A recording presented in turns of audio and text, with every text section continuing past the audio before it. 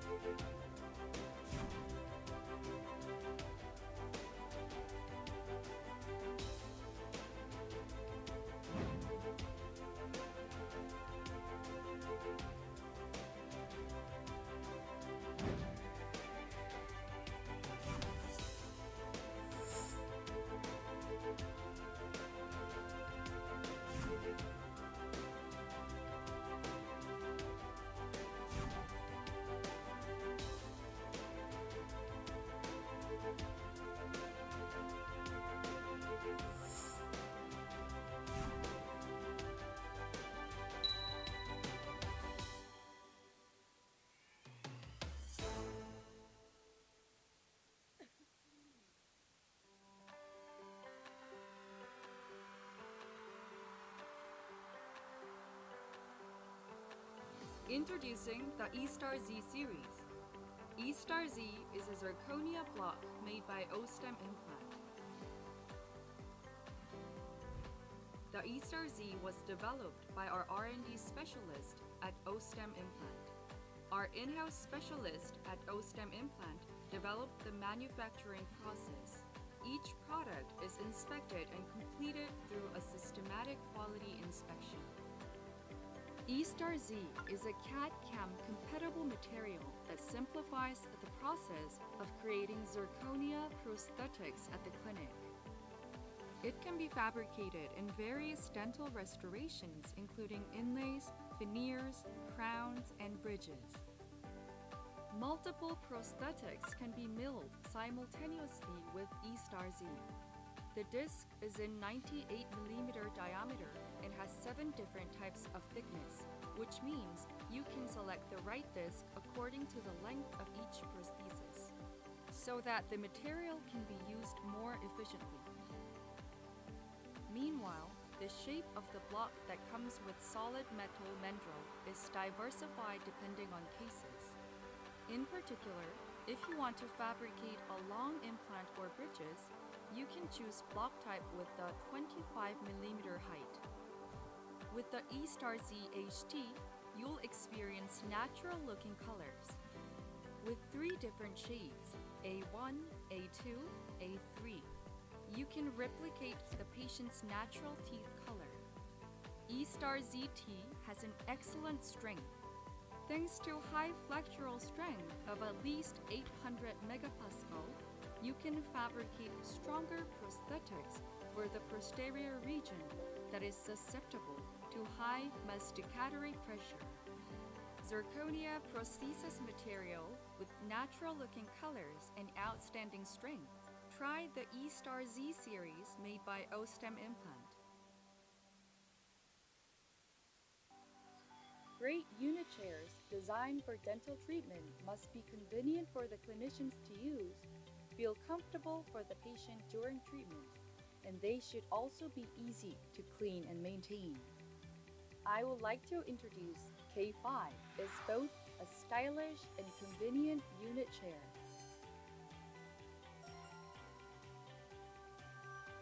In case the backrest tilts downwards, the leg rest goes up. The tilting function prevents the patients from slipping down. It is convenient for the clinicians to carry out treatments and provide comfort for the patients to receive treatments. The K5 also has a wireless foot controller designed to offer an even more convenient treatment experience for the clinicians. Handpiece RPM can be easily adjusted by turning the foot pedal left and right, making treatment.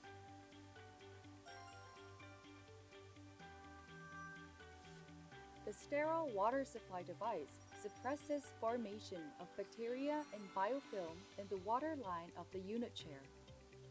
Always using clean water during treatment makes it much easier to reduce the risk of infections. Let's go over K5's key features again. The patient does not slip downwards thanks to the tilting function. When the backrest tilts downwards, the leg rest goes up. Second, the wireless foot controller makes treatment much more convenient for the clinician. Third, DWCS suppresses bacteria in water line to supply only clean water during treatment. Try the K5, a unit chair designed to add both convenience for the dentist and comfort for the patient.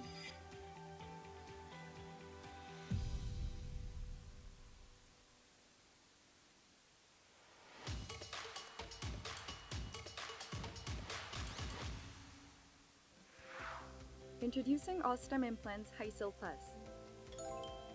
Hysil Light Plus is excellent at reproducing fine area. Hysil Light Plus can reproduce 20 micrometer lines without any tears or distortion. The stone model poured from a Hysil Plus impression produces smooth surfaces and separates cleanly. Thus, the user can fabricate accurate and precise prosthetics. Hysil Plus is highly hydrophilic. Hysil Plus has a short intraoral setting time of 2 minutes and 30 seconds. Hysil Plus offers a sufficient working time of 3 minutes and 50 seconds. Hysil Plus has a high elastic recovery ratio of 96.5% or more. Experience Hysil Plus for accurate and precise impression taking. Most patients need a solution that can help maintain their dental health effectively every day. And Vusen C Toothpaste is here to help. To prevent the demineralization of teeth, you need to suppress the growth of oral bacteria.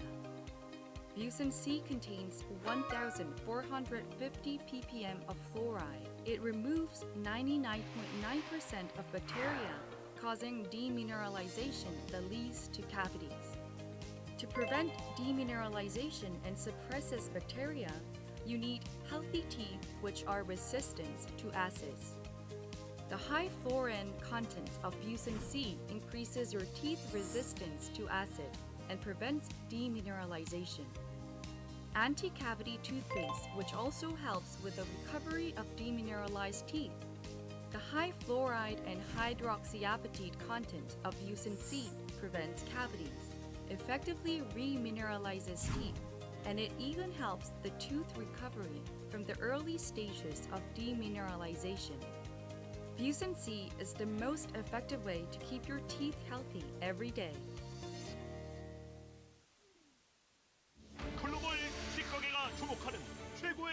박술 행사 오스템 미팅. 오스템 미팅 2022 서울이 더욱 새로워졌습니다. 임상이, 치과 위생사, 치과 기공사 등 치과계 종사자 모두를 위해 대폭 확대된 강연 프로그램과 전 세계 치과인을 위한 특별한 시간으로 대놀 사이트를 통해 실시간 생중계됩니다. 이번 행사는 앞서가는 디지털 치과의 매력, 전치부 심미 수복편을 주제로 최고의 연자들이 명강연을 선보이며 해외 7개국에서 200여 명의 치과 의사들이 함께합니다. 박정철 원장, 이대희 원장, 임현창 교수의 디지털 전치부 수술 강연과 김세용 원장, 이현종 교수, 박시찬 원장의 고철 세션 강연에 이어 이탈리아 닥터 마르코 탈라리코가 최종 보철물 계획 후 수술을 시작하는 디지털 솔루션 강연을, 체코 닥터 피터 하이니가 디지털 에스테틱을 주제로 강연을 진행합니다. 또한 김기성 원장, 이수영 원장, 임세용 원장이 상악 전치부 발치 즉시 식립 시 심리적 고려 사항 및 디지털적인 접근법에 대한 열띤 토론을 펼칩니다.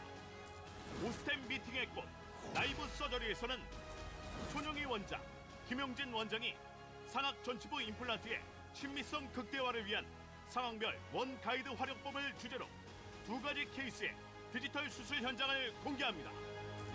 더불어 OIC 세미나실에서 임정빈 본부장, 김창우 원장, 김병국 원장, 김세진 원장, 정혜영 교수의 강연으로 진행되는 개원 박람회를 비롯해 김민수 원장, 이종국 원장, 지대경 원장, 이근혜 원장의 투명 교정 강연과 박지선 매니저, 홍선아 교수, 강호덕 원장, 김여빈 실장, 정보람 실장의 치과 위생사 대상 보험 청구 강연 및 트리오스 강연을 진행합니다.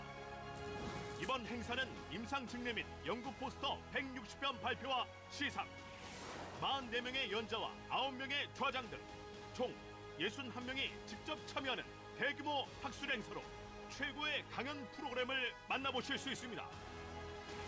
또한 노비에 마련된 대형 전시 및 핸즈온 실습, 새롭게 리뉴얼된 오스템 제품 전시관이 전격 공개되며 최신 전자기기 및 OIC 세미나 수강권 등 약 5천만 원 상당의 푸짐한 경품과 함께 현장 이벤트로 개원 상담, 무료 프로필 사진 촬영, 스탬프 투어, 얼리버드 200분을 위한 선물이 풍성하게 마련됩니다.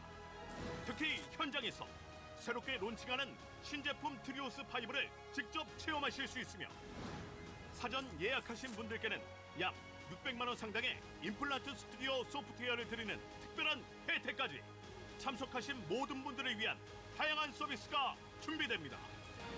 오스템 미팅 2022 서울 지금 시작합니다.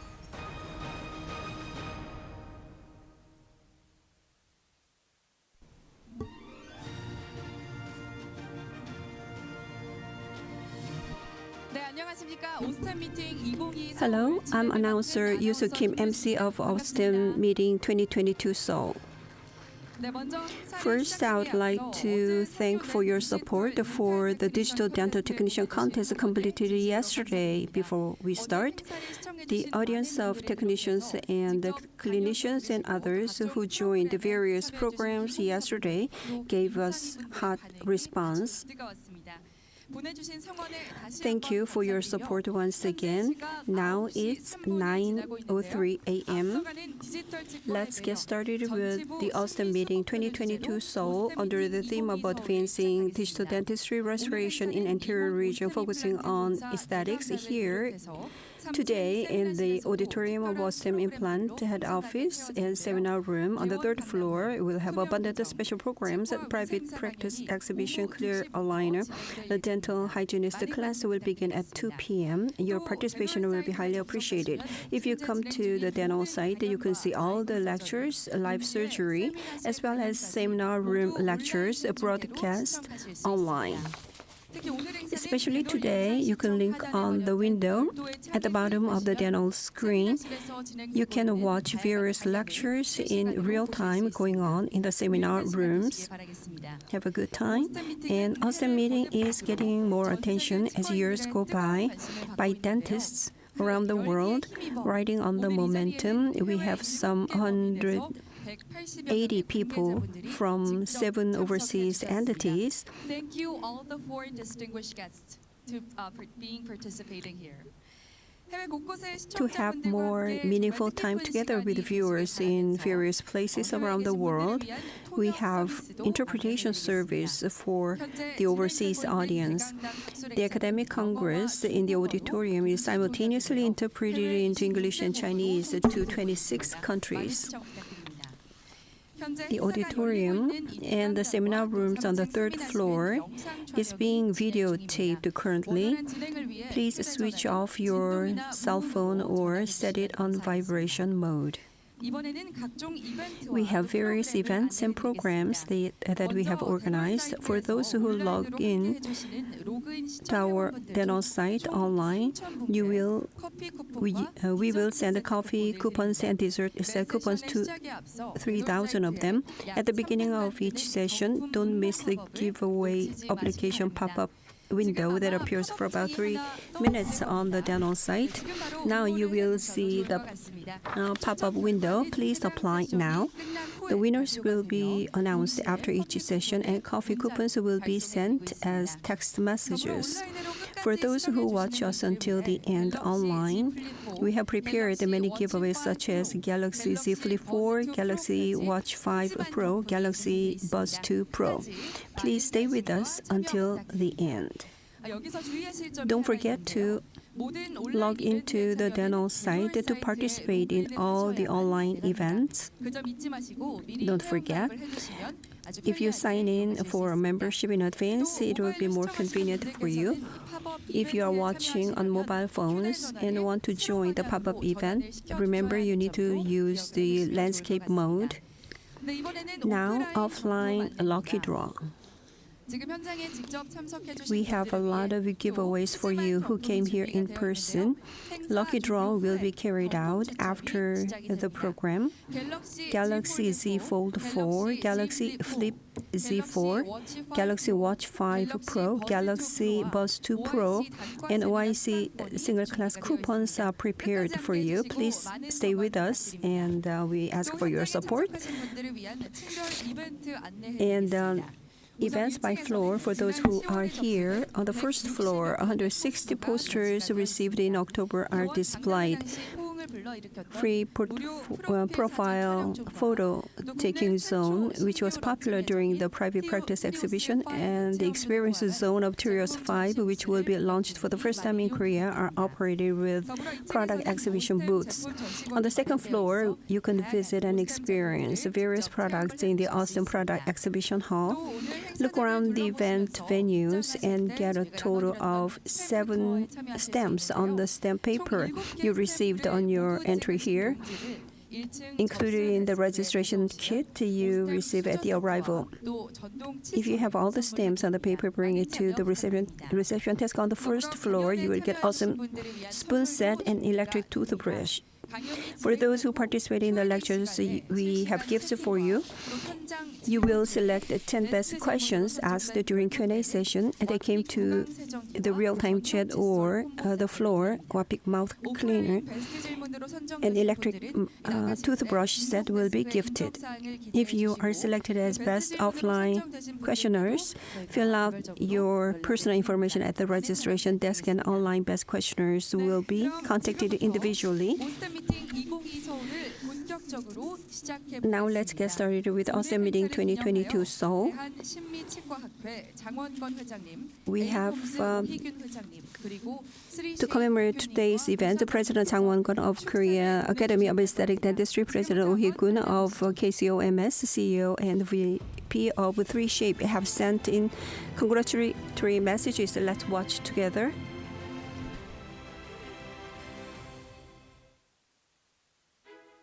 안녕하세요. 대한신미치과학회 회장 장원건입니다. 올해 오스템 미팅 2022 서울의 개최를 진심으로 축하를 드립니다. 매년 오스템 미팅은 전 세계의 모든 치과 의사들의 큰 축제처럼 아마 그렇게 행사가 진행되고 있는 것으로 알고 있습니다. 저도 매년 오스템 미팅을 통해서 많은 것을 배웠는데요. 올해 과연 어떤 주제일까로 궁금했었는데 디지털 치과의 매력, 전치부 신미수복이라고 주제가 정해져서 신미치과학회 회장으로서 아주 더 큰 관심을 가지고 보게 되었습니다. 과연 이 어려운 주제, 그리고 모든 치과 의사들의 내가 어떻게 치료하면 좋을까를 늘 고민하는 이 주제를 어떻게 풀지 되게 궁금했는데요. 준비된 프로그램과 또 연자 선생님들, 또 해외 특강 연자들을 보면서 역시 오스템에서 준비하면 다르구나라는 생각을 했습니다. 코비드 19 이후에 정말 모처럼 몇 년 만에 개최되는 행사인데요. 코로나 이후에 개최되는 이 오스템 미팅 2022 서울편을 통해서 아마 모든 전 세계 치과 의사 선생님들께서 아마 많이 배우고 어떤 그 잔치와 같은 장이 되리라고 생각합니다. 성공적인 개최를 정말 진심으로 기원하겠습니다. 감사합니다. 안녕하십니까. 저는 제15차 에이코미스 아시아 구강암면외과 학회장을 맡은 오희균 교수입니다. 코로나 팬데믹이 끝나는 시점에 2022년 서울 코리아 오스템 미팅이 아주 성공적으로 개최됨을 진심으로 축하드립니다. 오스템 미팅은 세계 최고의 임플란트 기술력으로 임플란트 판매량 세계 1위를 지켜온 오스템 임플란트가 지난 20년 동안 매년 개최하여 온 세계적 수준의 글로벌 학술대회로 각 분야에 재능하신 연자분들을 모시고 그들의 소중한 경험과 노하우를 서로 나누는 귀중한 자리가 될 것으로 생각됩니다. 이번 오스템 미팅을 준비하신 최기옥 회장님과 엄태관 사장님을 비롯한 오스템 임직원 여러분들께 진심으로 축하와 감사의 마음을 전합니다. 금년에도 오스템 미팅에 참가하신 여러분 모두에게 아주 유익하고 큰 만족을 드리는 시간이 되리라고 생각됩니다. 감사합니다. Hello, I'm very proud to represent 3Shape over the next minute or so. First of all, I wish to congratulate you with the 2022 Osstem meeting. Osstem is a truly impressive company recognized around the world. Also want to say thank you for the great collaboration between Osstem and 3Shape. Yeah, we are super excited to present Trios 5, our new generation of Trios scanners. It sets a new standard for ergonomics, a new standard for effortless scanning, and defines a complete new level for hygienics. So please come and have a look at our new Trios 5. It's a fantastic new scanner. Our partnership is now 4 years old. I think we share the same passion for innovation and for our customers. And then we believe in the Korean bali bali, faster, faster. We also want to move forward in the market, and I know so does Osstem. And we actually have a very good example, Rune. Thank you. Thank you. 축하 말씀 전해주신 장원건 Thank you, 회장님, 오희균 President 원장님, 3Shape 대표님과 Won-gon Chang and Chair Hee-gun Oh, CEO and Vice President of 3Shape for your messages. Now 9:13. Next, 26 to 26 countries, this is a broadcast. 지금부터 첫 번째 세션을 Let's get started with the first 오늘 session. 첫 번째 세션 열어주실 좌장은 연세대학교 치과대학 김형준 교수님. We have Professor Hyung-jun Kim of Yonsei University who will chair the first session. He graduated from Yonsei University Dental School and he has a PhD degree from Minhen University Dental School. He served as director of Korea Congress of Oral and Maxillofacial Surgery and ACOMS member, and also worked for DAAD of research as a research ambassador. Please welcome him with a big round of applause. He's currently a professor at Yonsei University Oral and Maxillosurgery Department. 네, 방금 소개받은 연세대학교 김형준 I'm 교수입니다. Professor Kim Hyung-jun of Yonsei University. 오스템 미팅 2022에 오신 여러분들 I would like to welcome you to the 2022 Osstem meeting. Now let us begin the first 오늘 session. 준비해 주신 모든 강연을 함께 즐겁게 I 청취해 hope 주시고 you enjoy all the 좋은 lectures 질문 많이 prepared, 해주시기를 and I 바랍니다. look forward to 첫 your 번째 학교를 intriguing 소개하겠습니다. questions. I'll 오늘 첫 introduce the 번째 first 연자는 lecturer. 혀치과의 박정철 The first 원장님이십니다. speaker is Dr. Park Jung-chul 원장님의 of Hyo 강의 Dental 주제는 Clinic. The title of his lecture is Maxillary Anterior Implant Treatment Using One Guide System. 해주시겠습니다. 먼저 박정철 교수님이 올라오실 때 큰 박수로 Please welcome Dr. Park 맞이주시기를 Jung-chul 바랍니다. with warm round of applause.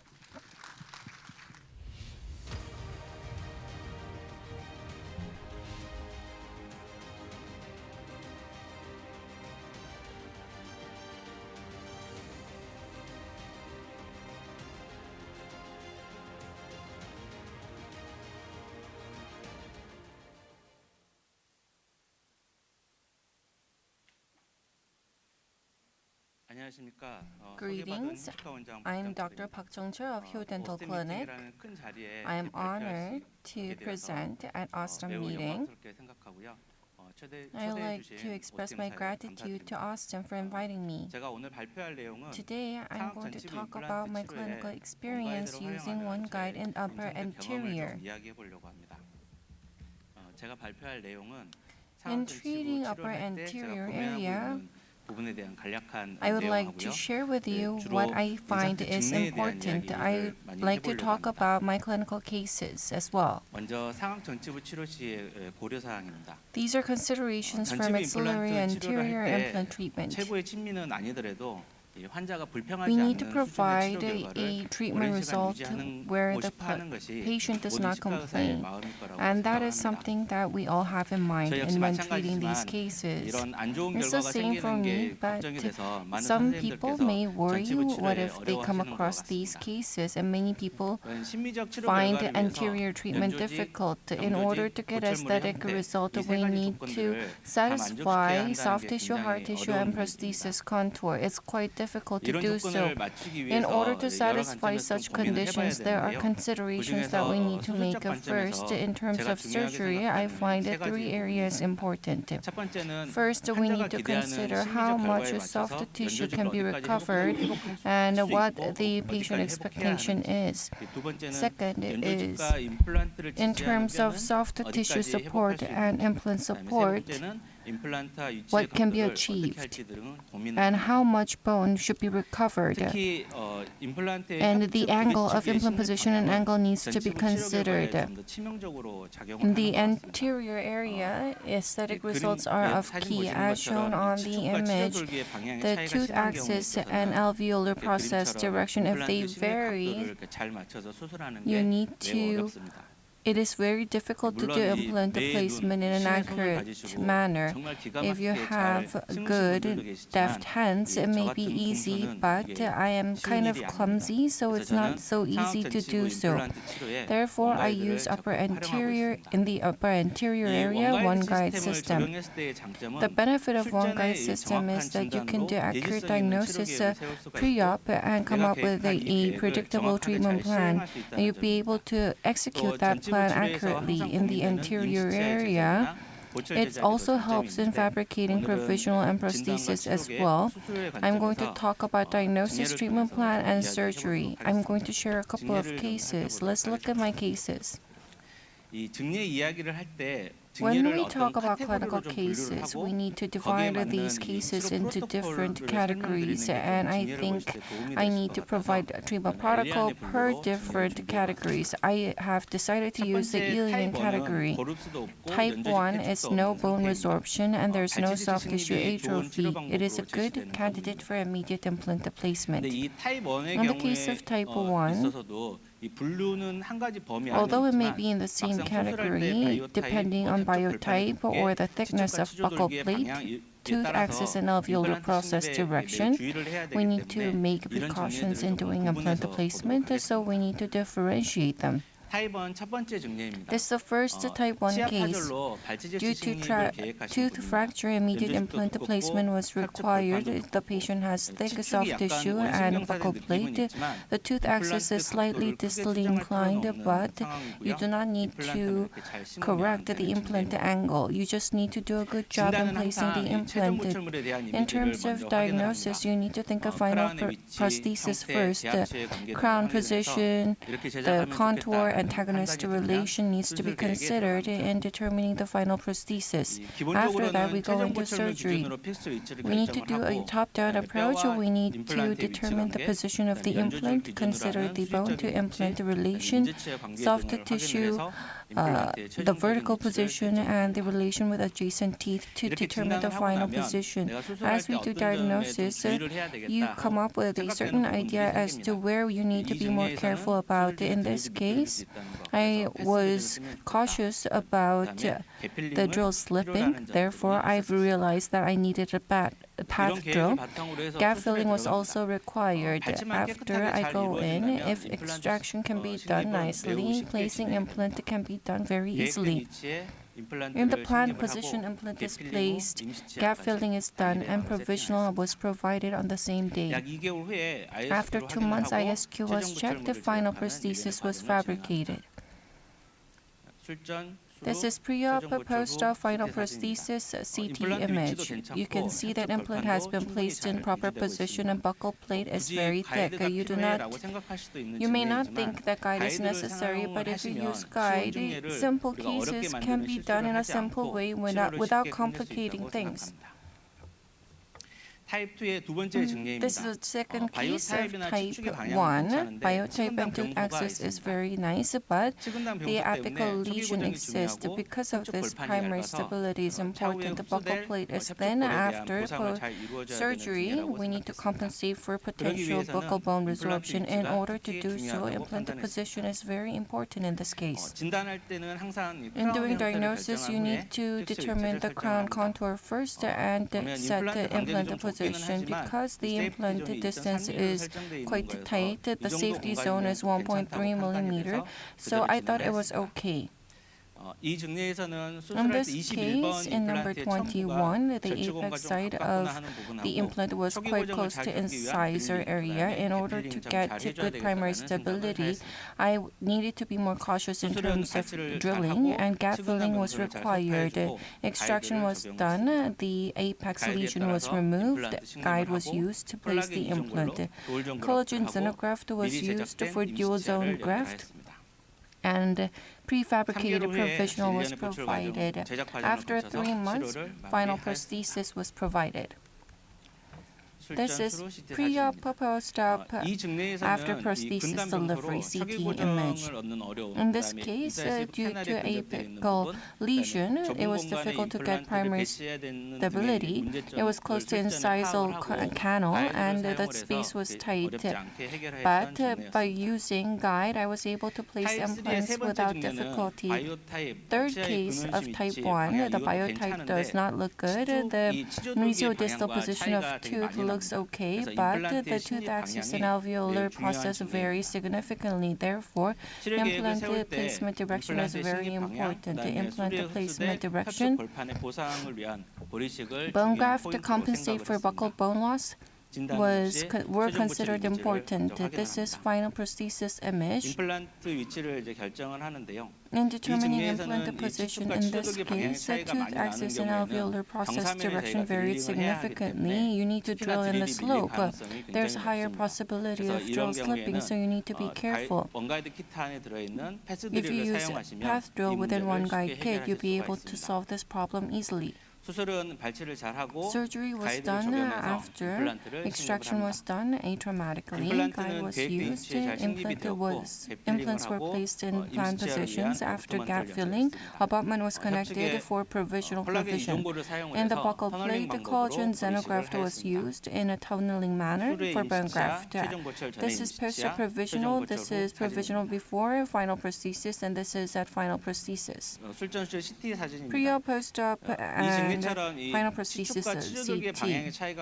The tooth axis and alveolar process direction varied significantly, and in this case, it is difficult to set the implant placement path. But by using a guide, I was able to place the implant in a simple manner, and this is the fourth case of type 1. Immediate implant placement was planned, but it was difficult to get implant position, so I changed to socket preservation.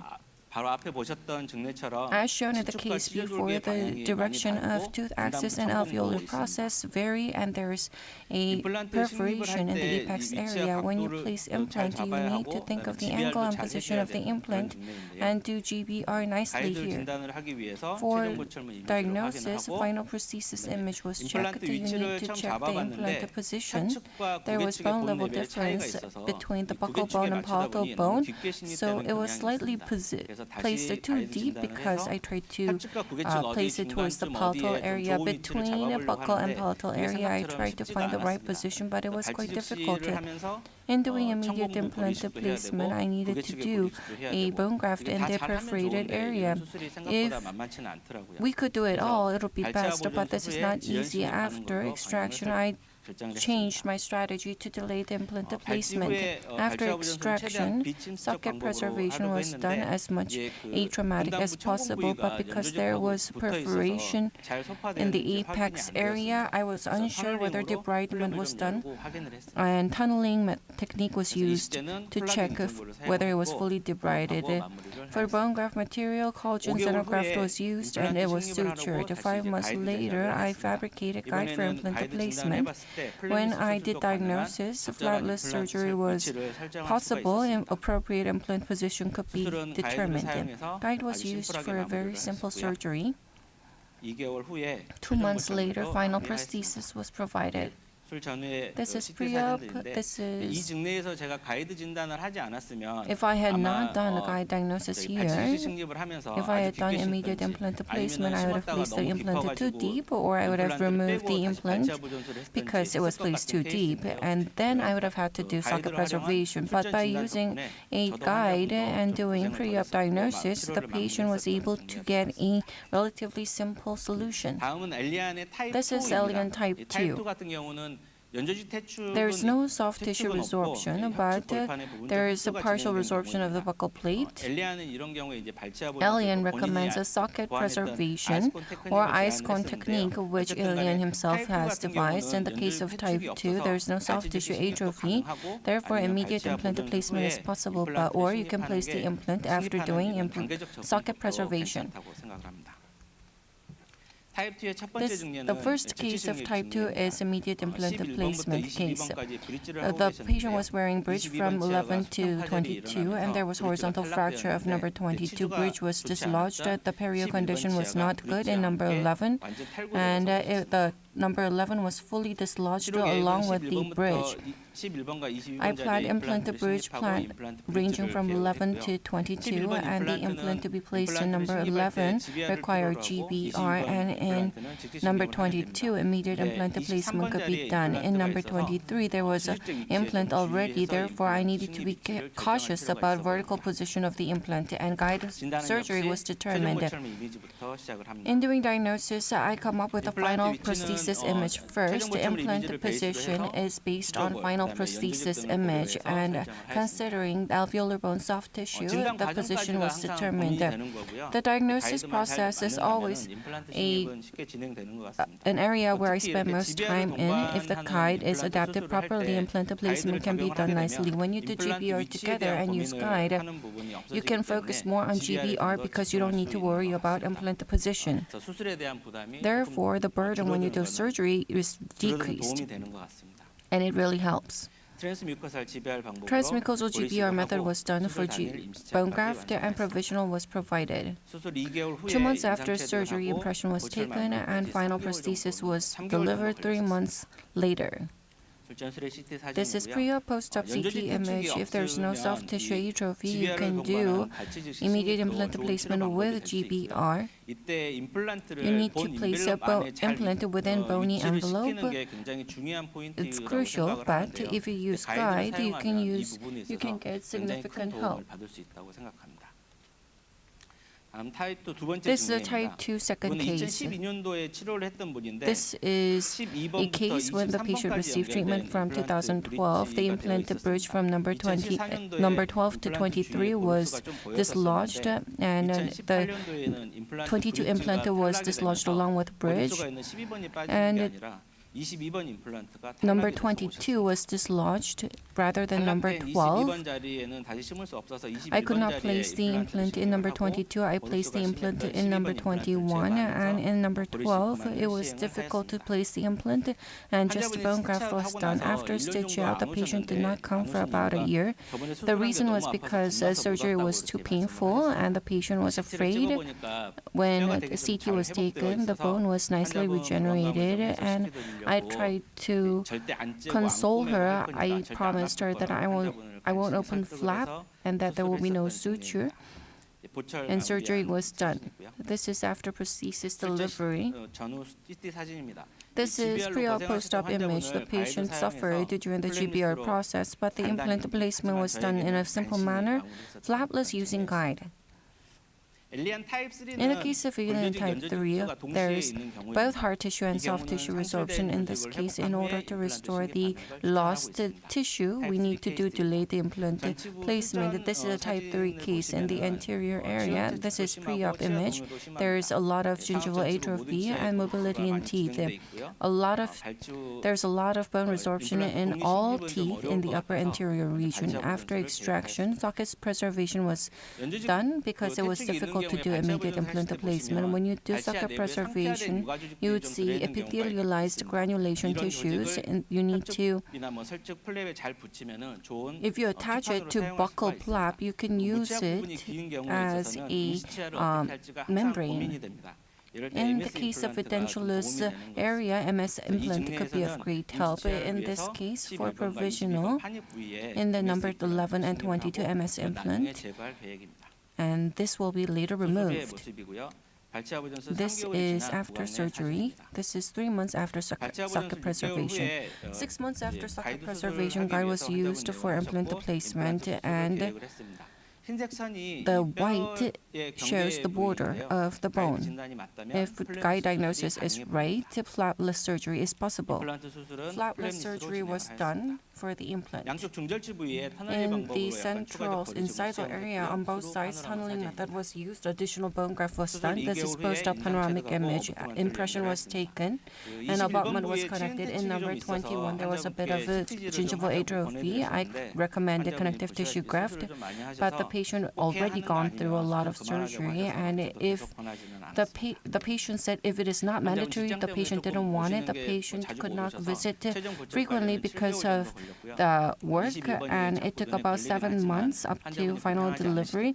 Number 21, it's kind of troubling, but the patient did not complain, so it has room for improvement.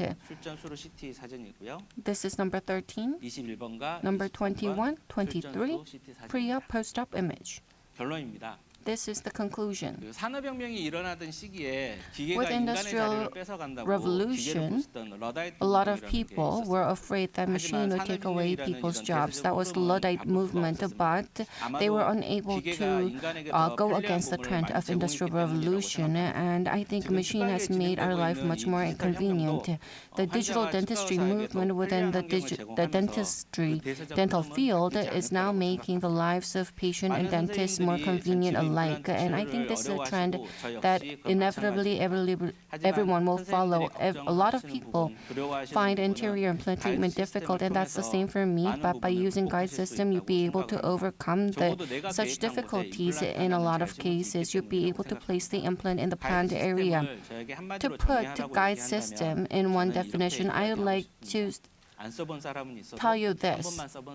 There may be someone who's never used it, but if you use it, you cannot quit using it. Go ahead and try. Thank you for listening. 네, 박정철 원장님 훌륭한 강의 Thank you, Dr. 감사드립니다. Park Jung-chul, for the wonderful lecture. 오늘 Q&A는 The Q&A will be held after listening to the 3 lectures. After the session ends, we will invite the speakers to the stage and entertain the questions. Let me briefly introduce the second speaker while the second speaker prepares. And I'll introduce the second speaker. The second speaker is Dr. Lee Dae-hee of Lee Dae-hee Seoul Dental Clinic. 강의 제목은 The title is Gateway to Healthy anterior zone Implant Tissue in Anterior Zone with one guide. 준비하셨습니다. 이대희 원장님께 큰 박수로 환영해 주시기 바랍니다. Dr. Dae-hee Lee, please welcome him with a big round of applause.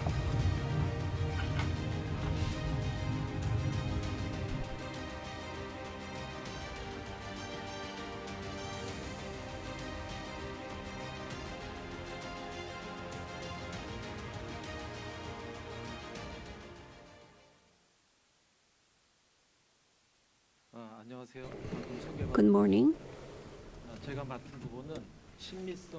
I'm going to talk about upper anterior region where aesthetic is important and what do we need to be cautious about for healthy peri-implanted tissue. So regarding aesthetics, many criteria appeared and it reached to Belger, pink and white aesthetic. The harmony is the conclusion. If you look at the laboratory supported white aesthetic, the soft tissue, the pink aesthetic is based on bone. So especially in the extraction socket, biologics should be understood. So this is from the handout of Belger.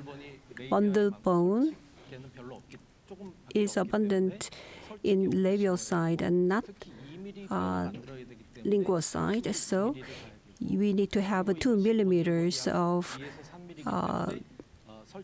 the most corona bone wall. So we need to place an implant deeper than 2 millimeters.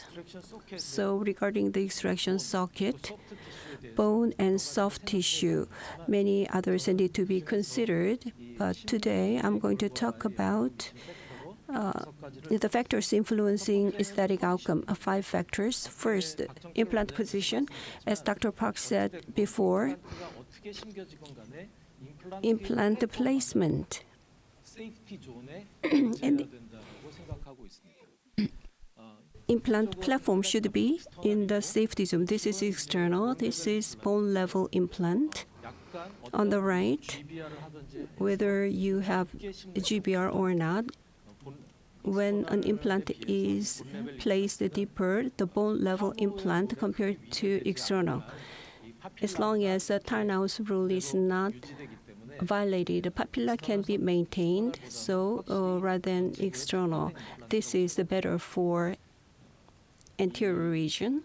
When bone is present, how deep do we need to place the implant? That is another topic that we can discuss. Mesiodistally, the patient has a little bit distally placed the implant because there is a canal. I will show you later. From about 10 years ago, I just ignored the canal and I removed the nerve and I placed the implant there. I will show you the video later. So a patient came like this. This is one body implant. After placing it near the canal, it is placed. And if you don't remove the nerve and the bone graft is not done, this happens. ISQ value, buccolingually, ISQ is low because there's no bone on the lingual side. Mesiodistally, ISQ is high, so this is unstable osseointegration. Therefore, we need to remove the nerve and do the bone graft to increase the BIC and achieve osseointegration. Next, angulation. Bone-driven implant position or restoration-driven implant position. So superstructure's apical extension is the implant. Implant should be considered the apical extension of the restoration.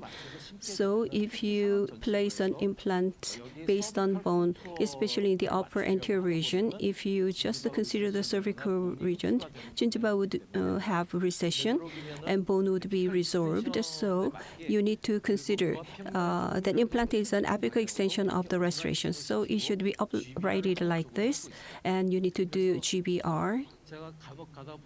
Sometimes I see a guided surgery is done, and it is based on bone, and this is not good for long-term aesthetics.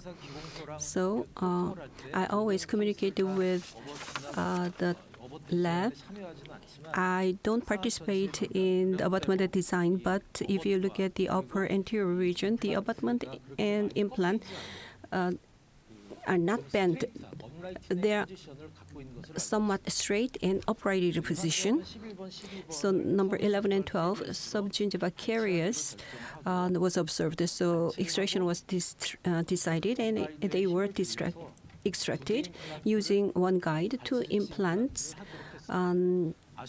were placed immediately, and jigs are not made, so temporary is used to fabricate the jigs. Intraoral scanner or model scanner can be available. However, stone model is used, and after extraction, the fitness is checked before surgery. That is very important to ensure the fitness, so we don't have to adjust the fitness during surgery. Number 11 and 12 are extracted, and a guide is connected. The first drill is the path drill. Using the path drill, it is a kind of a side cut drill. Lingual wall, cortical wall is drilled. Number 12 is okay, but at number 11, it didn't work properly. So cortical is scraped. If it doesn't work, it means it is going okay. So if you are suspicious, you can remove it and check. So without the path drill, if you use a guide drill, the drill can deviate, so it can move labially. So you need to use a path drill.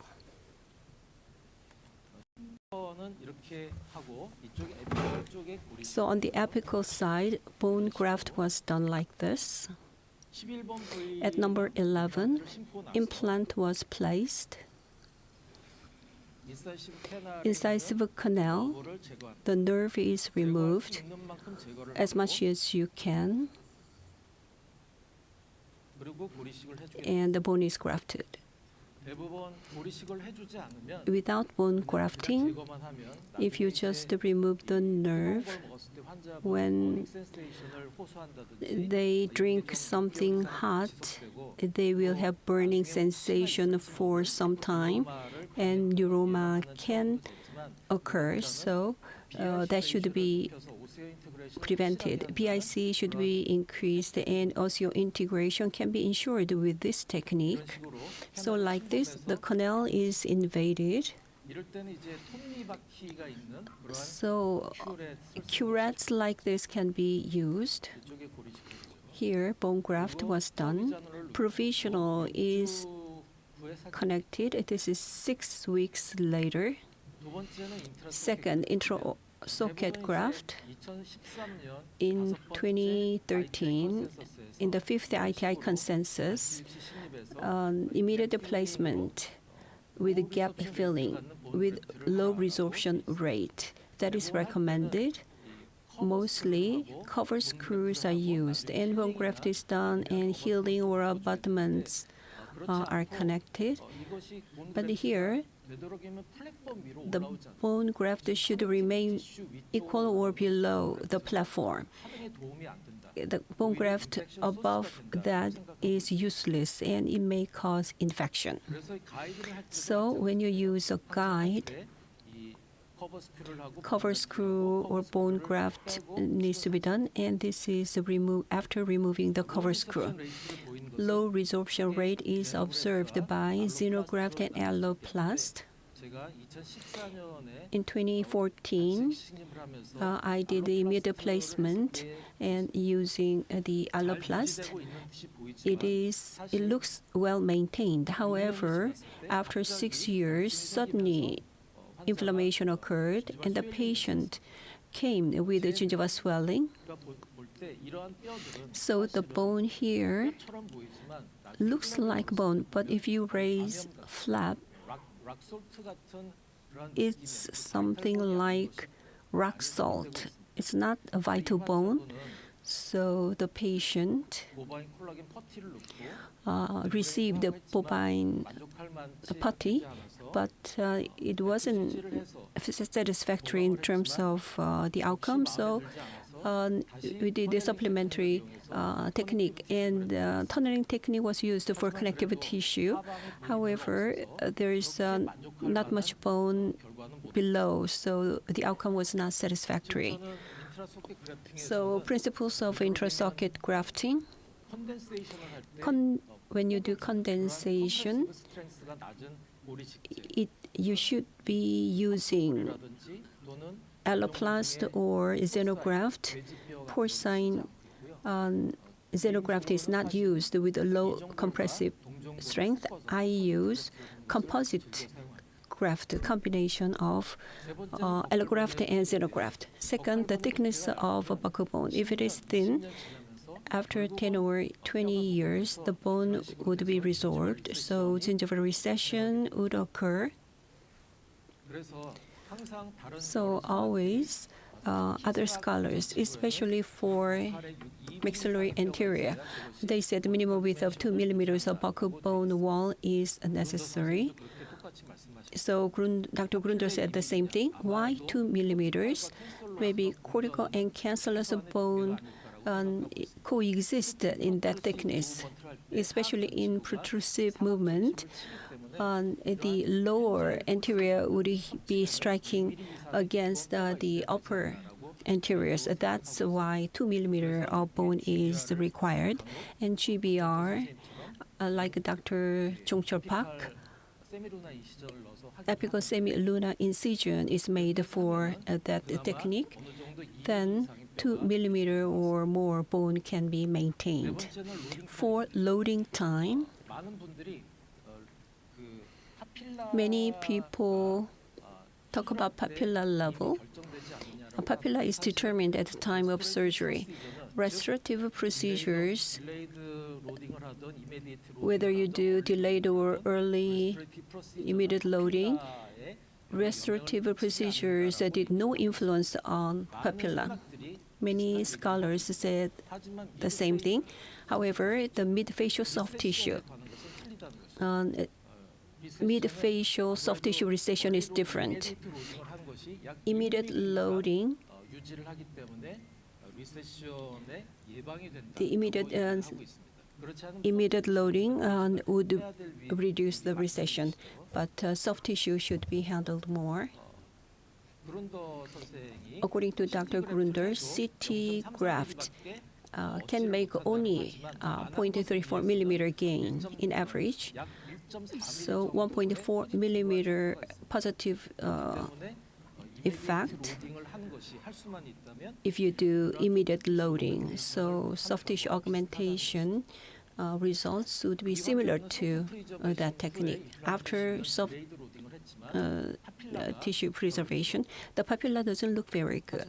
However, after 5 years, the papilla is filled, and the facial flattening and recession exist. 8 years later, the same.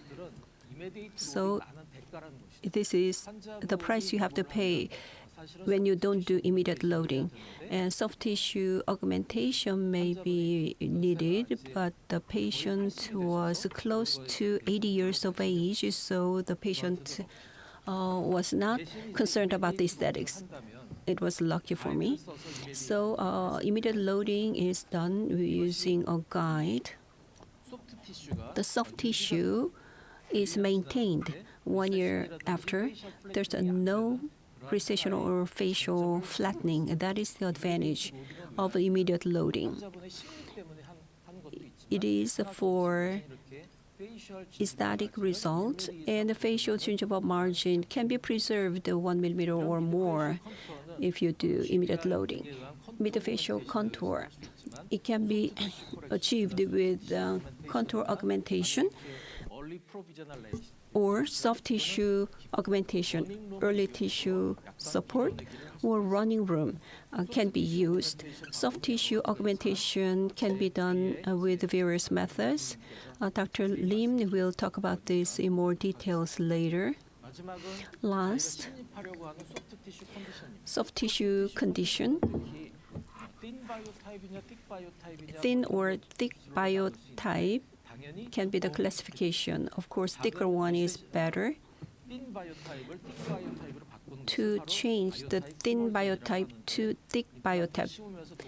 So while you place an implant, the pouch technique can be used. The pouch technique can be done massively like this, but Dr. Thomas Han said crescent-shaped free connective tissue would be good enough. And Giovanni Zucchelli technique can be employed. CTG is used coronally positioned flat. $500 is the price of this book, which is very expensive, but it's worth it. So little by little, the situation is improving. Lastly, when we place an implant, the GBR can be done, and soft tissue augmentation can also be done. PPG, palatal pedicle graft, is the technique that I use. PPG is done because blood supply is maintained. So after bone grafting, at the same time, palatal graft can be done, but it will bring in the shrunk result. So according to Professor Maynard, when alveolar bone is thin and attached gingiva is deficient, recession can easily occur. So after bone grafting, implant is placed, and the second surgery, connective tissue graft, can be done, or at the same palatal pedicle graft can be done. So OIC Master Course Advanced Surgery, delivered by me and other director doctors, talk about this, and I believe the courses would be very helpful, and your participation will be appreciated. Thank you for your attention. 네, 이대희 원장님 훌륭한 강의 감사드립니다. Dr. Dae-hee, thank you very much for the excellent presentation. We will have Q&A later while the third lecture is being prepared. So would you show the slide? I would like to invite the third speaker, Professor Hyun-Chang Lim. 임현창 교수님은 경희대학교 치과대학 Dr. Hyun-Chang Lim. 오늘 강의 제목은 He has graduated from Kyung University.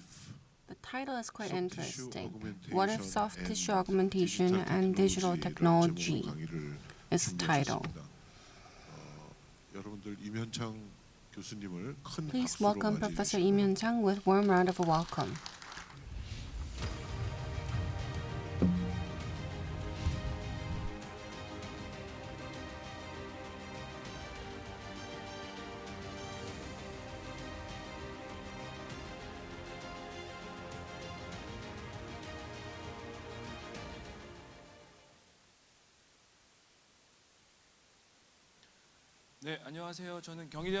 Greetings, I'm Professor Im Hyun-chang. I work at Periodontology Department at Kyung University.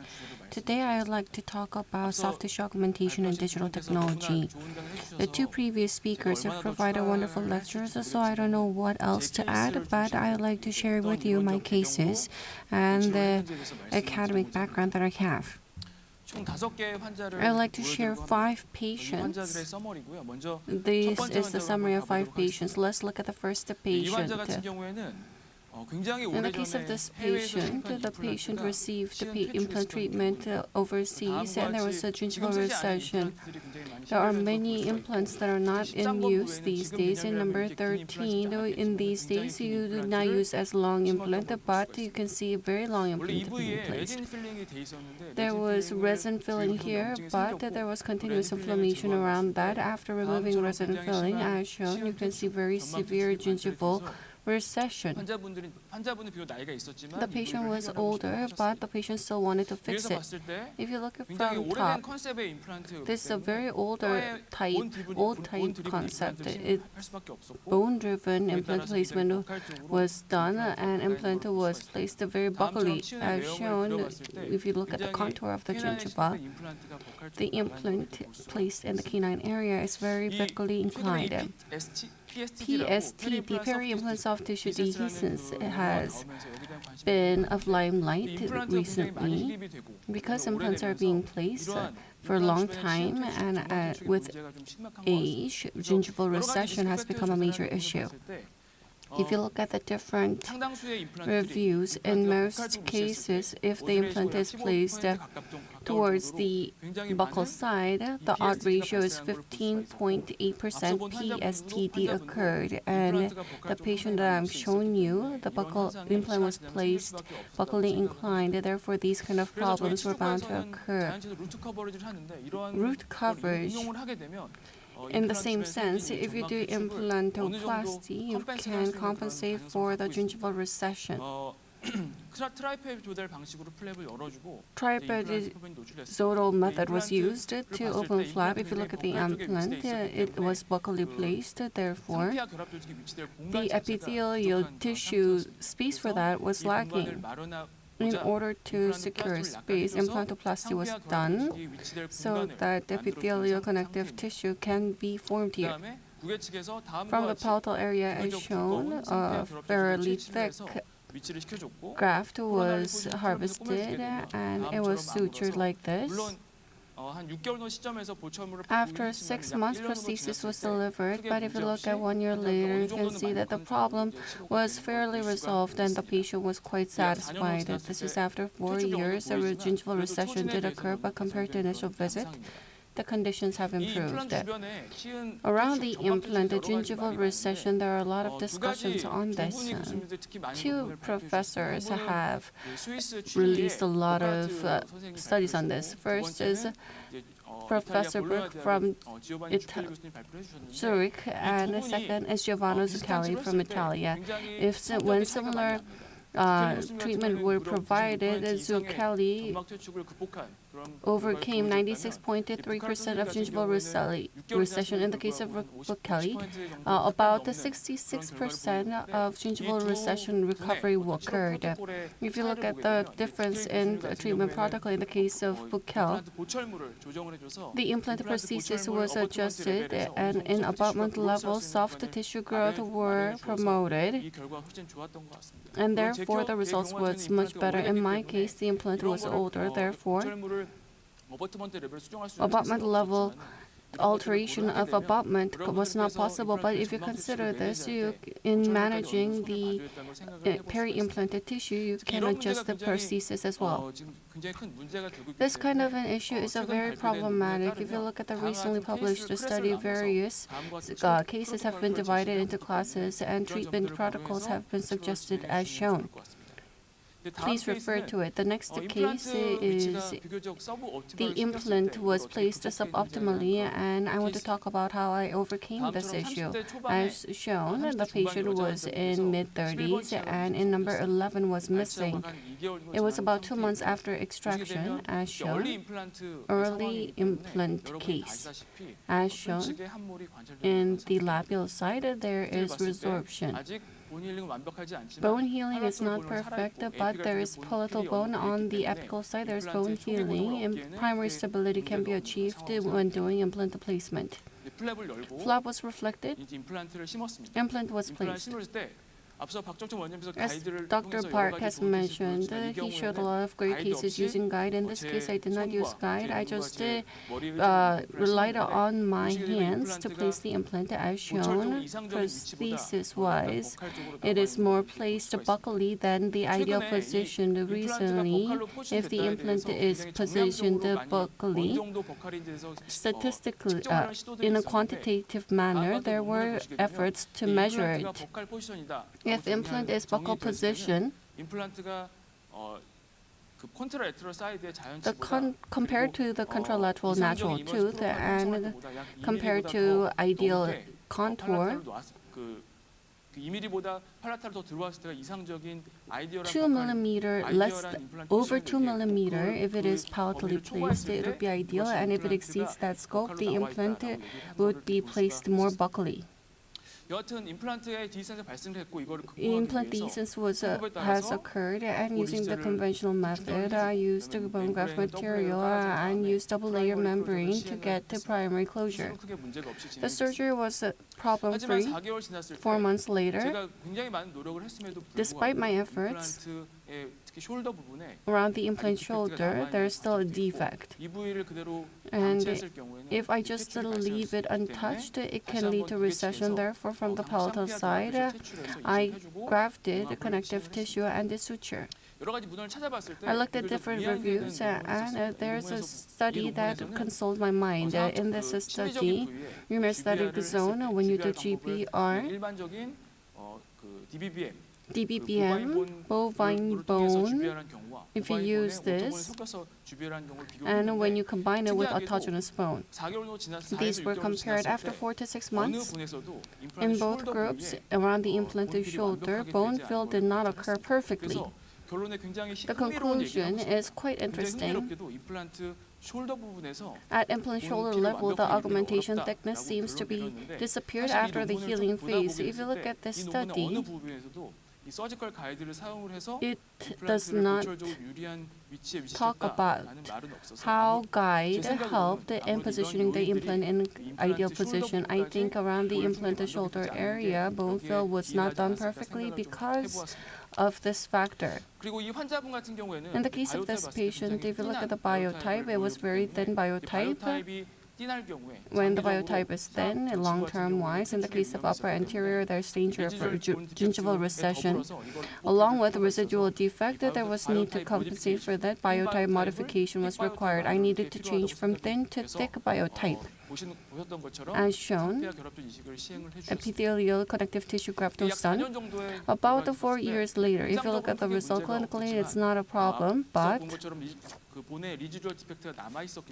there was the residual bone defect, and I think additional follow-up may be necessary. I trusted in myself, so there was human error. There is a lot of discussion about human error. If you look at the study, it divides my character in 5 different categories, and depending on who your character or personality is, you can see the different classification. In order to compensate for human error, rather than just relying on our brain and hands, we need to design using computer first to provide treatment. This is the best way to reduce human error. Implant was placed in a different dental clinic, and aesthetically it was a failure. 1 year ago, the implant was placed, immediate implant placement was done. But at the time, there was no bone graft, and soft tissue graft was done. If you look here, even without looking at the CT image, it is quite buccally inclined. It has only been a year, but you can see the implant abutment. And the patient was extremely stressed because of this. If you look at the CT, the buccal bone resorption, there's very little buccal bone left, and the implant is very buccally inclined. The patient had no trust in the implant. As shown in the first case, you can do epithelial tissue connective tissue graft, but the patient wanted a new implant treatment. Therefore, using the kit for removal, implant was removed, and in order to prevent the buccal bone loss, I did connective tissue graft, and then provided provisional. After 2 months, there's a bit of bone fill, and you can see that surgery could be possible. Early implant placement was chosen. More powerfully than the original position, implant was placed, and after that, bone graft was done, membrane was used, primary closure was achieved. About 4 months later, below the provisional, there was tissue depression.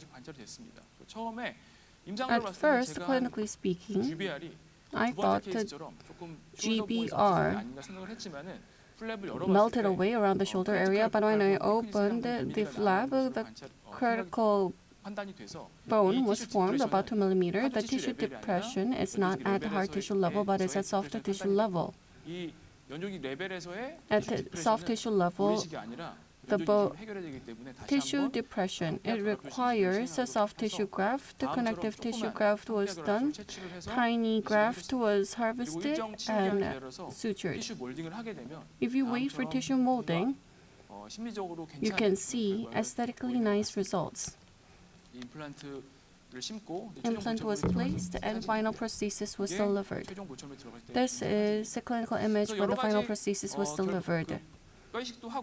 Bone graft was done and many procedures were involved. In terms of aesthetics, I believe the soft tissue plays a great role. Let's summarize the case. After removing the implant, the tissue was sunken, GBR was done for augmentation, and soft tissue augmentation was done. Final prosthesis was provided in order to do tissue contour. 2 augmentation was done. If you look at a study, if you look at the Swiss Zurich University study, early implant placement was done along with GBR and soft tissue graft. How much contribution to the contour would it lead to? About 60% bone augmentation served to tissue contour. About 40% of tissue augmentation contributed to the final prosthesis contour, so you cannot overlook that. In the fourth case, this is a combined case of what we've just seen. If you look at the information, the thin phenotype, soft tissue insufficiency, and the patient has high smile line, although you cannot see the image here. And the patient had high aesthetic demands.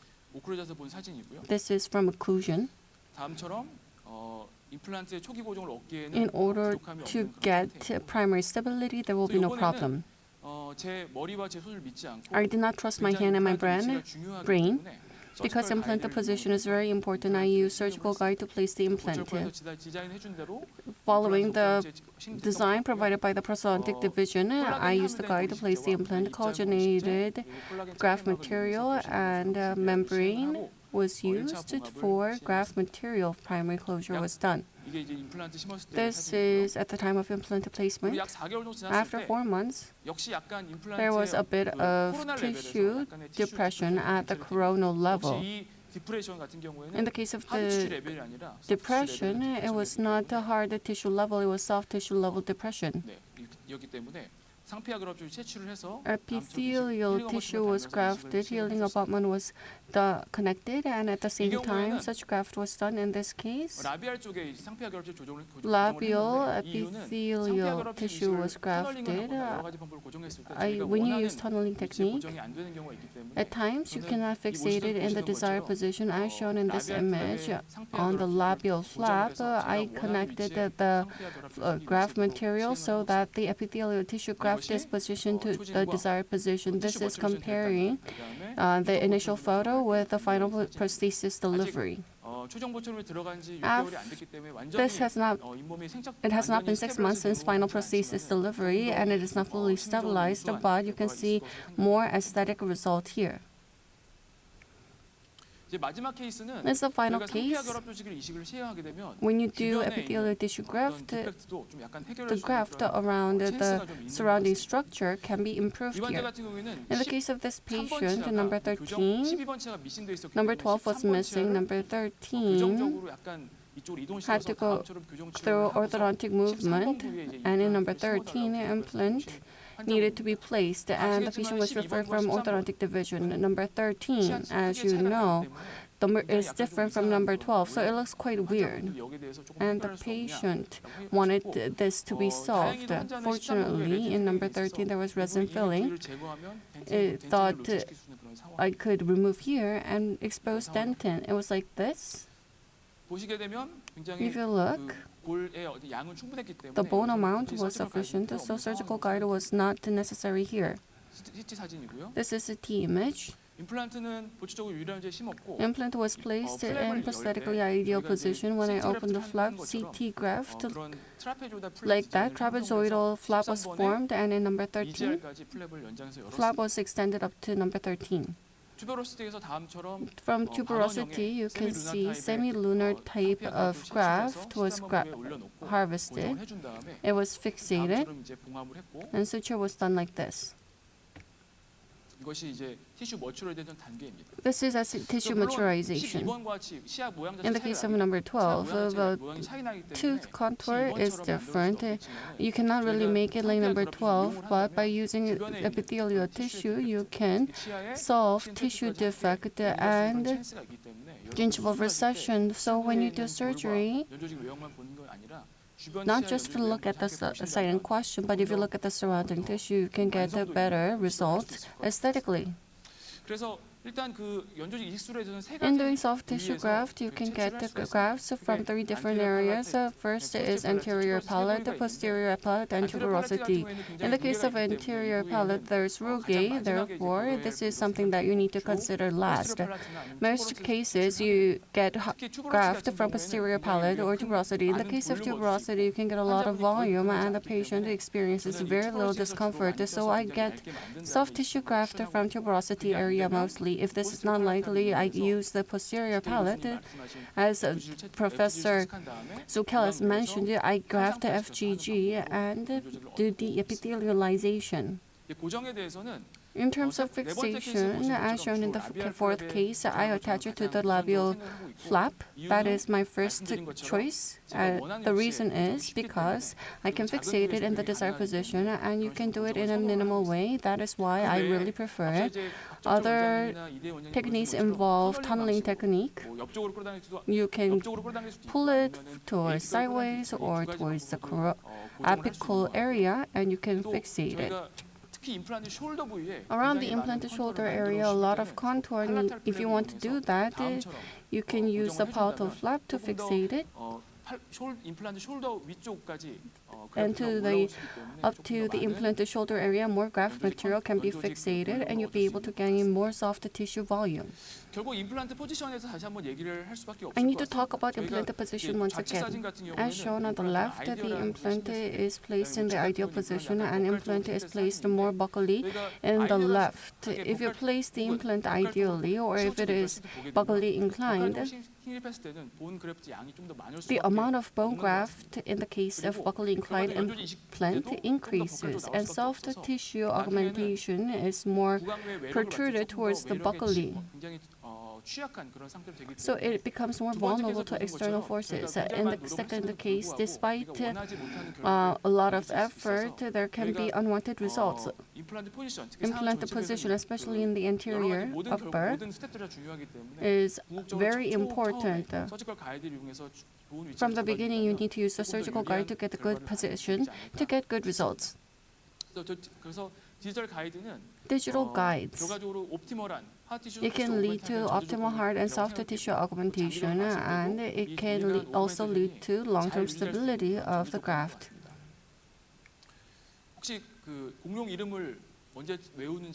Do you know when people memorize dinosaur names? You memorize it when you're a baby, and men in 30s or 40s memorize the names because their babies love it.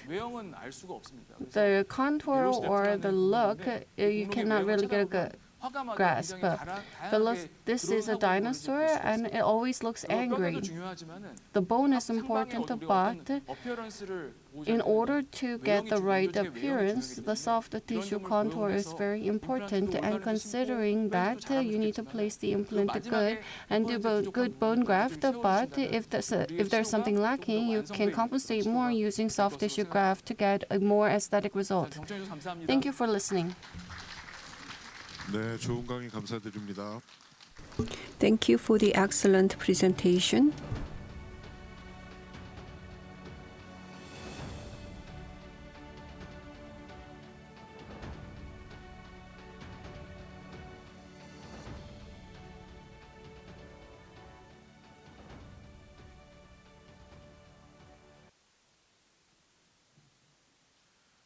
네, 세 분 연자분께서 So three speakers are seated on the stage and we will have a Q&A. First, 채팅창에 on the chatting room, 질문 중에서 we received some questions. 중요한 내용을 골라봤습니다. I have selected some important ones. 순서대로 In the order of presentation, Dr. Park. 선생님의 질문입니다. This is a question from TS. In anterior immediate implant placement case, if the buccal bone is excessively thin, if the residual root and apex of the root is sound, what if we use the socket shield technique where we use the residual root? What's your opinion on that? 요청하셨습니다. In the case of socket shield technique, this has been discussed long term. There's also a dedicated tool for socket shield technique. I've never tried it. That the reason is, first, it's technically very sensitive and difficult to do. It's not an easy job. And I think it's more easy to just take it out and do GBR and to leave root. My personal prejudice, I do not do the socket shield technique. If you look at the literature for long term, there are ways to maintain it. If possible, you can use it. On literature, there are good results. 네, 혹시 다른 두 분 연자분들 중에 Are there any 대답, other opinions? Could you also answer 답변하실 this 분 계시면 question? 부탁드리겠습니다. 네, 이대희 원장님. Dr. Lee Dae-hee? Socket shield technique, I've done 20 to 30 cases, especially when endo treatment is done.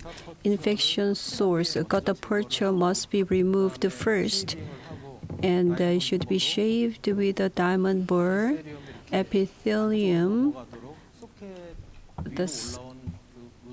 the root fragment over the socket needs to be removed. That is important. If that is just left, if you place an implant lingually and 2 millimeter or more horizontal gap, then 3.5 diameter implant can be placed. There's no room for 4.0 implant.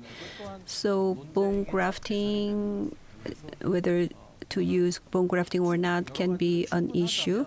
If everything is okay after discussing it with the patient, that approach would be okay. But if there is mobility or inflammation that's contraindicated, gutta percha should be definitely removed with a reamer. That's the most important thing. Thank you very much. That was a very good explanation based on the principles. I believe the questioner and other doctors who have been wondering about this question must have been answered. Thank you for the answer. To Dr. Dae-hee Lee, ice cream, the nickname ice cream posed a question. In many situations, in the upper anterior region, immediate loading cannot be done. In the buccal recession or flattening can occur later. Other than soft tissue surgery, is there any other options to address the problem? That is a very good question. When the patient has a deep bite, and the periodontal situation is not good in the adjacent teeth, immediate loading cannot be done. So as I said, facial gingiva can go down 1 millimeters. There is a risk. So a few years ago, temporary abutment began to be used as an alternative. Custom healing is made at chair side. So the shape is pushed.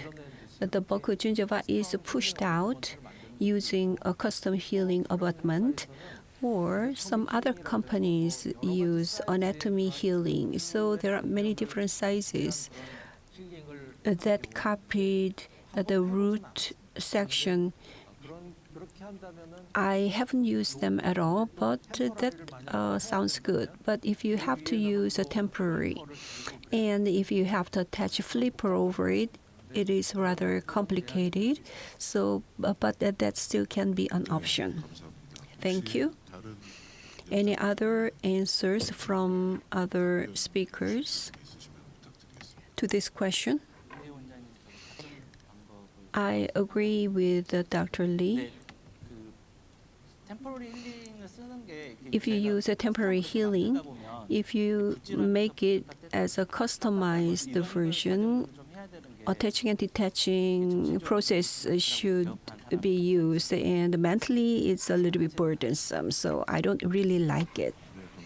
Thank you. Dr. Lim, do you have anything to add? No. Thank you. So let's look at the last one in the chatting room. This is a question to Dr. Lim. The nickname Good Good raised the question. Using cover screw, if you do transmucosal GBR, and if you do not change to healing abutment, if you use healing abutment and do transmucosal GBR, what kind of changes are there?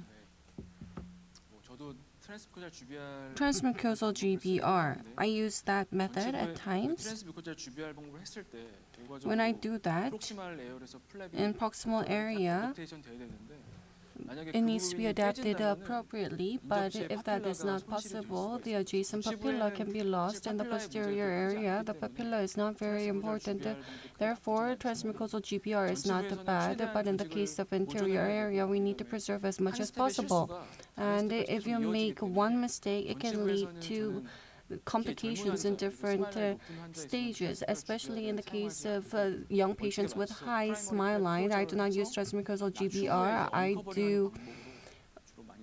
I do uncover later. If the patient has very sensitive about aesthetics, and I believe that this was a very good question and the answer was very good as well.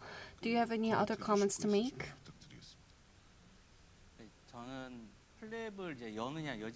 Whether or not to open flap, and whether to do transmucosal GBR.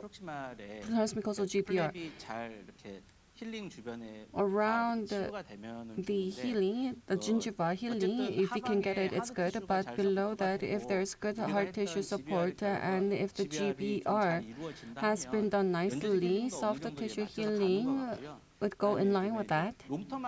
Long-term wise, if you open flap and do GBR, how much difference would it lead to if you do not open flap? There are some literature that say that there's no difference in doing transmucosal GBR. I connect the healing.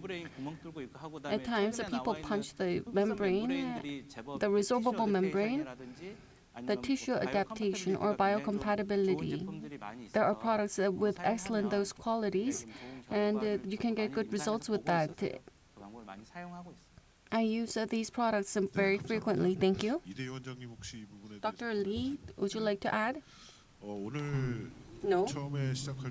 So at the beginning, we were concerned whether we can overrun the time, but the speakers have been punctual, and we addressed the questions from the chatting room. And now we can open the floor to the audience here to receive questions. Please identify yourself first before asking a question.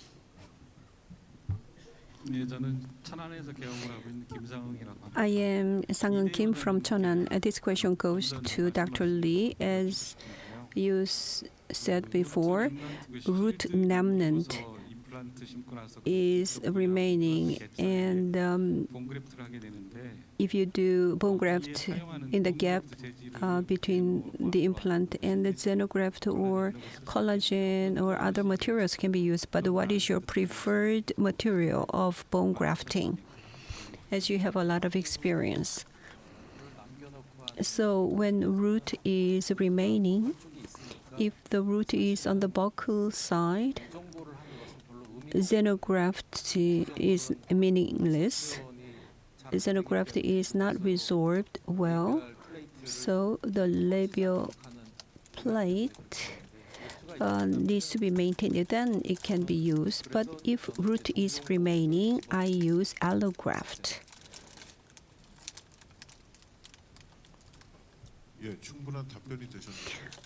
Does that answer your question? Yes, thank you very much. Any other question from the floor? If not, let's conclude. Oh, okay. The last question.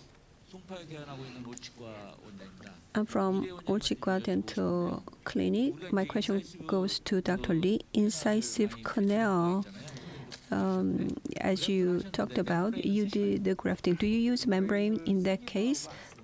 It depends. If the canal is very wide, I use membrane. Otherwise, if canal, the entry is small and bigger inside, I don't use it. So placing an implant, the Foramen is not a contraindication, right? That's right.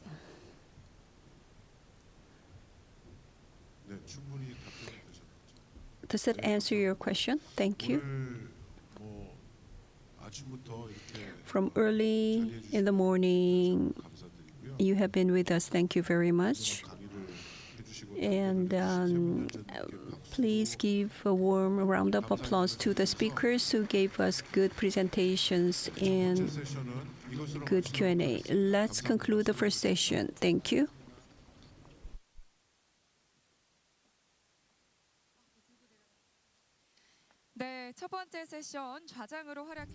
Thank you, Professor Kim Hyung-jun, for chairing this session. Please give him a warm round of welcome.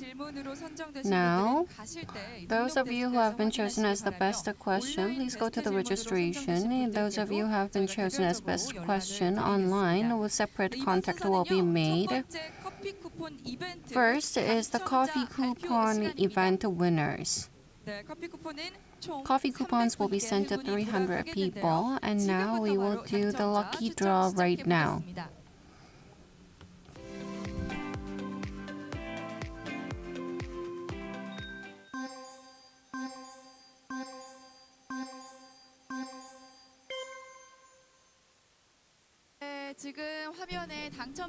On the screen, you can see the numbers and the name.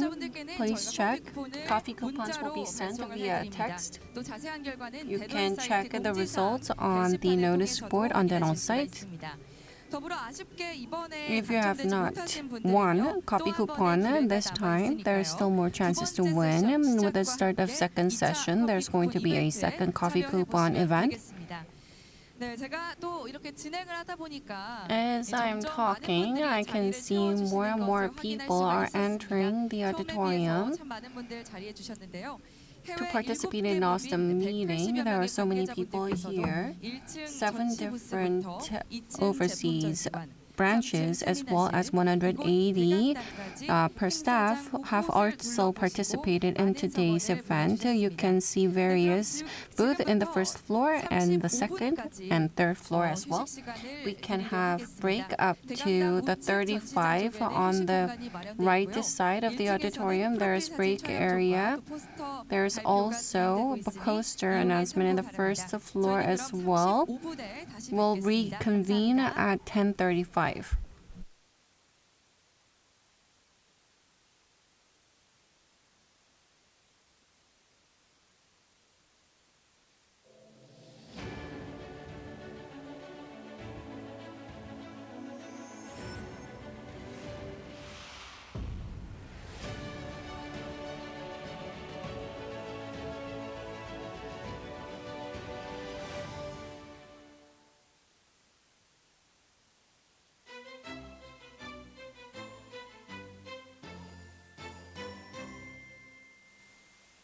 When you have no option but to remove an implant, you can use this EFR kit, which helps remove implant without affecting the surrounding bone. An implant removal tool should be easy and convenient to use when removing an implant. Turn the remover screw clockwise with the screwdriver included in the EFR kit to fasten the remover screw. Next, turn the remover body counterclockwise to remove the implant.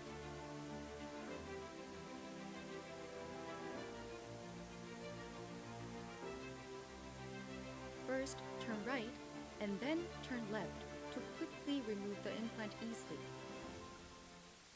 An implant removal tool should minimize the amount of bone loss which may occur while removing the implant. EFR kit applies torque directly onto the implant, allowing the clinician to remove only the implant without affecting the surrounding bone. Since the EFR kit removes the implant by rotating it in the opposite direction of its thread, the same implant can be re-implanted immediately upon removal. An implant removal tool should be capable of removing different types of implants. The EFR kit is equipped with various types of remover screws.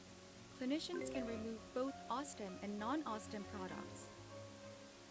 The EFR kit allows clinicians to remove a variety of implants, making surgery and treatment much more convenient. Use the EFR kit for quick and easy implant removal. Introducing OneJet LCD, the next generation 3D printer specialized for digital dentistry. A dental 3D printer should be highly accurate. OneJet LCD features an array-type LED that emits light uniformly across all sections and a mono LCD with excellent light transmittance performance. It is also capable of high-precision printing at 100 micrometer or less across the entire output plate, meaning the user can apply the printed output to the patient without a separate adaptation process. A dental 3D printer should be fast. The OneJet LCD has printing speeds of up to 30 mm per hour. It can print a wide variety of prostheses, such as surgical guides, provisional teeth, models, and splints within 30 to 40 minutes. OneJet Cure Plus features a high-intensity light source, which helps cure materials within 2 to 7 minutes. Thus, the user can fabricate and place the required prosthesis on the same day the patient visits the clinic. A dental 3D printer should be easy to use. OneJet LCD offers 4 functions that improve user convenience during dental procedures. First, the user can send prosthesis data wirelessly and print. Second, the build plate is easy to assemble and remove due to its magnetic connection. Third, the printed prosthesis can be removed vertically without the risk of breakage or damage. Fourth, the automatic OneJet support setup function reduces working time. A dental 3D printer should be easy to manage and maintain. OneJet LCD alarm informs the users in advance for replacement of the LCD panel. Furthermore, the LCD panel is easy and simple to replace. It maintains the optimal printing environment, which prevents errors in prosthesis fabrication. Introduce high-precision 3D printing at your clinic with a fast and convenient next-generation 3D printer, OneJet LCD.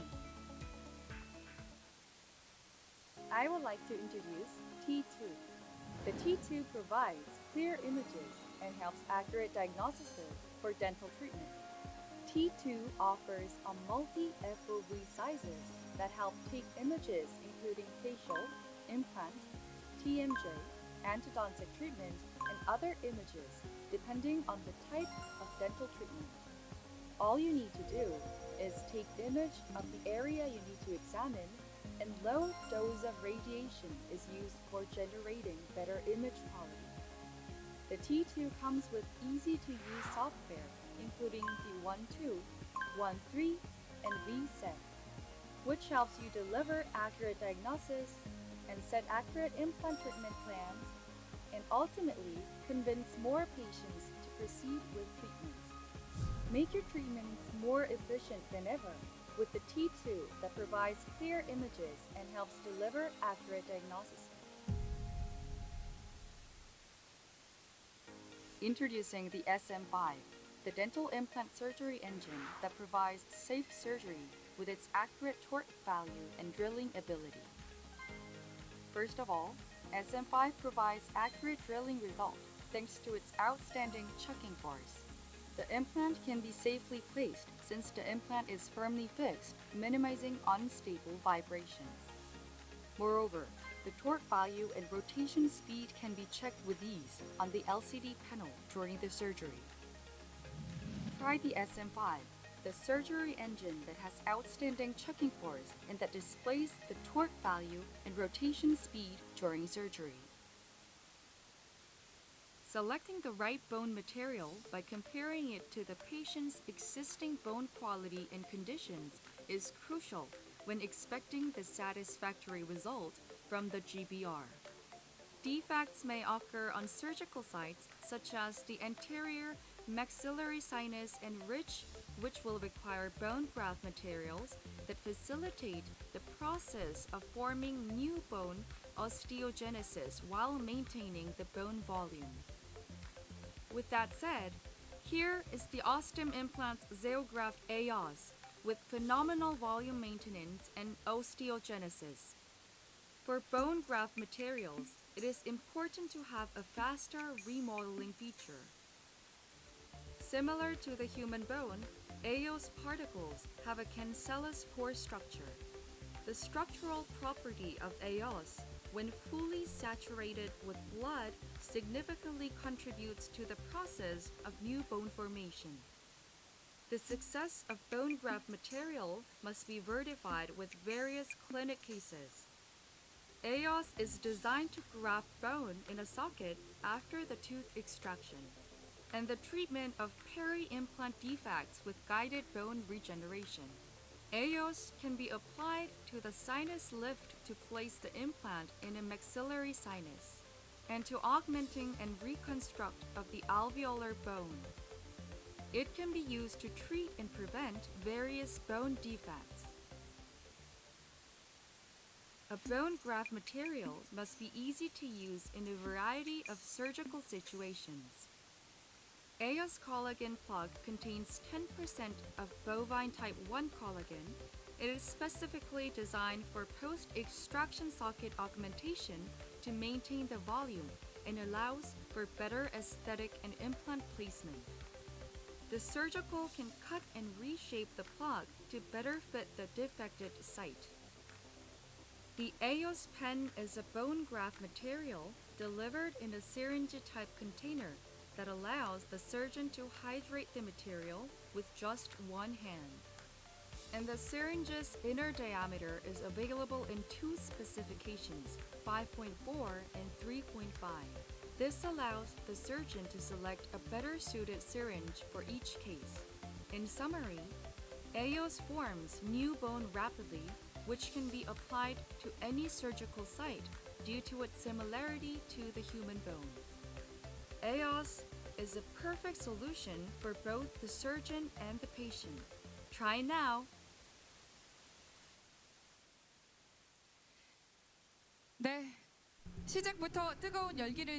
We can see the fervor and passion in the second meeting. Now we will begin the second session. In the first session, we will choose best questions raised from both offline and online. We did not announce the winners. Now I will announce them. The best question winners in the first session is Good for online and Dr. Kim Sang-wook for offline question. Please take note of it. Osstem meeting convenes various people from the dental field. We have very meaningful program here today. The program in the main auditorium is simultaneously interpreted in English and China and is sent to 26 countries. First, let's go to the booth in the first floor. We will look at the new products as well as steady sellers. Currently, there is also poster zone where evaluation is being actively done. Let's look at the booth. Ms. Immanuel. Hello. I am announcer Im Ha-nu, the MC of Osstem Meeting 2022 Seoul. I am at the exhibition hall on the first floor of Osstem Implant Magok R&D Center, Building B. We have 100 or more Osstem products. Behind me, many people are coming and going. So 180 dentistry-related people are here, so you can enjoy.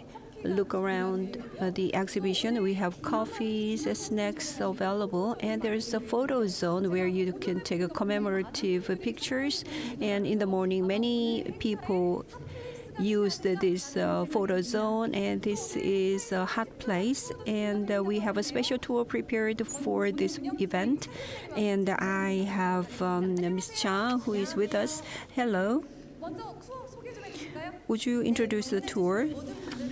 For every visitor, we have prepared a stamp tour. In the first floor, you can get the stamp paper and visit the various stamp zones and get the stamps. You will be able to get many stamps, and on the first floor there are 4 out of 7 stamp zones. So there are 4 stamp zones on the first floor alone, so please visit them. If you get all the stamps, what gifts do you receive? What big electric toothbrush and a spoon set, and there's toothbrush and toothpaste are all available for you if you get the stamps. And now I'm going to introduce the poster zone. So the session presentations are going on.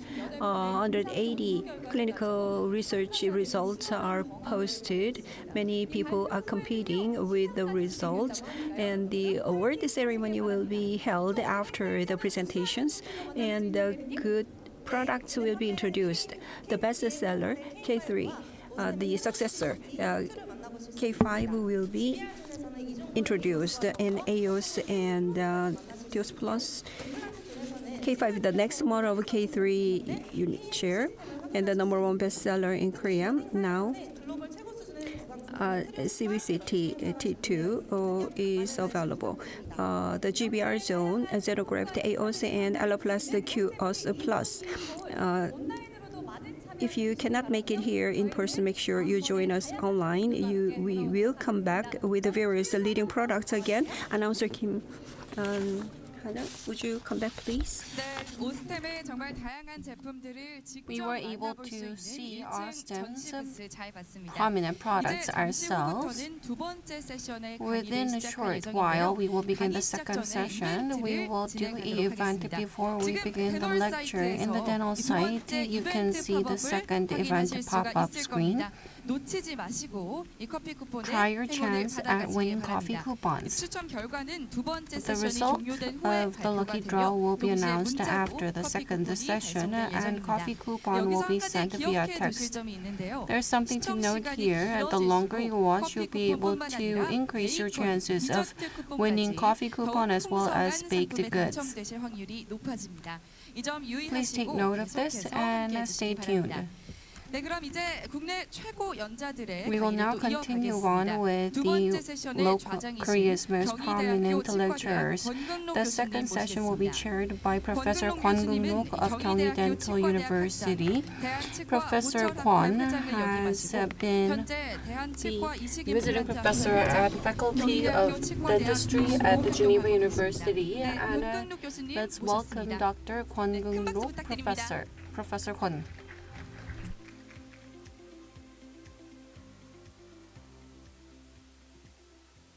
소개 많습니다. 감사합니다. 안녕하십니까. Thank you for the introduction. Let's get started with the second session. I am Gung-nok Kwon from Kyunghee University. So, Osstem meeting 2022 Seoul. So we have time to think about the advanced dentistry, and we will share various ideas. And I hope you enjoy the meeting. And let me introduce the speaker for the second session. The first speaker is Dr. Seung Kim of 21st Century Dental Clinic.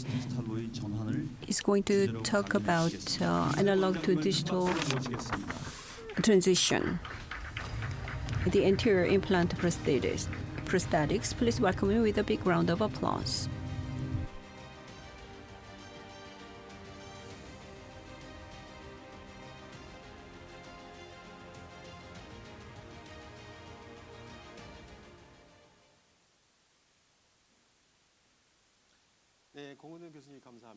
Professor Kwon, thank you for your kind introduction. I am Seung Kim from 22nd Century Seoul Dental Hospital. Congratulations on the Osstem meeting 2022, and I would like to thank all of dentists who are with us, and I would like to thank the Dr. Gyokche and other people who have put this together. Thank you very much. Today I have prepared the aesthetic prosthetic treatment for maxillary anterior natural teeth and implants, a transition from analog to digital. Our ultimate clinical goal is to fabricate the most optimal prosthesis and hope that this will stay intraorally without any major problems. So that can be achieved in a conventional way, or we can follow the digital workflow to achieve the goal. I adopted the digital approach in 2010, about 10 years ago. Sorry about that. At that time, I was under a lot of stress. I purchased these at high prices, but I couldn't really use them.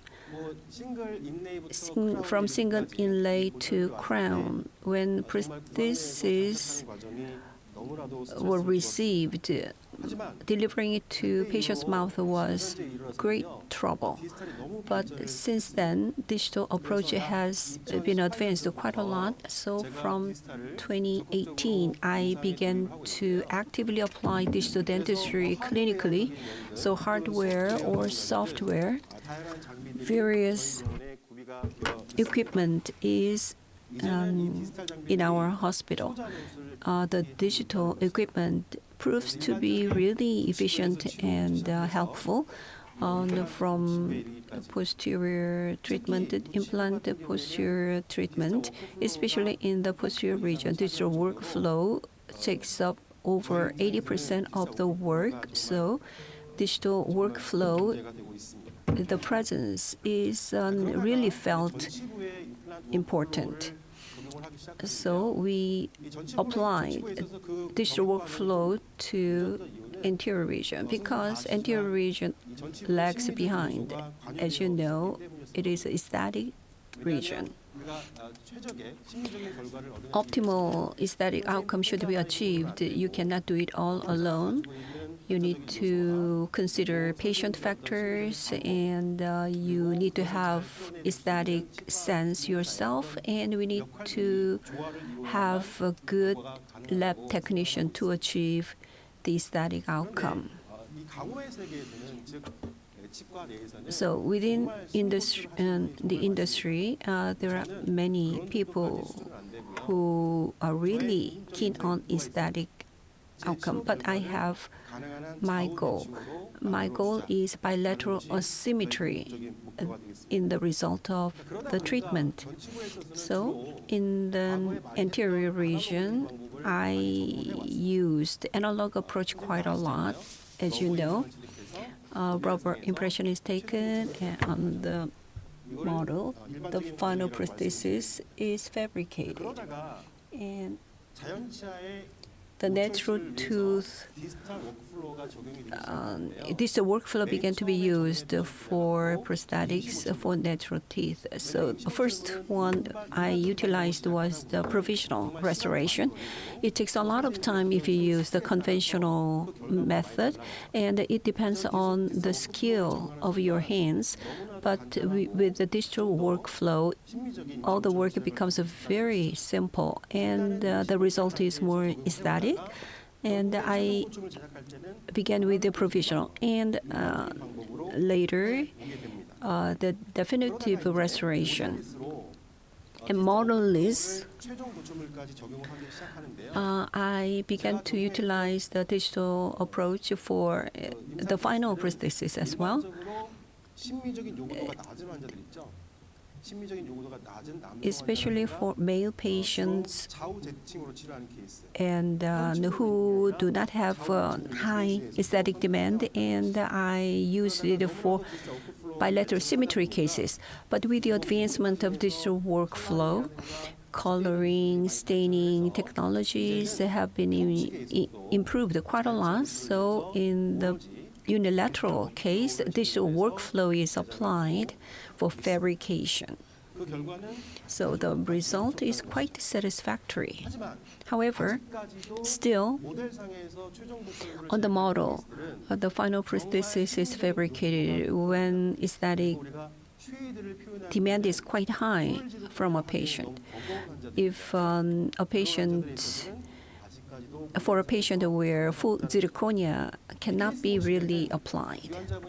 So if you look at this case, so 2 upper incisors were treated in another hospital, and the patient complained about the color. So if you look at the adjacent teeth, the color is quite unique. Depending on the skill of lab technician, full zirconia and coloring can be utilized. However, normal lab technicians, a rubber impression is taken on the model PFZ. On the zirconia coping, porcelain is fused. So this was required. So for anterior region, the analog approach still is working. And in my clinical cases, the digital workflow was applied finally to prosthetics for anterior teeth. And you understand the reason why, because implant treatment requires a prosthetic treatment as well as a surgery. So there are so many things that we need to consider. For anterior implant prosthetics, rubber impression is taken on a model, appropriate prosthesis is fabricated, and it is delivered to the patient's mouth. That is the conventional approach, which I employed for quite some time. But a digital workflow began to be applied to provisional first. So for conventional prosthetic workflow, digital workflow can work as well. So in implanted treatment, digital began to be used for immediate provisional restoration. So after placing implants in the anterior region, when primary stability is good, in various ways we can do immediate provisional restoration can be provided. How do you make that? There are so many different ways. So when do we need to do? Where do we need to do it? Immediately after placing an implant, or in the next appointment, or is it going to be done in our clinic, or is it to be done in a lab? So are we going to use a digital workflow? How can it be done? With what? Starting from abutment, and the various materials can be utilized. And considering all of these, there are so many different combinations. And the connection type, whether it is to be cemented or screw retained or combination type, ER type, all these need to be considered. Broadly, we have a digital and a conventional workflow. When you apply a digital workflow, it is easy and efficient, and it is quite easy to fabricate. So there's a constraint of time, but let me introduce some of the approaches. Number 21 is extracted and implant was placed. Primary stability was good, so immediately the provisional restoration was fabricated. So the first thing we need to consider, stuck abutment can be chosen. Stuck abutment. There are two types of stuck abutment: one-piece non-hex type and two-piece hex or non-hex type. One-piece non-hex is chosen, and the process is easy, but the problem is that provisional should be cemented. So after the cementation, various prosthetic steps need to be done, so it should be removed, cemented, and that should be repeated. So cement-related problems are bound to occur. Therefore, clinically, this is not a favored option.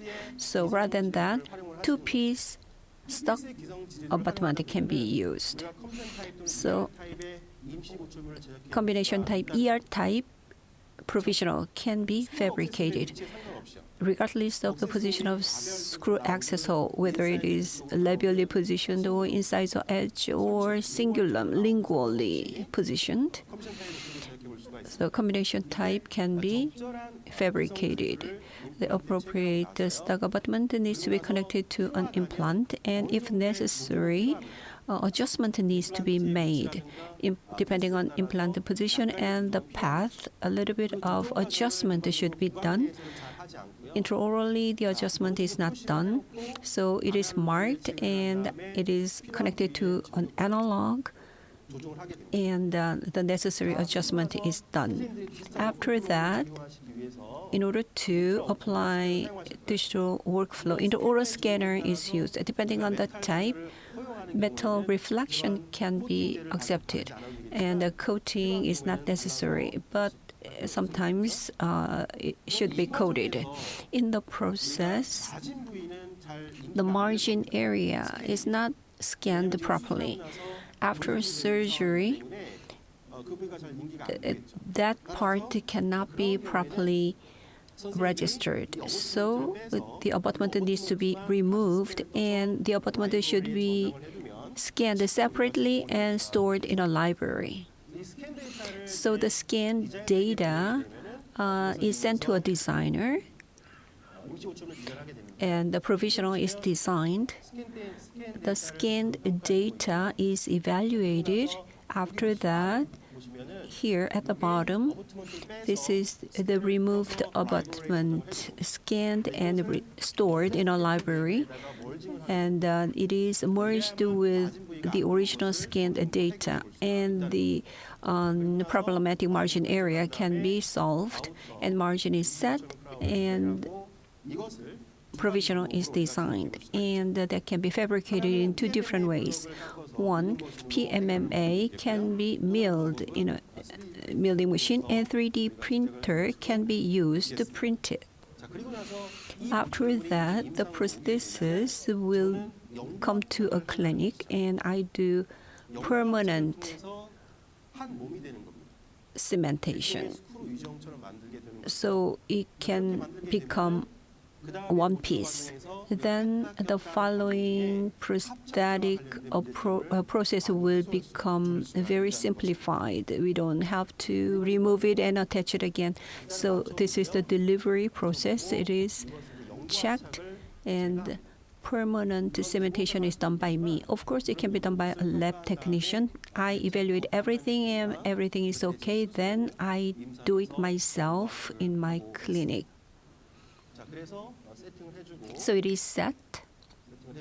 After that, after a certain period of time, it transitions to the final prosthesis. So this is the final, and it is delivered. Another way, many companies provide a link abutment or tie base. Osstem has two types. Personally, I choose the 3 shape, and a patient came, and implant placement plan is established, and implant is placed, and graft is done, and post-op CT view. Appropriate tie base or link abutment is chosen by myself, and implant is connected, and the appropriate scan body is connected, and intraoral scanner is used to scan it. Using a tie base, as I explained before, the previous one requires some adjustment, but this one doesn't require adjustment to fabricate a provisional. So this is the adjustment. Due to constraint of time, let me skip over it. And it is scanned. Tie base is connected to an implant, and the opposing teeth and occlusion are scanned. And the scanned data is sent to a designer, and they are merged to determine the implant position, and then link abutment specification would be produced. And provisional is designed, and using your favorite material, PMMA, milling or 3D printer can be used. And when that comes to our clinic, I check the fitness, and in the mouth, we cannot do the permanent cementation. So analog is connected, so I do the permanent cementation myself. You can leave it to a lab technician. That's okay too. So after that, it is connected to the implant. So when we fabricate immediate provisional, digital workflow can be simply applied like this. If necessary, the final prosthesis is fabricated.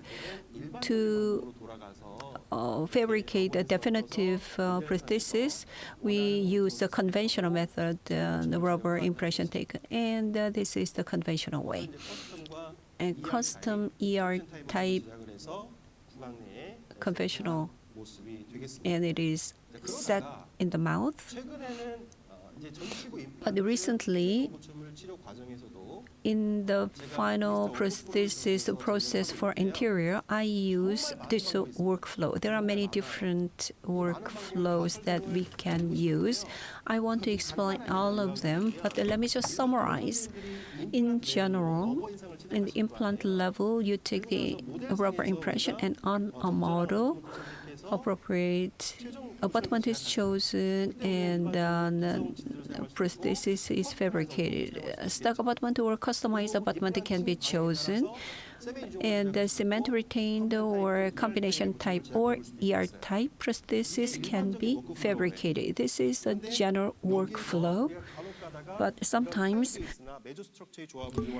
combination of tie-based and mesostructure can be used. For thin gingiva, titanium would be showing, which is not aesthetic.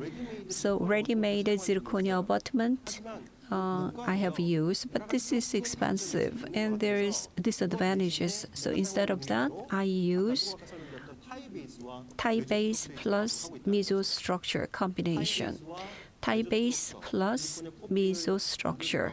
Zirconia coping is fabricated and that's permanently cemented. So it's kind of making customized abutment and it is delivered.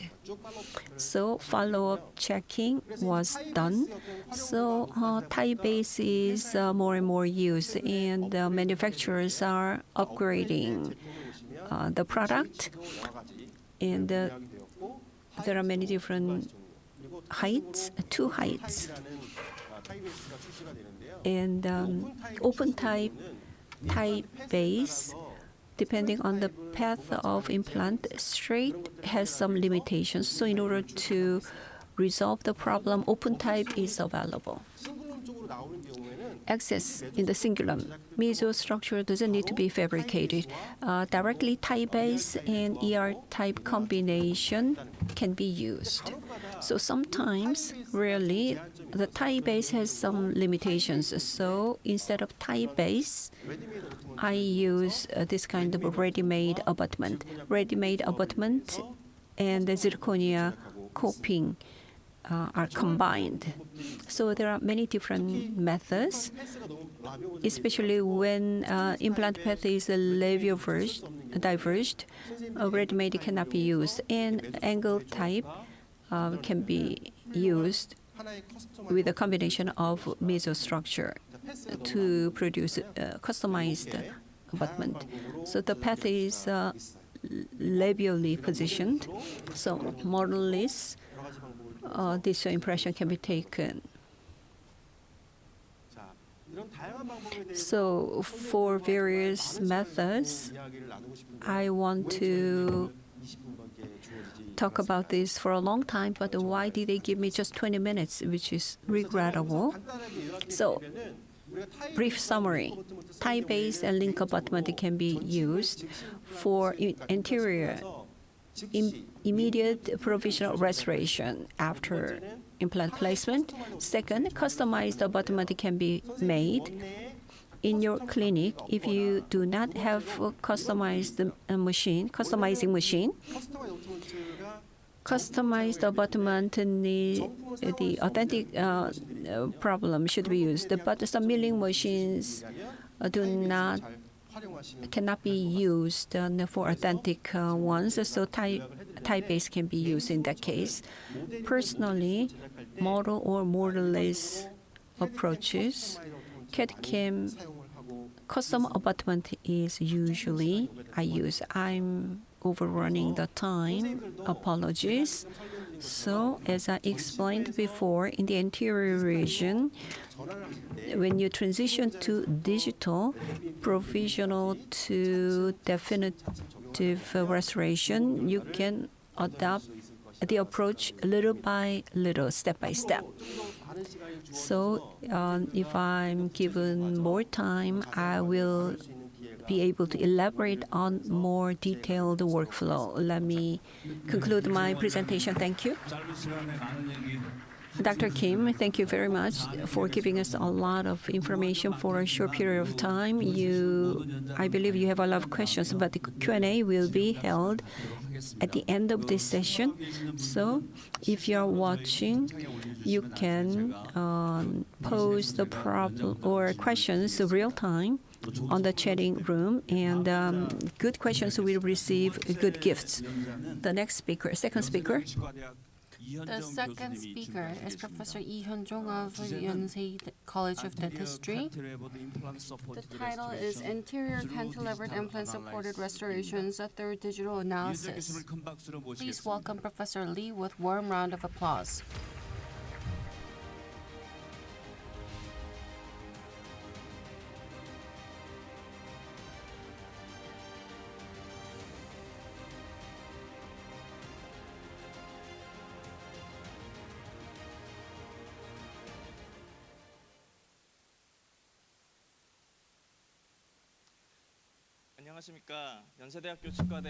Greetings.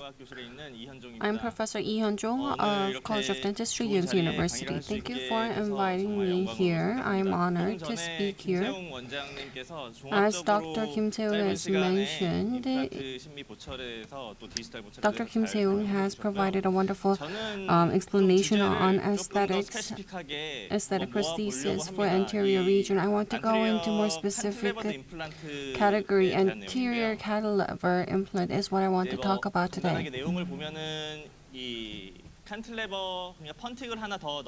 If you add Pontic, there's major aesthetic plus in terms of prosthesis. So I want to address it briefly.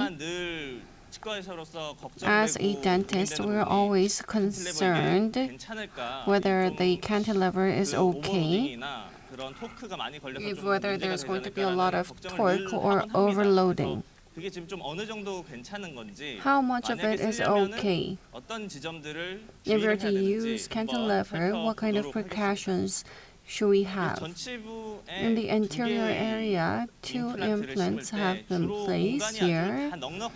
The space in a lot of cases is not ample. MD space is not sufficient. If the implants are placed too close, aesthetically disasters can occur.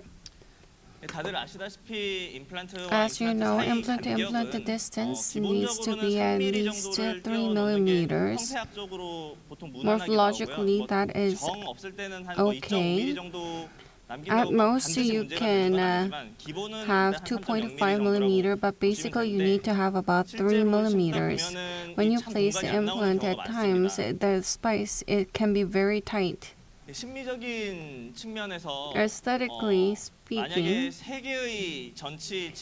if 3 anterior teeth are missing, if you replace all with all implants, if there is sufficient space, you can do that. At times we use bridge. If 2 adjacent teeth are missing in the upper and central incisor number 11 and 12, while we're trying to place 2 implants here, at times there can be many limitations. Vertical soft tissue limitation. Let's take a look on this topic. Implanted distance. Soft tissue height is not easy to achieve when you place 2 implants adjacent to each other. If you add Pontic, they morphologically and the gingival contour, you can get more aesthetic results. You can get more favorable results here. Many studies have proven this point. Selena research, there are many researches. 2 implants, when you place them in the anterior area, when you use 2 implants, there are unfavorable factors. It is widely known.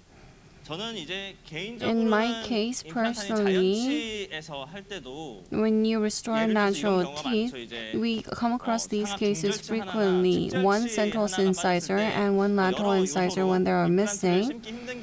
At times, it can be difficult to place the implant. I use a 1-wing, single-wing Maryland bridge. Same as natural tooth and implant, you can use cantilevered implant supported restorations here. Number 21 is placed and number 22 is Pontic. The patient has been using this for a long time. If you look a closer look at this case, in single implanted cases, if you add cantilever, on the cantilever side towards the Pontic, we do not do occlusal adjustment so that occlusal force is concentrated there. At times, there can be fluid impaction. So on one part of your mind, we have this kind of uncertainty 올해 이제 This year, CIDR CIDR 연구가 하나 released a 나왔는데요. very good review. 싱글 그러니까 캔틸레버가 있는 보철물과 캔틸레버가 Single 없는 cantilever 보철물의 implant 장기 prosthesis 생존에 and implant prosthesis without cantilever in terms of survival rate analysis was done. If you look at this result, the two graphs, let's take a closer look at the graph on the top. The blue is implant fixed prosthesis without cantilever, and red is cantilever design. And the observation period here was over 10 years, almost 15 years. The survival rate, there's no major difference. A lot of implants were reviewed, however, survival rate without complication was also considered. It is surviving, but there could be problems such as screw loosening. There can be small issues. Even if, just because there's a small issue, we don't consider that as a failure. Complication-free successful survival. The difference shows that the one in blue without cantilever design is better. There may be small prosthetic complications such as screw loosening or porcelain chipping. The prosthetic complications may rise with this design. In most cases, there were decementation and porcelain chipping. These are smaller issues, but survival rate itself is favorable.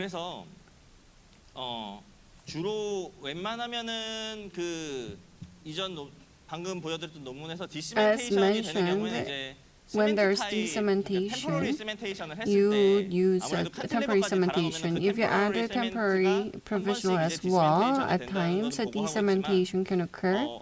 If you use resin cement and do combination type cementation, such decementation is reported less. If possible, and when you do interior cantilever, you need to set the implant position accurately at diagnosis stage so that the screw hole is towards the palatal area. If you look at this case, the patient came in after a long time and I wanted to see how occlusion was being done. In number 11, this is where the implant is placed. The occlusion is okay.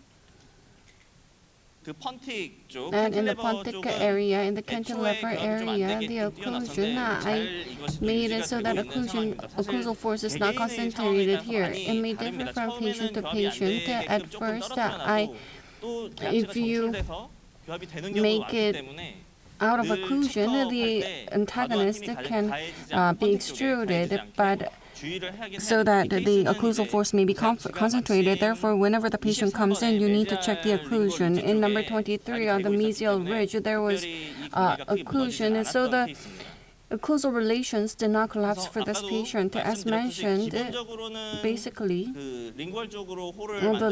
you need to make the screw hole towards the lingual side in order to provide a good cantilever design prosthesis. From the diagnosis stage, you need to make accurate diagnosis. In the lower, it's very good. More than upper, it is better to use in the lower because MD width is lacking. Placing two implants can be a challenge. In the lower, you can use cantilever design in this case.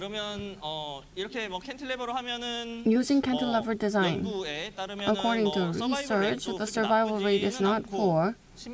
And aesthetically, the gingival height or tooth contour, it can be more favorable. That we have come into consensus, but there are still uncertainties. The cantilever design itself, it is unfavorable compared to the design without cantilever. 이번 시간에 제가 조금 In this 이 lecture, 분석을 I want 컴퓨터로 to share 모델, with you 3D my 모델링 해서 3D 스트레스 modeling 분석한 analysis, 결과를 간단하게 좀 stress 소개를 해드리고자 analysis. 합니다. 그래서 만약에 해야 되는 경우에는 이런 If you 포인트를 have 좀 to do 주의해야 cantilever 되겠구나. design, you can use this 캔틸레버도 to bear in 다양합니다. 사실 mind. 캔틸레버의 길이나 Cantilever length or cantilever connector area form. These elements come into the play. Even if it's same cantilever design, it can differ in the amount of stress it gets. There's a lot to explain here, but compared to A, B form has higher resistance against de-cementation. Computational stress simulation was done. On the prosthesis, various occlusal forces were applied. Because of occlusal force, and if there's no antagonist, there's no problem. In the end, because force is applied, so about 1 million cyclic loading is applied per 5 years, so issues can occur. There are many issues, many factors that come into the play: diameter, material, platform, bone level, tissue level, platform. There are many factors. Among these factors, occlusal force and the direction of load, these two are what we can prevent and intervene in by doing occlusal adjustment. Out of the different factors, these two are primary factors that they have the highest significance.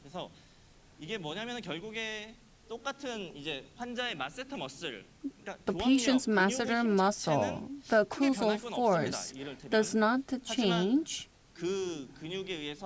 due to masseter muscle, where the cusp angle, whether it's steep or not, depending on the direction of the force, there is a high difference in terms of stress. At times, it can differ up to 10 times. This is implant, bone level, and tissue level implant.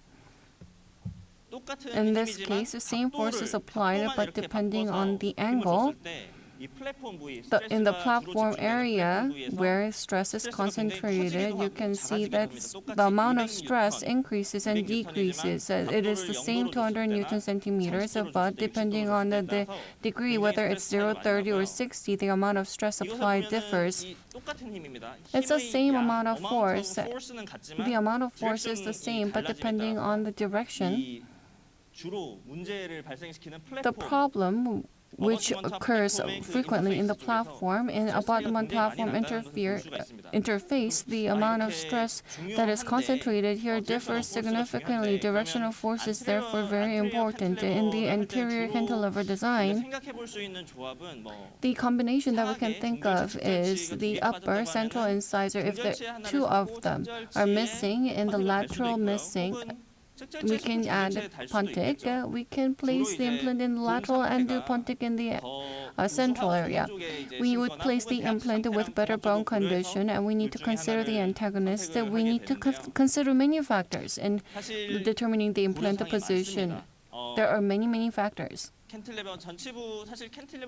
the anterior cantilever design, when placing implant in the anterior area, we need to consider the occlusion, whether there's overjet or overbite, and the occlusal clearance, whether there's occlusion at the cingulum level or incisal area.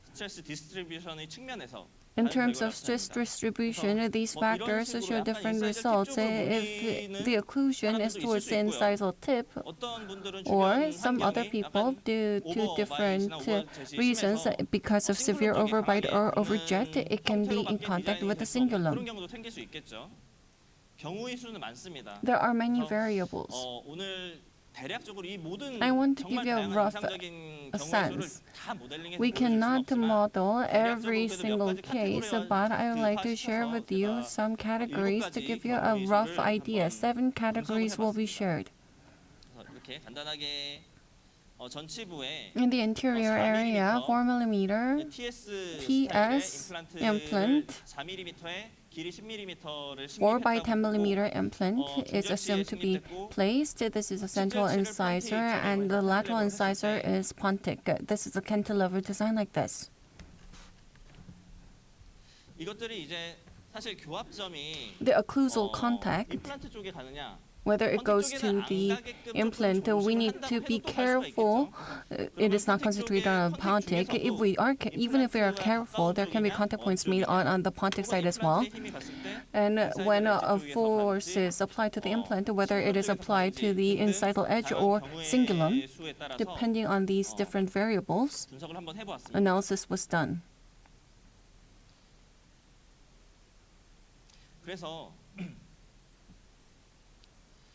로드 케이스 1부터 Let's look at load case 1 to load case 7. 자료를 한번 보여드릴 텐데요. This is an analysis. 제 컴퓨터가 약간 I am having a bit of technical issues. To give you a verbal explanation,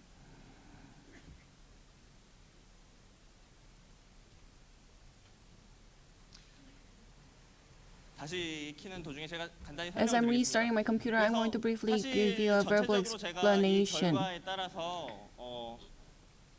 In line with the results, when strong force is applied to the incisal tip, or when it is applied to cingulum, and from the cingulum, when the direction of the force is applied in from which direction, there is a difference in terms of load, and the antagonist form needs to be considered when designing the prosthesis. As you can see,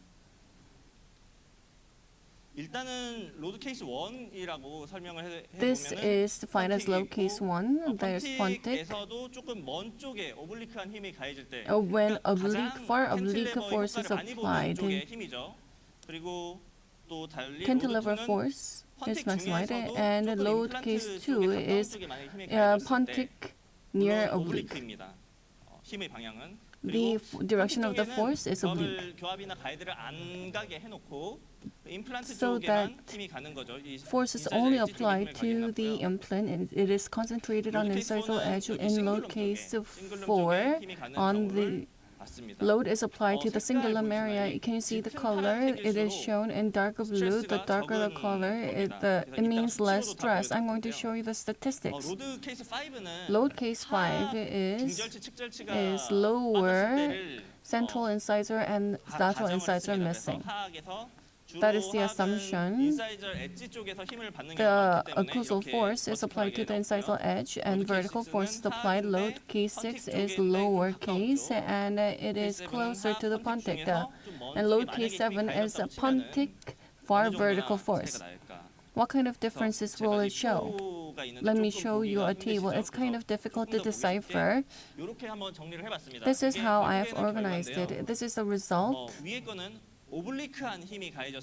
The top shows oblique force, the top 4 show oblique force, and the lower 3 shows vertical force being applied.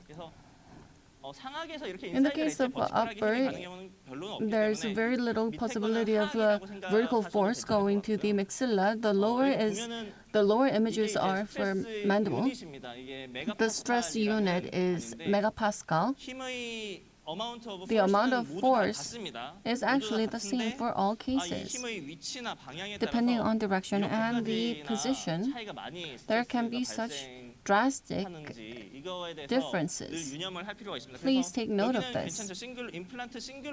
Implant cingulum, when the load is applied to implant cingulum, compared to when it is applied to edge. So I defined it as the top part of edge. When the force is applied in the cingulum towards the implant platform, force is concentrated. You can see that the amount of force and stress that is detected is different. 전치부에 In the 똑같이 anterior 힘이 area, 가해지는 경우에도 when force is applied, 지하의 형태 그리고 대합치 depending on the tooth 사이즈의 form 힘에 and 따라서 antagonist 이렇게 힘이 form, 갈 you 수도 can see 있고요. that force can be applied in direction, and in 이런 the 식으로 힘이 갈 cingulum 수도 area, 있는데 force 또 can be applied like this, 싱글럼의 depending on the cingulum 바꾸면은 form. If we 훨씬 change 더 the cingulum contour, 토크가 적게 the amount 발생하는 of torque 그런 that 힘을 occurs can 발생할 be 수가 있죠. 그래서 reduced. 사실 임상을 하다 보면은 As you provide 많은 clinical 경우의 수가 있고 treatment, 그 there are 플랜을 many 디자인할 때 주로 variables, and 대합치의 we need to consider many design. And 형태에 depending on the 따라서 form 교합점이 of the 디자인이 antagonist, 되는 the 경우가 occlusal 많거든요. contact may 그러면은 vary. 우리가 이렇게 봤을 때 대합치를 물론 환자들은 대합치를 막 건드리는 The 것을 antagonist, 좋아하지 않는 the 경우가 patients 많긴 don't 많습니다. like us 하지만 touching 이렇게 upon 대합치 antagonists, 형태가 but 예를 들어서 인사이절 팁 쪽에서 if 굉장히 there's 오블리크하게 oblique force coming from the incisal, 맞물릴 수밖에 if 없는 there's oblique force 형태라든지 applied to the 사실 이건 incisal 전치부나 tip, 부치부나 마찬가지인데요. this is the same for anterior and posterior area. 스트레스의 방향이 이 If 교합이 the 됐을 때 form of 힘이 전달되는 antagonist, if the 방향이 direction of the 너무 이 force 임플란트를 꺾으려는 is 힘의 방향이 not 아닌 towards 임플란트 플랫폼 fracturing the implant, 가까이 if it 쪽으로 is 이렇게 갈수 towards 있는 the 이런 implant 형태를 디자인하기 쉽게 platform, 하기 위해서는 in 사실 order to 대합치의 design it like this, so we 에나멜 need to 플라스틱 do 정도 an enameloplasty on the antagonist. By doing that, you can get better designs. 결국에 이제 뭐 정리를 하자면요. 이 전치부에서 So 봤을 to 때 summarize, if 이제 you look at the anterior anterior area, cantilever는 cantilever 일단은 design for 서바이벌 anterior area, 레이트 in terms 측면에서는 of survival rate, 할만하고 it is 다만 okay. 스트레스 디스트리뷰션 측면에서 In terms of stress 우리가 신경을 distribution, 잘 쓸수록 we need to pay a lot of 문제 없이 잘 attention 활용할 수 있다라는 so 것을 that the 알 수가 patient can 있습니다. use it 그리고 well for long 컨트롤 term. 오브 로드 디렉션, 그러니까 여러 가지 Control of 스트레스에 load 미치는 direction 여러 is 가지 요소가 primary 있지만 factor 그중에서 to minimize the 이 stress, 형태와 the 대합치 form, 형태의 and the alteration, antagonist 디자인 형태에 따른 alteration, and 이 depending on the 로드 design, the 디렉션을 load 컨트롤하는 것이 direction needs to 굉장히 be 스트레스에 controlled, 큰 좋고 나쁜 and 영향을 this 미칠 수 it 있다. has 그래서 immense 늘 impact 이 on 대합치의 stress. 조건, 오버젯, 오버바이트 The 이런 antagonist, 조건을 overjet, 잘 overbite, these 가능하면 factors need to be 대합치 considered, and if possible, you need to consider enameloplasty of the antagonist so that you can provide a good design. When using anterior cantilever design, you'll be able to use it long term without major problems. This is the end of my lecture. Thank you. Please give him a warm round of 오늘 연자분들 applause. 고생하시는데 많은 내용을 함축해서 하려다 보니까 Because a lot of contents, because they want to deliver a lot of contents, but because of limited time, they're suffering. Let's move on to the third lecture. 세 번째 강연은 Third lecture 창원 늘푸른 치과의 is 박시찬 by Dr. 원장님이십니다. Park Si-chan of Nilpuran Dental Clinic. 주제는 The title is Guide to Digital Aesthetic Implant. 디지털 에스테틱 임플란톨로지. Consideration for Aesthetic Implantology. Please welcome Dr. Park with a warm round of applause.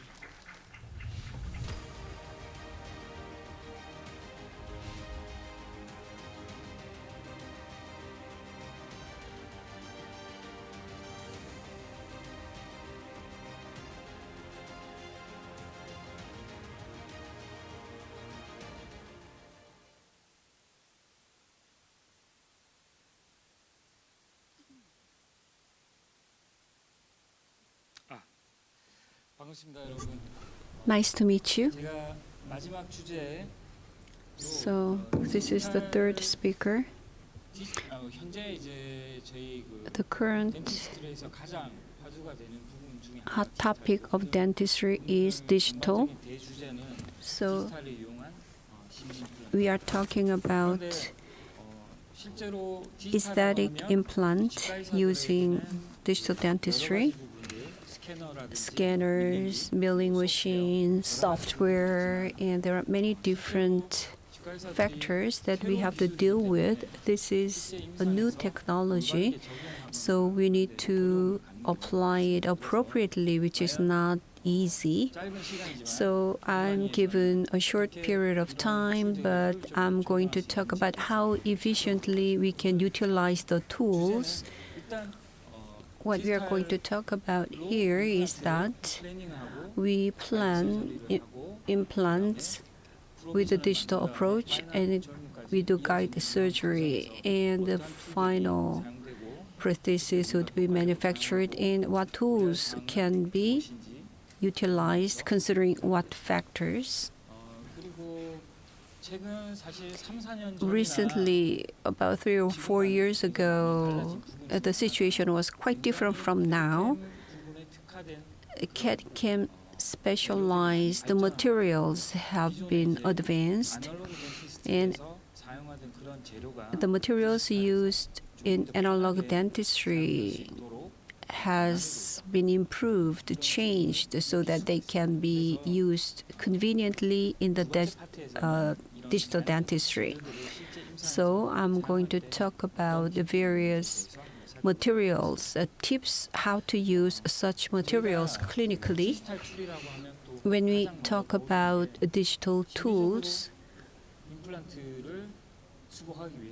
for aesthetic implant restoration, we need to analyze face, occlusal plane, and symmetry. In the past, we looked at the photos and we just checked them visually with a naked eye. But what references need to be considered with what tools? That's something I want to talk about. For full mouth restoration, I'm going to talk about a full arch ready-made smile. So for a big case, what is important is that we need to transfer the intraoral situation to an articulator.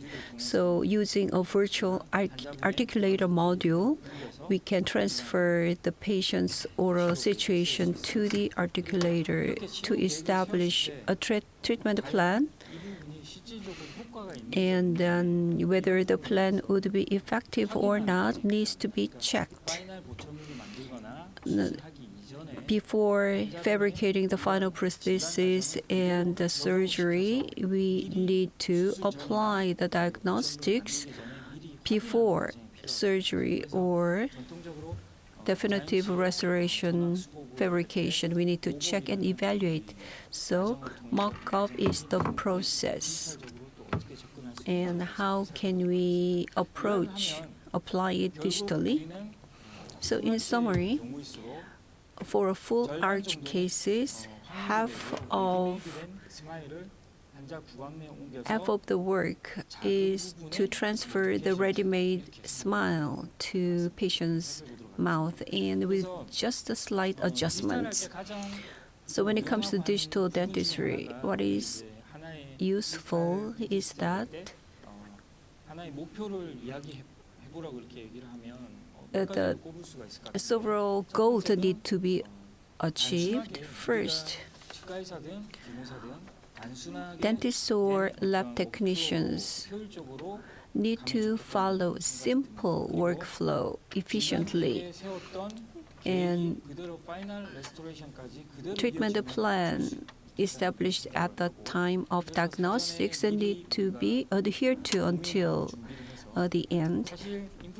So a lot of preparation is required. If you do not make a thorough preparation, the final prosthesis would have a lot of problems.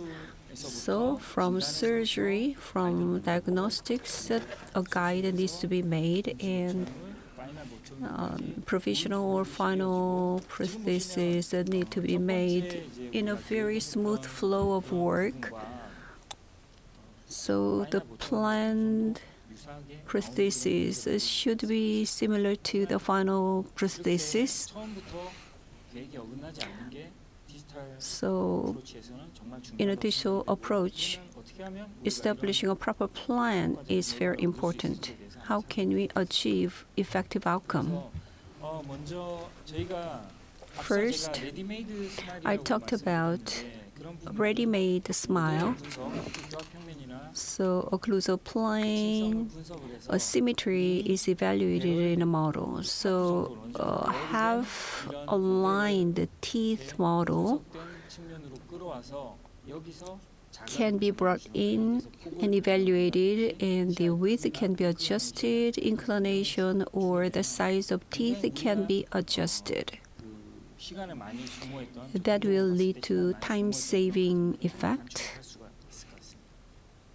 그래서 이렇게 해서 제작된 보철물이고요. So the prosthesis is fabricated like that.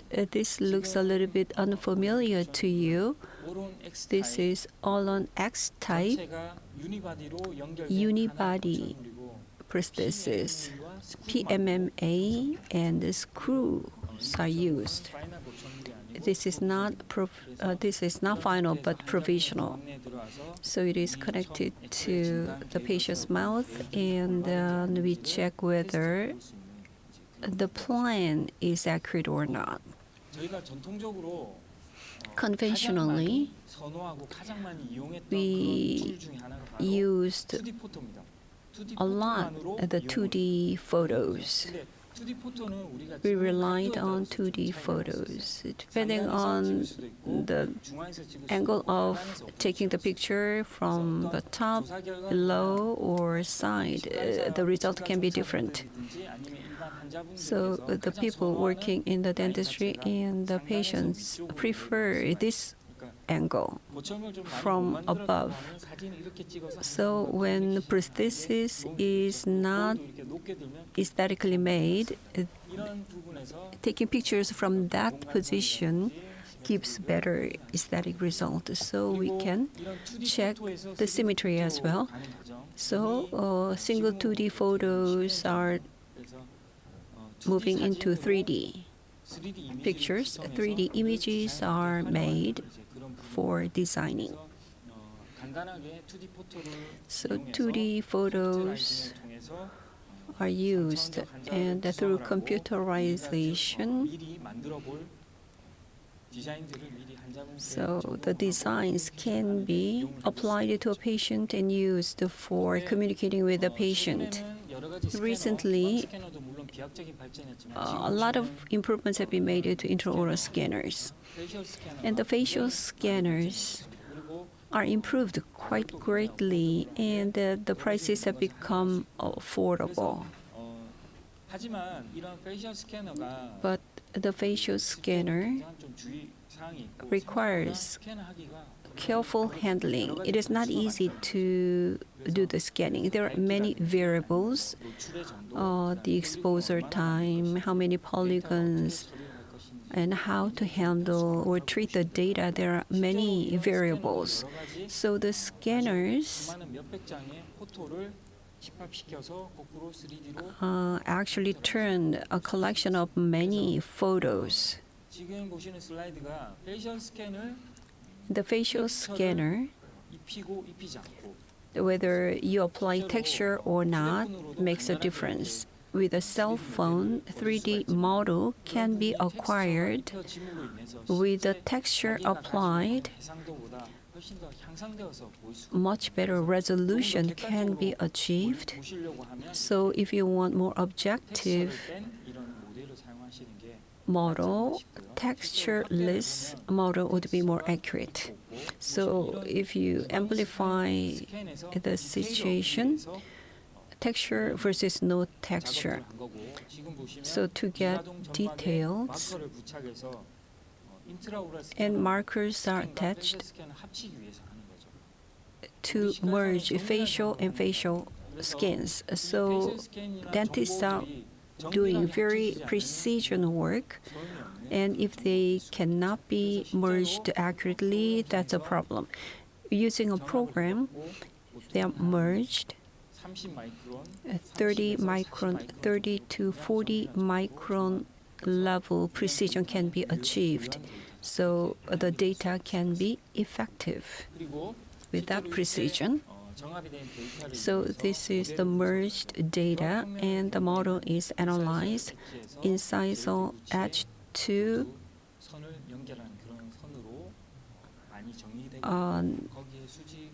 the cusps of the molar, that is the line connecting those to analyze.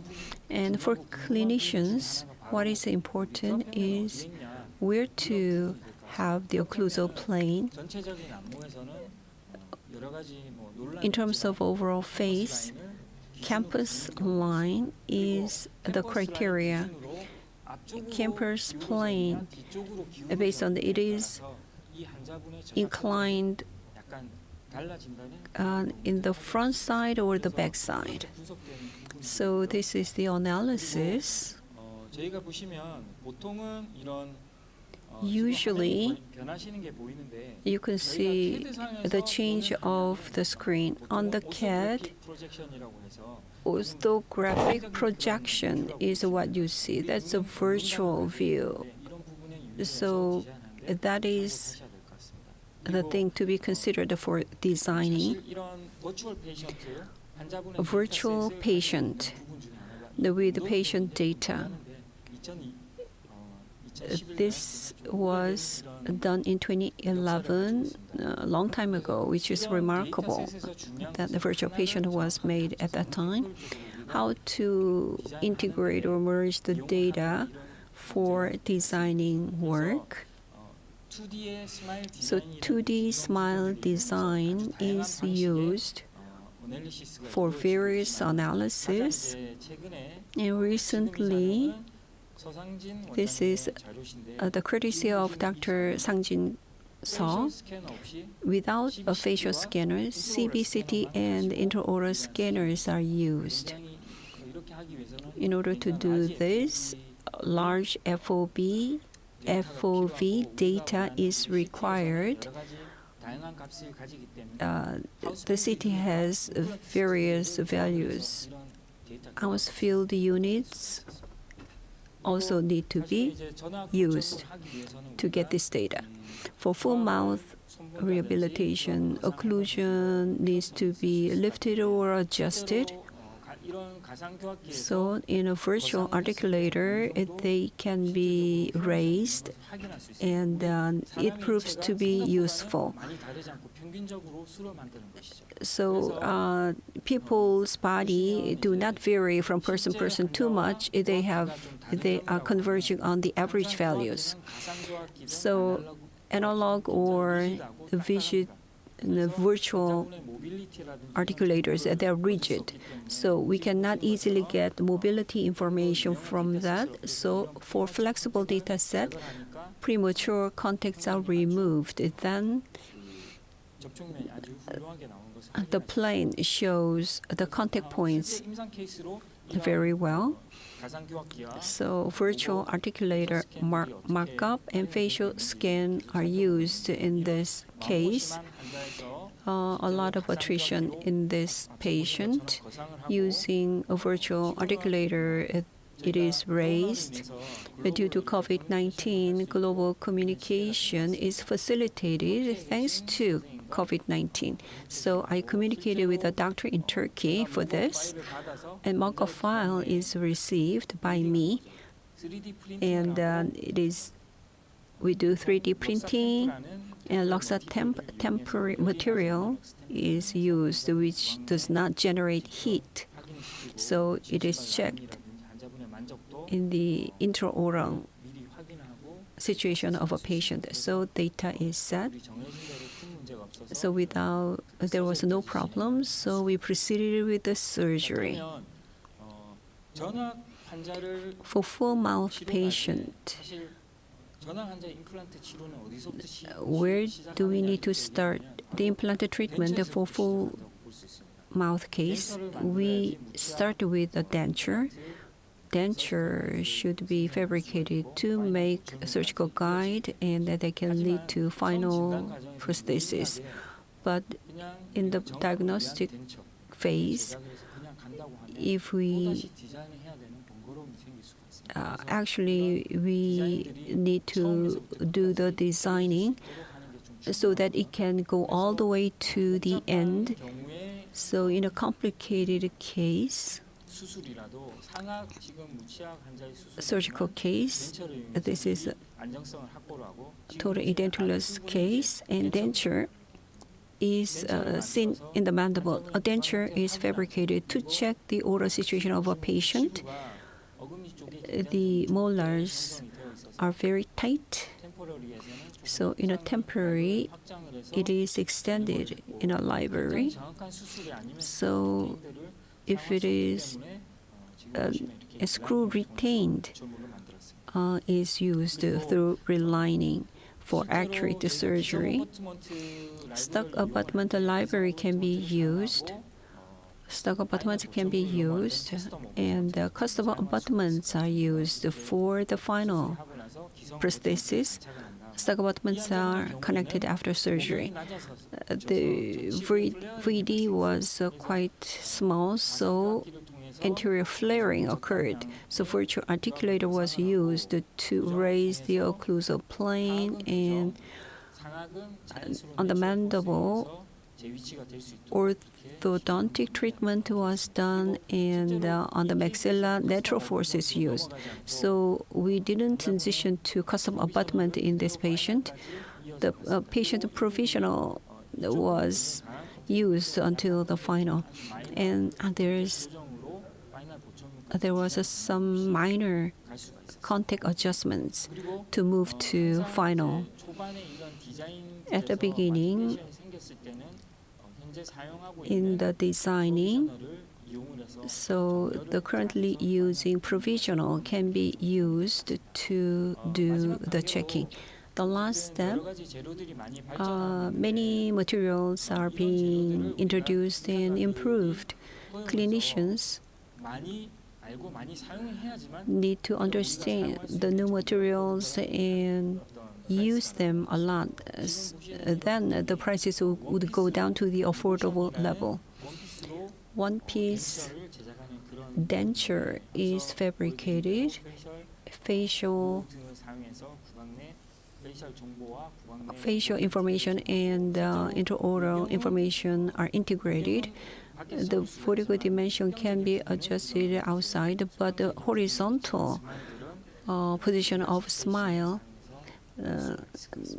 can be using Gothic arch trace. For composite, on the chair side, gingival line can be checked. So chair side, quick layering can be done with the composites for gingival line, and the prosthetic type needs to be determined in advance. And actually, as I showed you before, this prosthesis is made of PMMA plus screws. So if you use a cylinder, the process is quite complicated, and the patient didn't come back. So the follow-up period was just for about a year.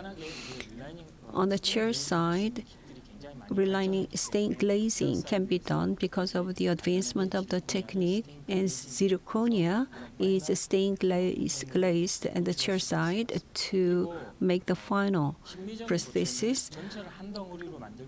So one piece prosthesis can be used, and the zirconia can develop cracks. So hybrid prosthesis with metal frame and zirconia, or metal frame plus PMMA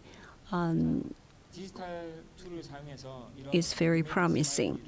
So using digital approach, ready-made smile can be made. Thank you. Thank you.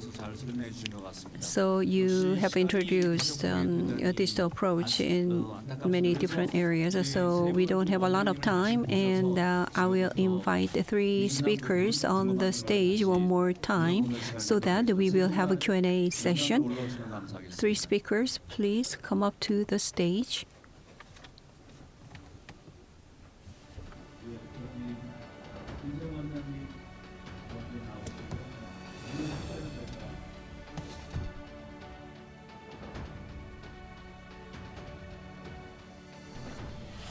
As we summarize the questions,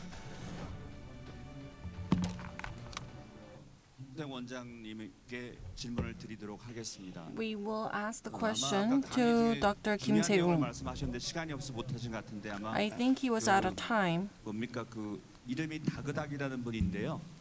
맞은 부위를 보완하기 위하여 어버트먼트를 따로 빼서 스캔하신다고 So 하셨는데 you remove the abutment, and when you make prosthesis, and they can be connected. Do you think it can be connected perfectly? So would you answer that question? In general, when we do the scanning, especially after surgery, in the process of fabricating a provisional, the area can be covered with blood. And if the implant is in deep position, scanning cannot work very well. So the scan data doesn't have a good margin information. So abutment is removed. Intraoral scanner can be used to scan it, and the scan data can be stored in a library. And original scan data and the one in the library can be merged. Then the margin area can be more clear. Then margin fitting can be improved. Does that answer your question? And we can open the floor for questions to these speakers, or do we, if you want to ask some questions, please raise your hand.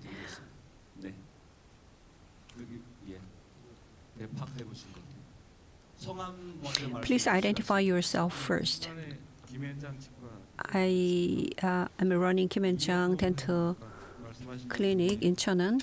Dr. Lee talked about anterior cantilever. If there is a lack of space, anterior cantilever can be chosen if conditions meet. You did talk about the size, a 3.5 size. Can you still use cantilever in that case? Personally, I use a 4.0 at least in the anterior area. 3.5, it does not, there's no review that says that you cannot use 3.5, but epidemiologically, if the bone level type wall is too thin, I think it can be unfavorable. Personally, I use at least 4 millimeter. Are there any further questions?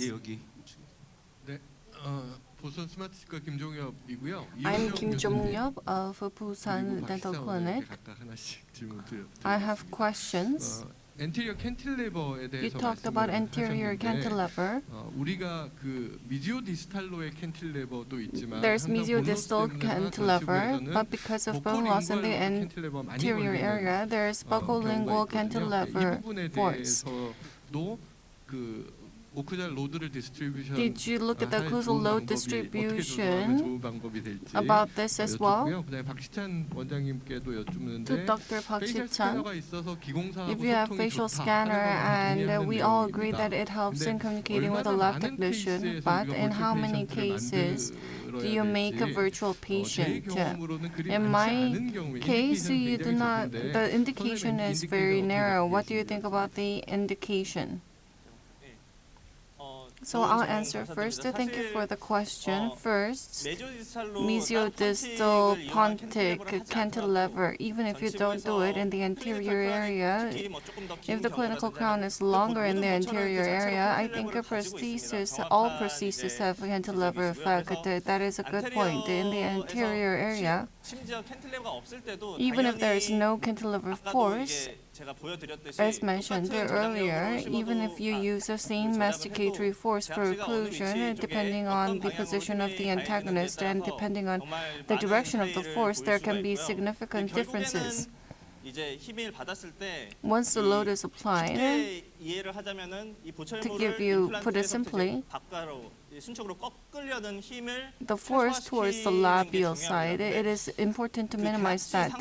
Depending on the condition of the antagonist, at times it is not easy. In single position, if vertical design is made and if the antagonist incisal goes towards that area, it'll be best scenario. At times, overbite is A minimal, therefore, at times edge bite might be necessary. 모든 임상 케이스마다 In different 다르긴 clinical 한데 cases, it may vary, but in personally speaking, 특히 인사이드 팁 쪽에서 towards the incisal 조합이 tip, 만약에 세게 if there's a 돼서 strong 라비알 쪽으로 occlusal force 꺾으려는 and 힘이 if there's 가해지는 그런 tendency 디자인을 최대한 towards the 피하려고 하고 labial 있습니다. side, I try to minimize this situation as much as possible.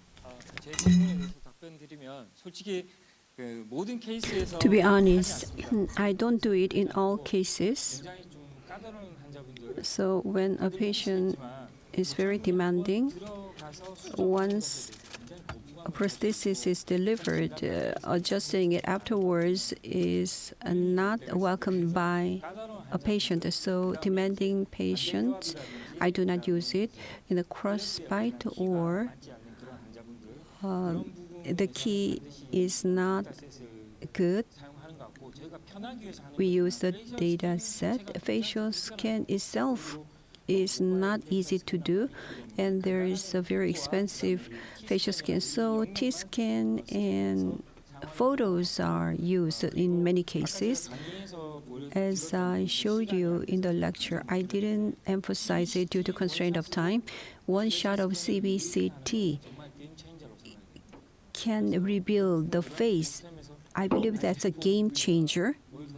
So I believe Osstem's product would be very well sold worldwide because of that. So this is an international seminar, and we have many guests from other countries. So I will take a question from a foreigner. I'm Dr. Nigam Buch from India. I have a question for Professor Hyun Jong Lee. Do you recommend to modify link abutment if we get to have the access towards palatal screw access? Could you please? Yeah, do you recommend to modify link abutment? Link abutment, actually, for me, I'd like to use customized abutment compared to the link abutment because here in Korea it's more popular and easy to use, and whatever I can change what I want. But when you use the link abutment, it could be modified also because Dr. Seung also introduced you. There is some availability to modify it to make it the screw hole to the lingual side or not. And do you require a special prosthetic driver to handle that angulations? Yes, I use angular driver if I should do that, use that, yes. Thank you. 네, 시간이 조금 남은 관계로 한 번만 더 받았으면 합니다. 혹시 또 궁금한? So we have some time, and we will entertain just one more question. Do you have any more questions? 없으시면 제가 If not, 채팅방으로 나온 김세 원장님께 this question is from the chatting room to Dr. Kim. 아까 저기 김세 원장 이료 닉네임 이료라고 돼 있고요. Idio is the nickname. So do you use the link abutment stock one and the customized one, and what is the difference in terms of price as well? I don't quite understand the question. Tie base is also called link. Custom abutment versus link abutment. Comparing those two, which one is more precise and what is the price difference? Tie base is also called the tie abutment. That's a stock abutment. Generally, I use for provisional, for immediate provisional, I use them. And the stock abutments can be used when implant position is good. If not, there's a limitation of using the stock abutment. Outer crown would not be quite fitting. So customized abutment can be fabricated when the position is good. Customized abutment. So customized abutment can be used to address angle problem, margin problem, or position problem. So, in my clinical experience, customized abutments are used much more. Of course, customized abutments are way more expensive, and there's a lot of competition in the industry, so the prices has come down drastically. So the custom abutment, can it fit with the Osstem implants? That's the worry we use. Then you can use a tie base. Thank you. I believe there are more questions, but we need to conclude here. So we will choose two good questions to receive coffee coupons. Dak Dak is the nickname, and the gentlemen from abroad are chosen to receive Starbucks coffee coupon. So this concludes session 2. We have 3 speakers. Please give them a big round of applause. Thank you very much. So this concludes the session 2. Thank you.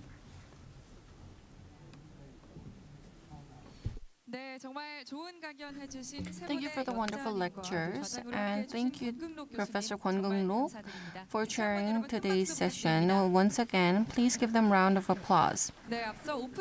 Those of you who have been chosen as having raised the best question, please check with the registration desk. Those who have been chosen as the online best question, we will contact you separately.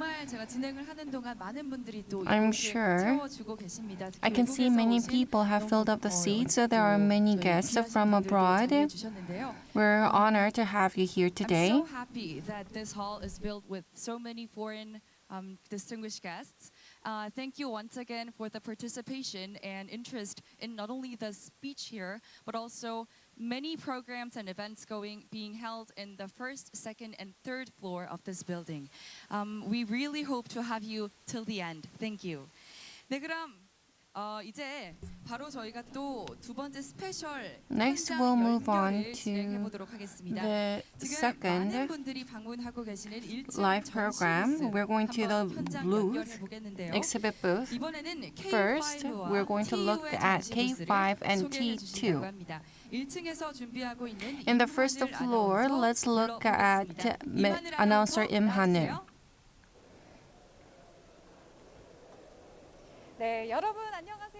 Greetings again. As mentioned earlier, I'm back. I'm announcer Im Han-il.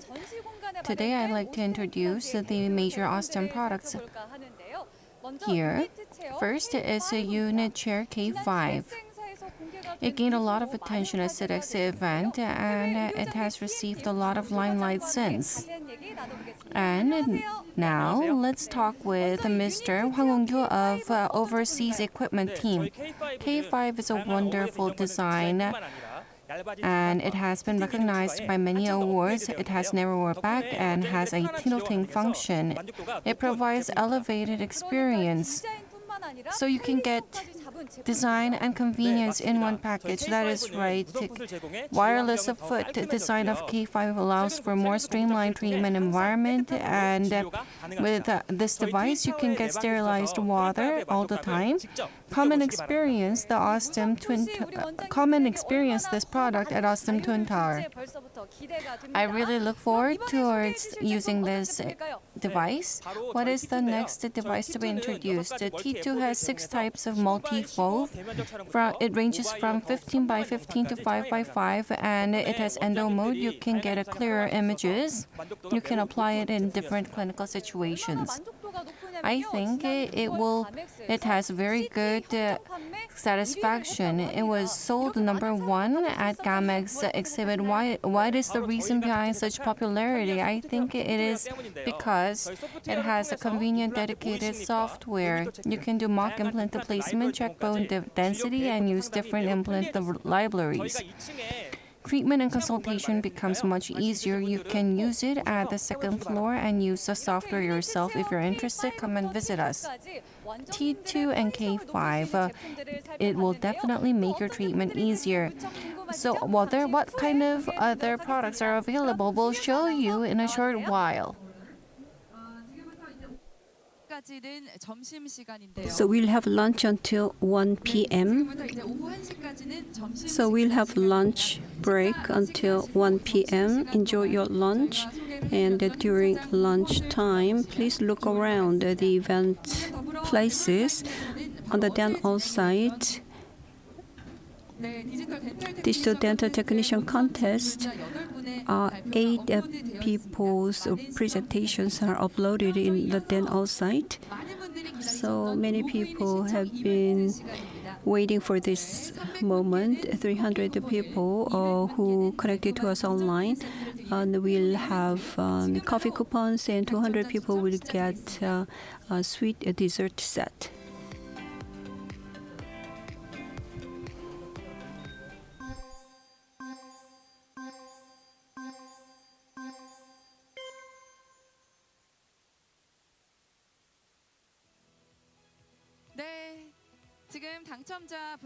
So winners are displayed on the screen. Congratulations.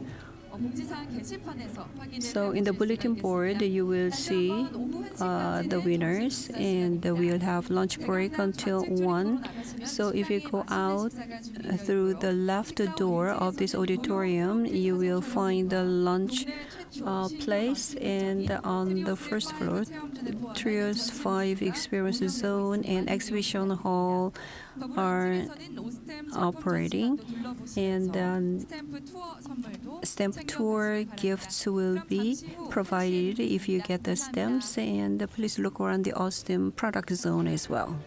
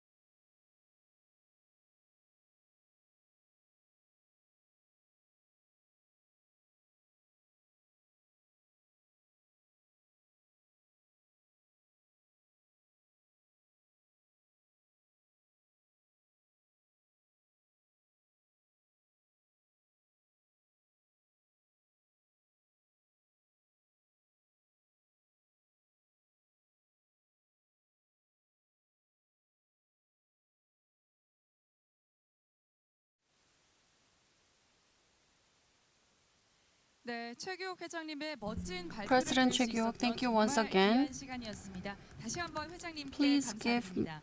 President Che another warm round of applause. Osstem Meeting 2022 Seoul, which is receiving a lot of attention from dentists around the world, is currently being sent to 26 overseas countries and is being simultaneously translated to English and Chinese. 180 associates from 7 overseas corporates have come to show their support. I hope the Osstem meeting turns into a festival for all participating in the dental field. Now we will begin this third session. I'm sure a lot of you are interested. We're going to talk about the aesthetic considerations for doing immediate implant placement in the upper anterior as well as digital approach. Now let us introduce Dr. Kim Gi-sung, Dr. Lee Soo-young of Seoul Line Dental Clinic, Dr. Im Soo-young of the Line Dental Clinic. Please welcome them to the stage.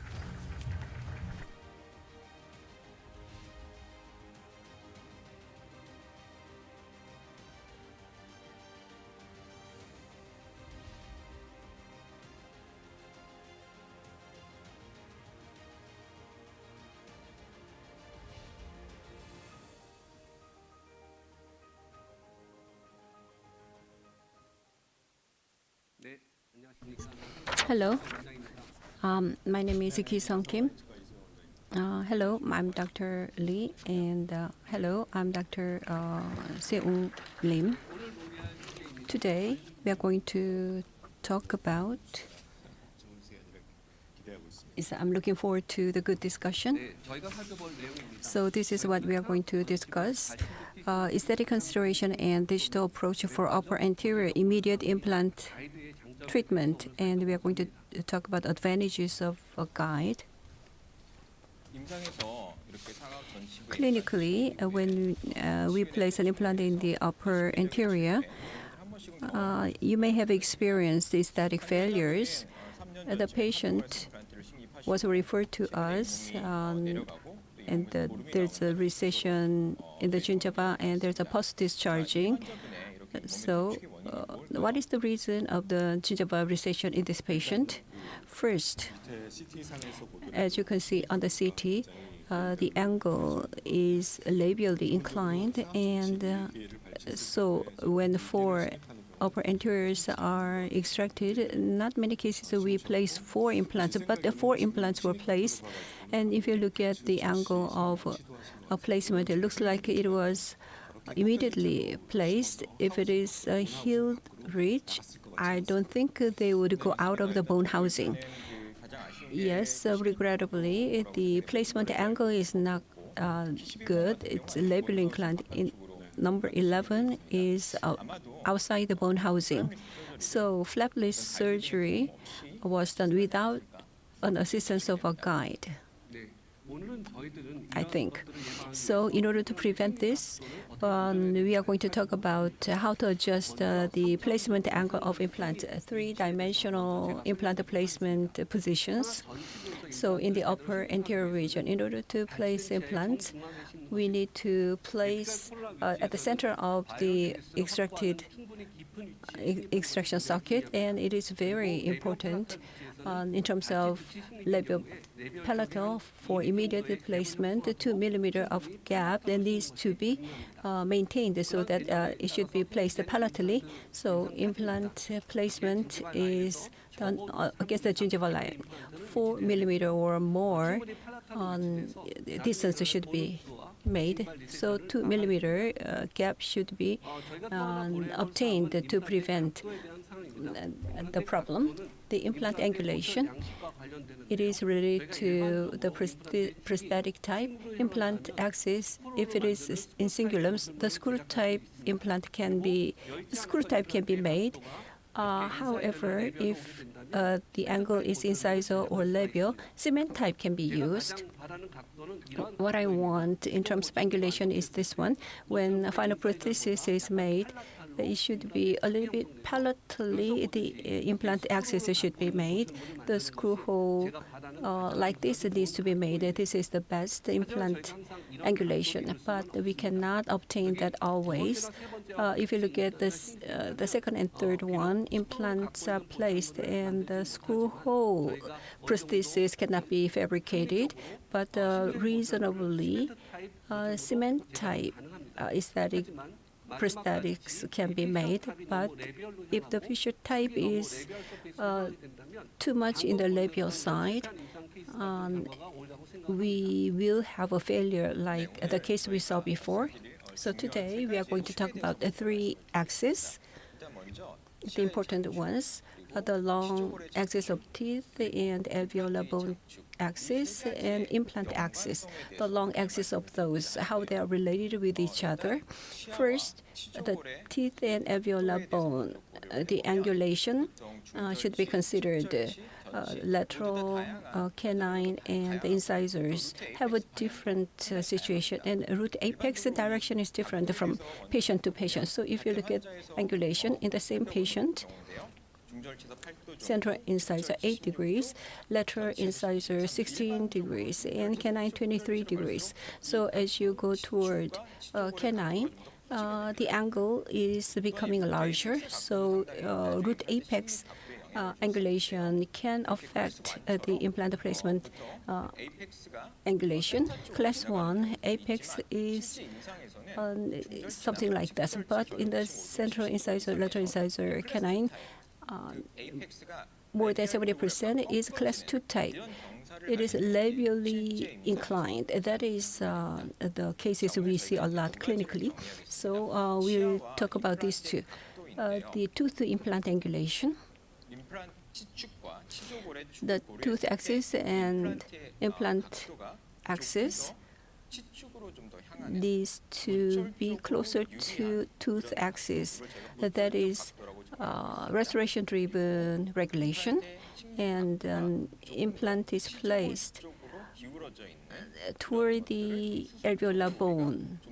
So this is surgically convenient, surgery-driven angulation. In actual patients, if you look at here, the root apex is type 2. So it is more labially angulated. So the tooth and alveolar bone axes are diverged. In this case, especially personally, I think I prefer surgery-driven angulation because so after placing an implant in the anterior, so we need to get initial stability more than 30 Newton centimeter. If restoration-driven angulation, so it is not easy to get initial stability. So palatal bone needs to be secured, and we can place long implants like 13 millimeters for better initial stability, and the labial perforation can be reduced. Therefore, I prefer surgery-driven angulation. What do you think? I believe you prefer restoration-driven angulation. Yes, I like restoration-driven angulation because of retrievability. For various reasons, retrievability should be secured, and prosthesis sometimes need to be retrieved because of gingival inflammation or contact loss or fracture of a prosthesis. So prosthesis needs to be removed and modified. So in the upper anterior, there was a porcelain fracture. If it is permanent cemented type, the prosthesis should be retrieved. But if it has a screw hole on the right, the prosthesis and abutment was disconnected, and the crown is separated, and it was repaired outside of the mouth. So in terms of repair, this provides good convenience. As I said before, the implant angulation is related to the angulation of prosthesis. Recently, I like ER-type prosthesis. In the past, ER-type prosthesis required like a screw-type implant axis. It should be on the singular, but recently, angled torque driver can be used. So the axis of implant can be adjusted within 20 degrees. So retrievability is the reason why I prefer ER prosthesis. I agree with Dr. Kim as someone who majored in prosthodontics. So as a dentist, it is easier to manage if we have retrievability. Actually, we are talking about the immediate placement, and there are different types. Type 1 is something I prefer. Labial bone or gingiva are remaining, and the extraction and placement is done. In this case, bone graft, which is not quite familiar, can be avoided. And so that is more convenient. So this is the type I want to use. And the digital planning software can be used, more accurate. And we can communicate with the surgeon for the planning, and the remaining bone and gingiva can be identified, and the retrievability that we want to have and aesthetics can be acquired in the planning. So this digital planning is what I prefer. I also retrievability of maxillary anterior region is good, but what my question is, compared to tooth axis, implant axis, how much angulation can be acceptable? So that ER type for retrievability can be achieved. When I design, maybe 10 degrees, up to 10 degrees can be accepted, but beyond that, it's not possible. What do you think? Then let me show you my clinical case. So upper anterior ear implant prosthesis using one guide system, and the clinical application of angled torque driver in the upper anterior at number 11. The crown fractured, and the guide surgery was planned for implant placement, and a traumatic extraction was made, and one guided drilling was done for guided drill, and implant was placed sufficiently palatally and in sufficient depth. After osseointegration, the next step is important.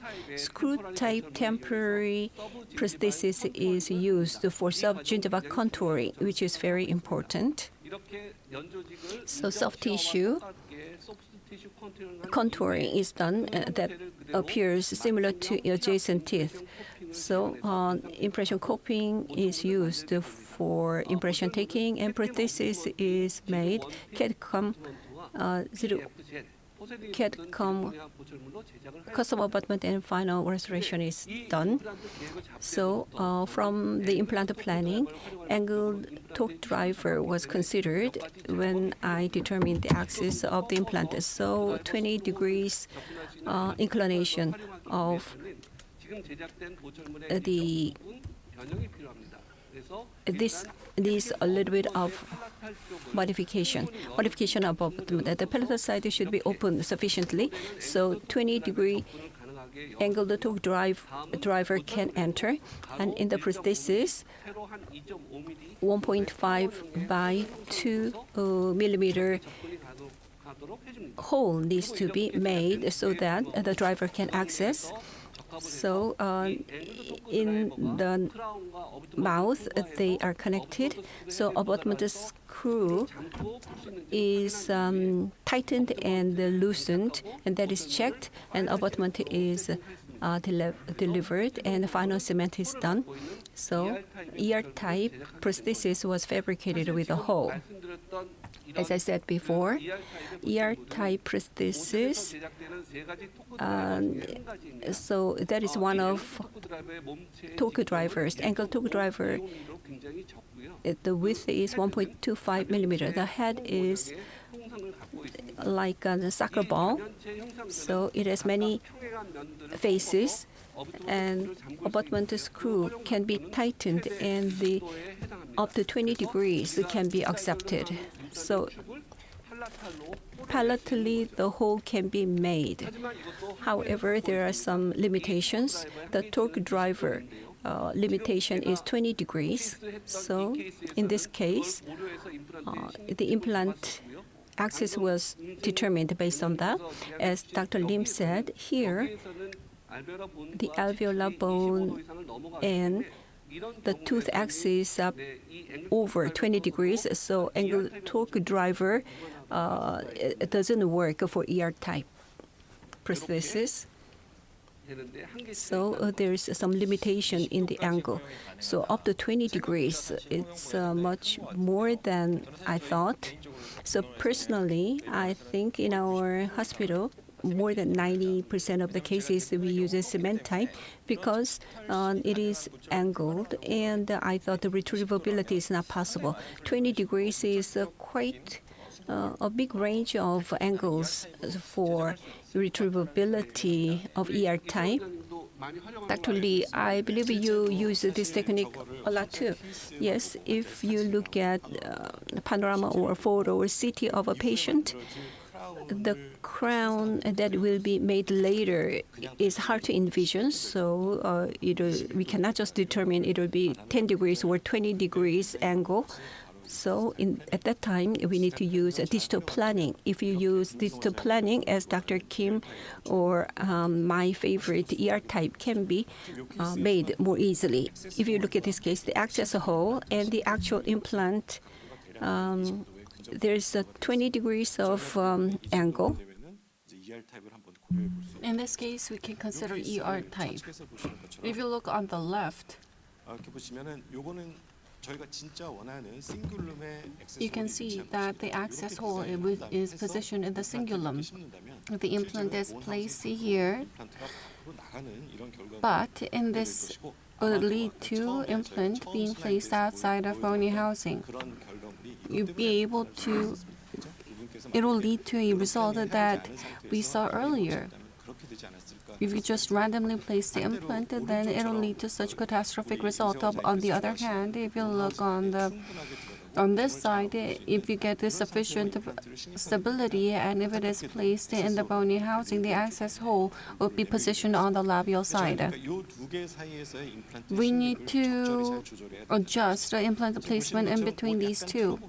If you tilt it slightly, the access hole is here within 20 degrees. If it is possible, implant placement angle can be tilted slightly.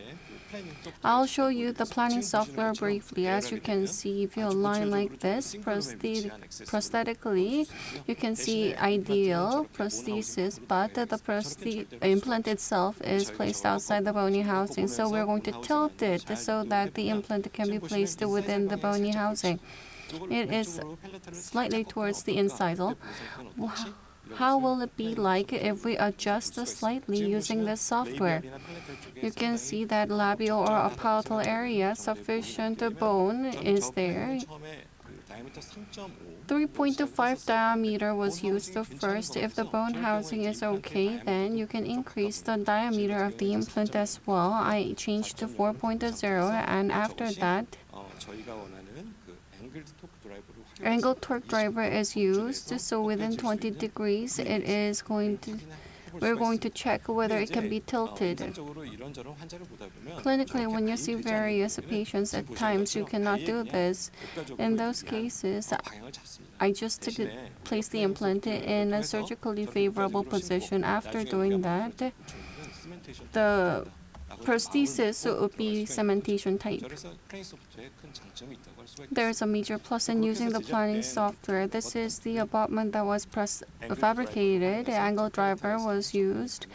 You can see that it can be accessed from the palatal side. If you look at Dr. Kim's case, it was quite interesting in the past. So when I didn't use digital dentistry, I did that. When abutment came from the lab, we would increase the screw hole towards the palatal area, and then we fit it and check the crown.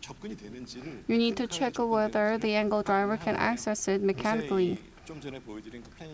If you look at the planning software, which I've just shown you, you can check the abutment or the final restoration that goes up on top. But the access hole, you don't need to manually punch it in the designing phase. You can check it so angle driver can access it for sure ahead as you design the prosthesis. In the case of this crown, you do not need to do any manual work. It is absolutely accessible by the angle driver. As mentioned earlier by Dr. Lim, if it is within 20 degrees, that is the premise. It's not easy to do this. If you line it hard, long and hard, to get it within 20 degrees, and in the apical side, if the labial bone is too thin, you have to wonder whether it's going to be maintained. How can we compensate for this? This is something that always was on top of my mind. In the case of the upper anterior area, in order to prevent long-term recession, the labial bone needs to be preserved. The labial bone needs to be thick. As shown in this case, if there's apical lesion and if there's bone loss on the apex side, in this case, if you look clinical situation, perforations are frequently observed. You have to do graft in this case. If the gingival line is ideal like this compared with adjacent teeth, if this is maintained, that is the key. If we make circular incision or vertical incision, especially if the biotype is thin, recession is bound to occur. That's inevitable. When you do immediate implant placement in the upper anterior, in order to avoid a recession and to do graft, what kind of techniques can we apply? This is a EBF, aesthetic buccal flap by Stegman. In the keratinized zone, horizontal incision is made and 2 vertical incisions need to be made so that you can access the apex side, and on the apex side, if there is perforation, you can do the repair. Or you can graft up to here and make the labial plate thick. You can try outside graft on the apex side if there is perforation. In the cervical area, without touching the cervical gingiva, we can do the graft here. I think it's an excellent technique. In this patient, I planned it like this. If the angle is like this, then it can be said as restoration-driven angulation without perforation. It seems viable, however, the residual bone is too thin. The problem is that in this case, it is very difficult to get primary stability. In my case,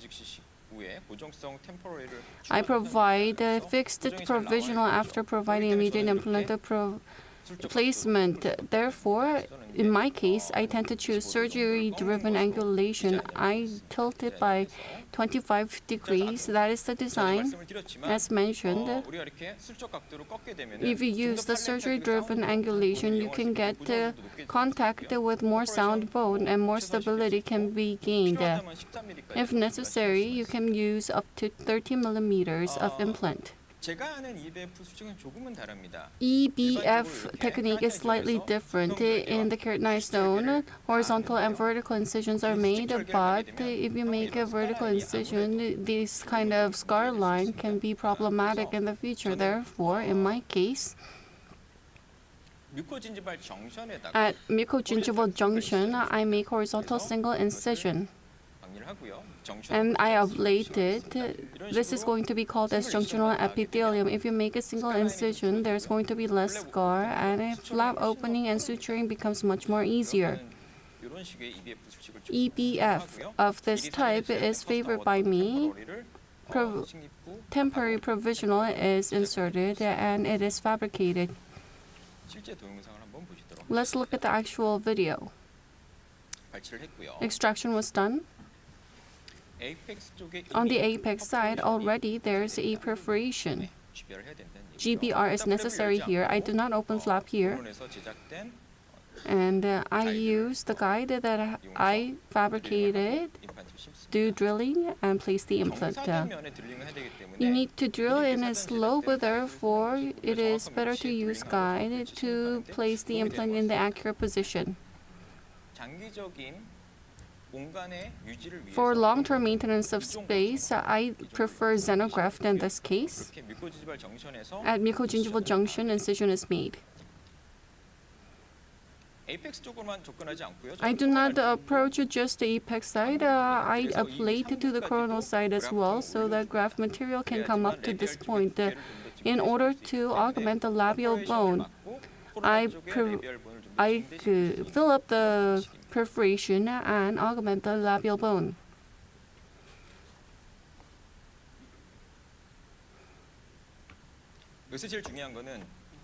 The most important thing here is that it needs to be tension-free. With sufficient incision, it needs to be tension-free to prevent it from opening. By minimizing scar lines, 6-0 suture needs to be done. 6-0 is used for suture. How long do you give healing period? It depends on the primary stability, but if you get 30 Newton centimeter, I provide a final prosthesis within 3 months. Soft tissue is scar-free. Because this area, it's margin, so you cannot really see it. I'll show you a follow-up case. After healing is connected, I send it to prosthodontic department and the provisional is delivered. Like this, an EBF case, let's look at the follow-up. It was a similar case. I chose the surgery-driven angle. Perforation did not increase, but because of the labial plate was very thin, in order to augment it, I did EBF. Additional, on the outer side, graft was done using xenograft. You cannot see the scar line. It's at 3 months. If you had done suture, because you do mucogingival junction, you cannot really see it. After surgery, this is 3 months. This is after 3 years. You can see that on the labial side, the form is maintained. I think the type of bone material you use is also very important. There's a lot of bone here. I don't think that's a bone exactly. I think it's not melting away. If you use allograft, a lot of resorption can occur, but if you use xenograft, this kind of bone can be maintained long term.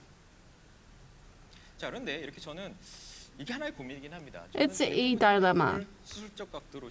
In most cases, I place implants in the surgery-driven manner, and I do cemented prosthesis, and I use temporary cement. I use cement quite frequently, and I don't want to face cases where it's dislodged. At times, around the implant and gingiva, there's inflammation. I observe that very frequently, and during follow-up, when I remove the crown, you can see the excess cement over there. It's causing problem. The problem related to cement, it's a challenge for me. What's your opinion on that? In the anterior area, I do not use temporary cement. Regarding excess cement, I'd like to give you my 2 cents. In my opinion, what is important is the abutment margin. In most cases, in the upper anterior, for aesthetic reasons, I always use CAD/CAM abutments. The margin location.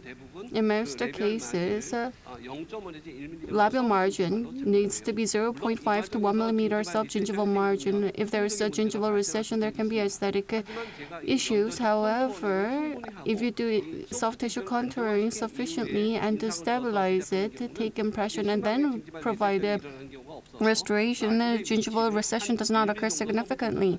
So you do about 1 millimeter of subgingival. In the palatal side, I do supragingival. So at times, I use equigingival or supragingival margin.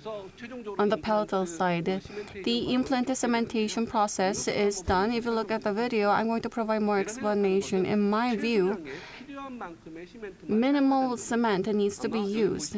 As you can see, this is much less than what you normally apply. In my case, I just use a minimum amount of cement and do setting. In the setting process, I do it very slowly. It is done in a very slow motion. After that, I remove it and I check the amount of cement. Currently, the amount of cement is appropriate, and now I'm attaching again. If it's lacking, I can add more. If it's too much, I can remove it and start from scratch. The cement that I use is resin modified glass ionomer cement. Just because you detach it once, it does not affect the amount of bonding. To provide you a summary, I just use minimum amount of cement, and I set very slowly, and I check the amount of cement and then attach it once again. Before that, what is absolutely necessary is that our abutment margin needs to be where we can remove cement within the oral cavity. What's your opinion on that, Ms. Dr. Lim? I agree with your opinion on that. Margin position is very important. When I looked at the video, the amount you mixed way much than what you use. I use 3 times. I think your dental clinic is more luxurious than mine. How can we approach it using digital technology and find the right margin? I think cement issue is very important, especially in the anterior region because of the aesthetics. In order to maintain gingiva in a healthy and beautiful manner, cement is a very important issue. There are 2 issues. We can use ER type. The crown can be removed along with abutment. In this case, it's not a problem because we can remove the excess cement cleanly and we tighten it in the oral cavity. If we can make ER type, or at times I use titanium one-piece abutment. This is something that I prefer. But there are limitations to this. In the case of thin biotype, you can see the gray area here. In this case, there are some issues. In this case, if I can make an ER type, I position the margin 1 millimeter deep and then attach it again. I use angle driver here. That is possible, but if you cannot use the ER type here, or even if you can use the ER type, if the biotype is not thick, in the cervical area, if you can see through, it can cause problems with aesthetics. In this case, I use hybrid abutment. You need to divide a hybrid abutment. It can be divided as meso part and link base. A meso part is what is fabricated by the lab, and the manufacturer provides link base. The superstructure is designed and milled, sintering is done, and you attach it to the base extraorally. And by doing that, you can remove excess cement, and then you can tighten it in the oral cavity by appropriate torque. The benefit in doing this is that the position of the margin can factor in the gingiva. Adequate gingival margin can be achieved. The meso part is made of zirconia, therefore margin line is not really visible, and in the cervical area it looks very bright, therefore it does not harm any aesthetics. I use this very frequently. Up until now, there were limitations. Digital dentistry was not really widespread in the past, as much as it is now. From manufacturer's perspective, making different types of link must have been quite tough for the manufacturers. So the gingival height was only 0.1. There was only one version. In this case, emergence angle can be very hard to achieve. In the case of posterior area, it's okay, but in the anterior area, if there is only 0.6 degree, if you have such a steep emergence angle, so appropriate emergence profile cannot be achieved. As Dr. Lee has mentioned, we prefer about 3 millimeter of gingival height. Fortunately, Osstem has released a public B. This is a link abutment. The prosthesis height is 4 millimeter, and there's also another option. There's open type. When you design a lower anterior, you can have various options. It is very good for excess removal because gingival height ranges from 1 millimeter to 4 millimeter. You can check this in the digital dentistry, but you can choose public B link abutment for appropriate gingival height to make an appropriate restoration. If you look at the image, one guy was used for implant surgery. We were able to tilt it. We used the angle driver. Hybrid abutment was used, and the margin was equigingival margin. It was easy to remove cement. This was a similar case to a hybrid abutment. When I use it, I make the margin eco-changeable margin.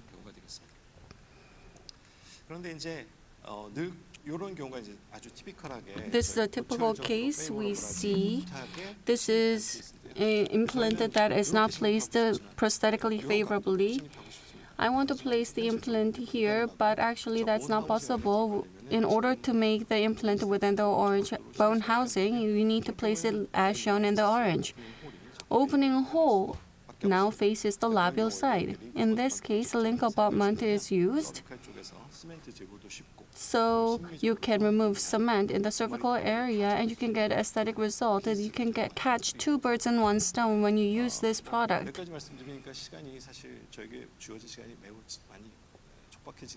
I think I'm almost up with the given time. Dr. Lim, the 4 anterior case that Dr. Lim has shown using one guide.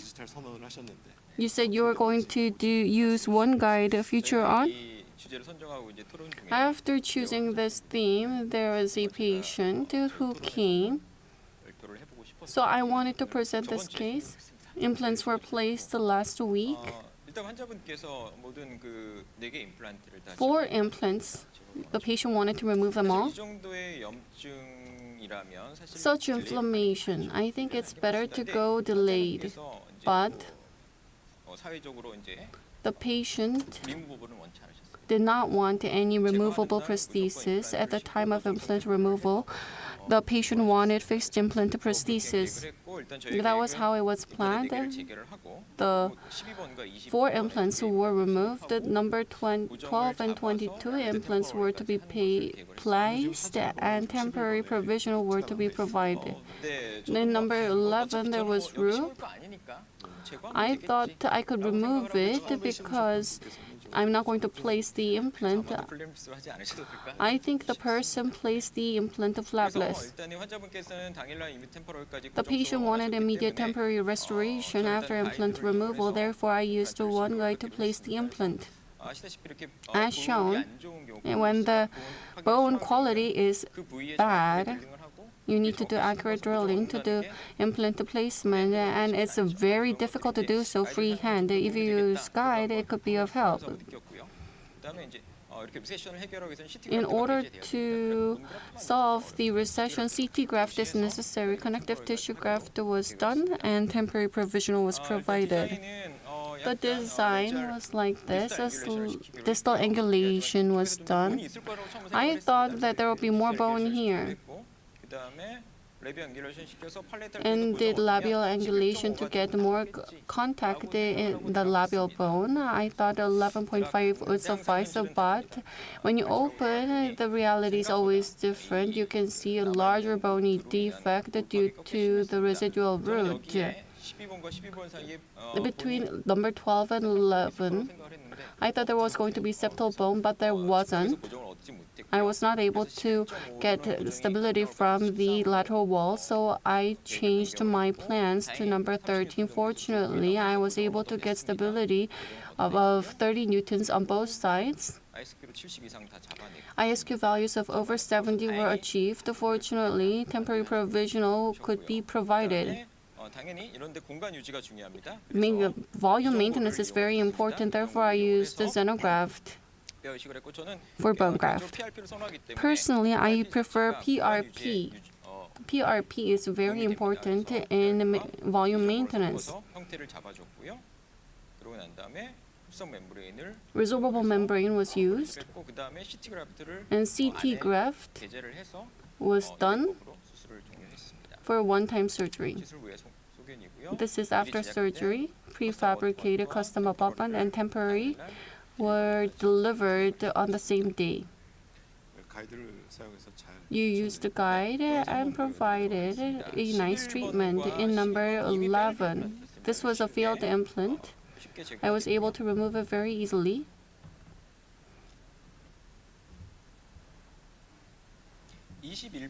In number 21 and 22, I used a tool to remove it. EIR kit was easy implant removal kit was used. If you use it, you can remove implant in all cases. You can remove it atraumatically. As a clinician, this tool was really wonderful. In the past, I used trifine burr, but if you use that, you would remove all the bones. So the tool were really effective in removing failed implant. The residual root was much bigger. It's not root rest, it's just a root. CT graft was done.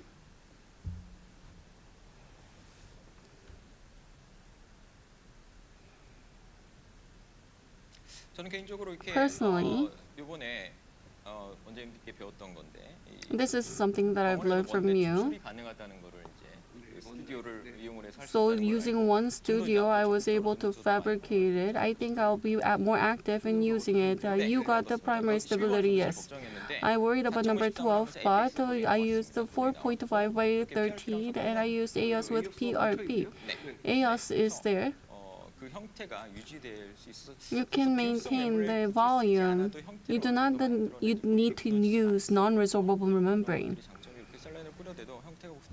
Even if you add cell line, the form is not damaged. This is absent bone. I think this is space maintaining bone. And resorbable membrane can help with healing. CT, how you apply the connective tissue graft. I connected to buccal flap, and free CT becomes a buccal flap, and you can suture it with the palatal flap. If the connective tissue is fully exposed, the blood supply can be a problem. Therefore, this connective tissue graft is very important in preventing a recession. I think it is very good if you do it together with bone graft. This was how I completed the case and provided provisional.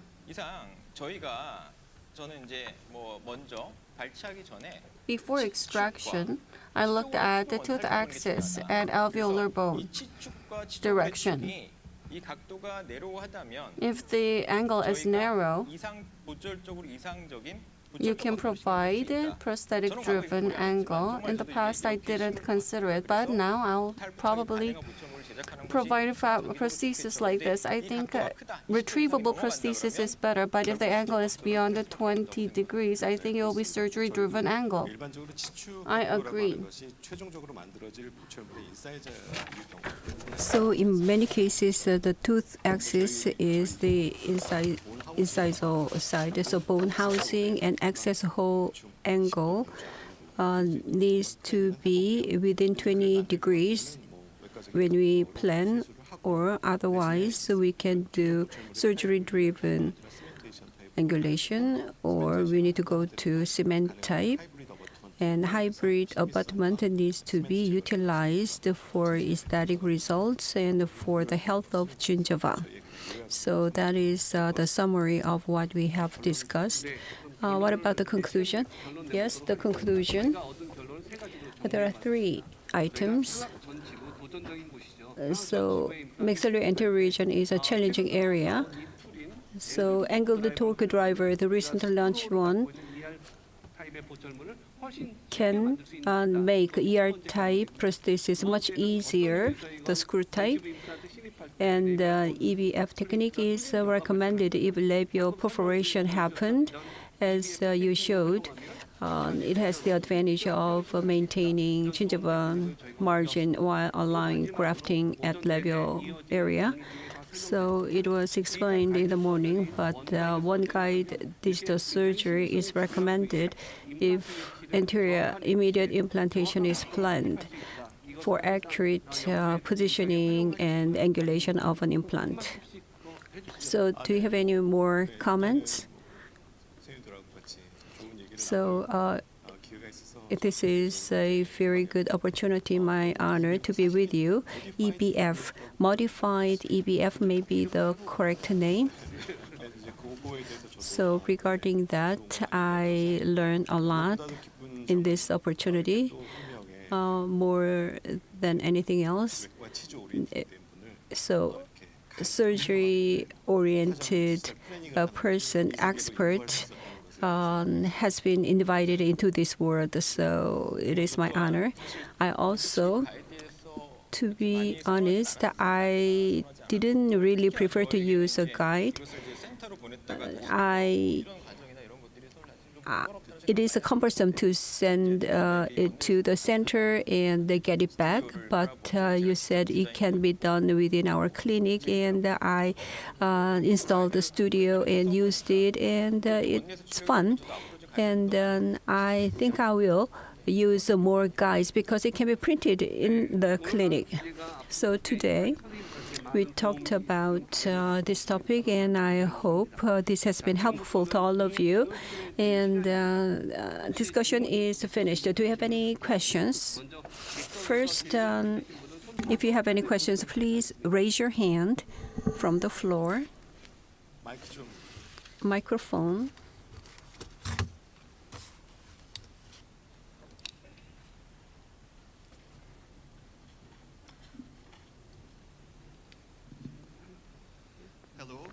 I'm Dr. Burak Yurtbilir from Bornamark Clinic, Turkey.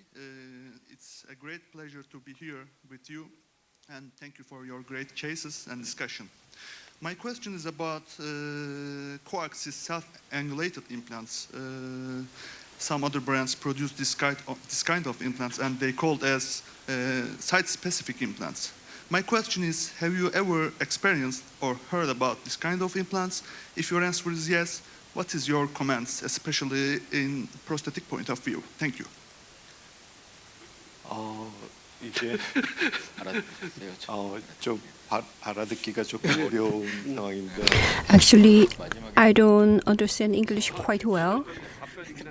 It sounds like a prosthodontic related question. Would you say that again very slowly, please? Some other brands, some other brands produce coaxial self-angulated implants. angulated implants. They called as site-specific implants. Okay. Have you ever experienced about this kind of implants? Especially in canine area, there is no any possibilities to make correct angulation, and there is no any possibilities to make screwable prostheses. My question is, have you ever experienced about this kind of implants? If your answer is yes, what is your comments, especially in prosthetic point of view? Thank you. 자, 그러면은 이제 말씀하시는 게 저희가 So what he's talking about, we have talked about custom and link abutment, hybrid abutment. The question is, as among the, he's talking about angled implant, implant with an angle. I believe it is from Bornamark. Is he talking about from some other manufacturer? So angled abutment, if it is used in canine with a severe angle, have you experienced angled abutment? Angled implant. Okay. I don't have that kind of experience. But how about you? 어떠세요? angled implan트를 사용해 본 적 있으신가요? Have you experienced angled implants? No. As we said, there is a tooth and the bone is maybe more than 30-degree angulation. But even if so much angulation, we can place the surgical angulation, and after that we can use the custom abutment or angled abutment. We can solve the problem. I think we don't want to do the pre-angled implant. Yeah, surely. 네, 또 객석에서 질문 있으신 Any other questions? 네, 없으시면 제가 임세영 원장님 그 아까 Okay, Dr. Lim, 호라이전털 버티컬하고요 전치구에서 you talked about horizontal and vertical in the anterior region. I'm here. 저 여기 있습니다. I am here. 그 굉장히 It was shocking. I was thinking, why couldn't I think about that too? So, bone grafting using a tunnel, and do you use a tunnel technique in the posterior region as well? In the anterior region, the detachment and periosteum is detached, and what is the correct amount of detachment? In the anterior region, the vertical envelope is easy to access, but the vertical incision would remain as a scar, something I don't want. So that's why I use horizontal incision, apical perforation. Grafting is also goal, but I also detach at the top. So, but I do not touch the coronal part, because if I do it, it is like a full incision. So I ablate from the coronal side, and then bone is grafted, and labial plate can be formed to prevent gingival recession. In the posterior region, I don't prefer this technique. This is for aesthetic purpose. So in the posterior region, I use normal standard incision. So, Dr. Kim?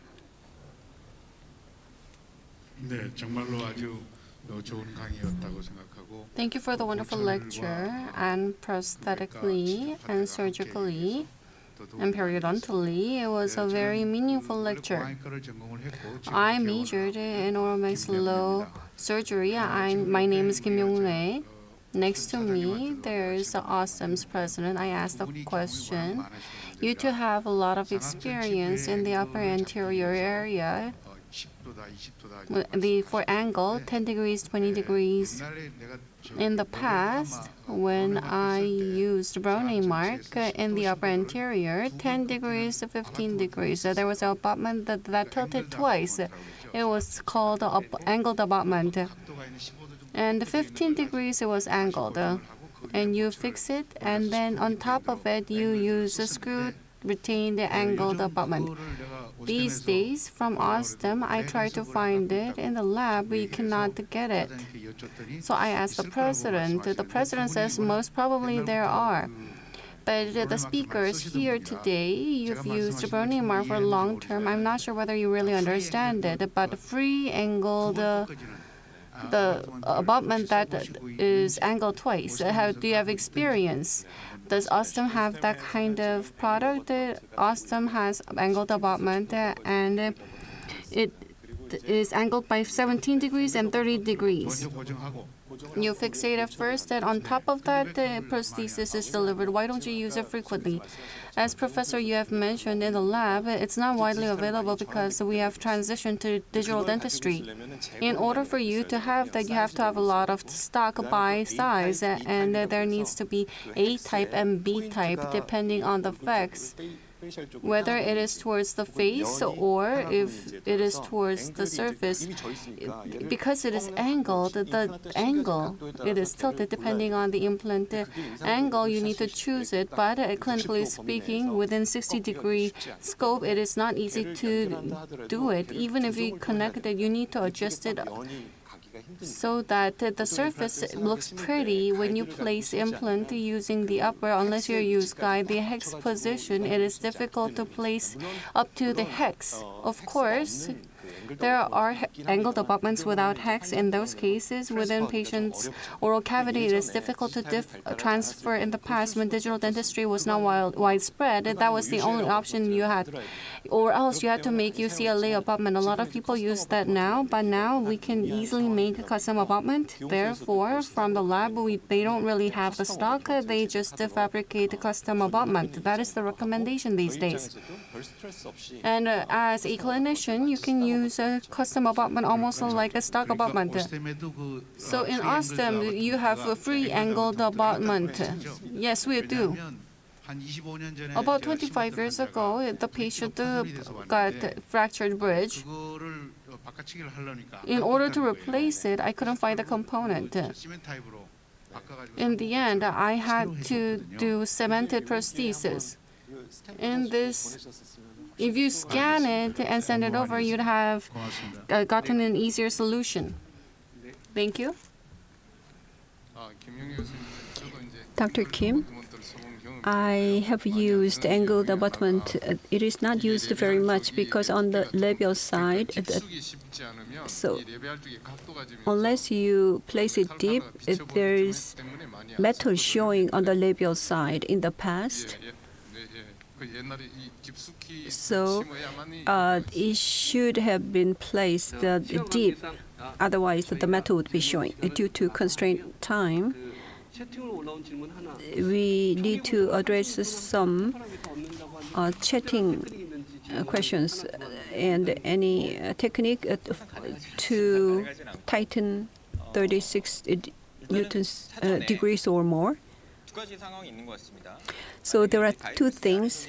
If you do not use a guide, I feel the bone quality at 2 millimeters, whether final under-drilling should be done or to follow the standard protocol is determined. If you use a guide, the advantage of that is that you cannot feel the bone quality. So the bone quality is not felt. So I check house field value. If it is under 800, I decided to do under drilling from the beginning. And if you go as planned, if 36 or more primary stability is not achieved, you can increase the length. So we don't use the 5 millimeter in the anterior region. We can go up to 4.5 the diameter, or we can after that we can increase the length. So that's the way to go. So due to constraint of time, we will give the best questioners from the floor. The doctors, I don't know the names, but I thank you and congratulations. The Shula is a nickname who asked the question. He is selected, chosen to receive the gift. This concludes the discussion.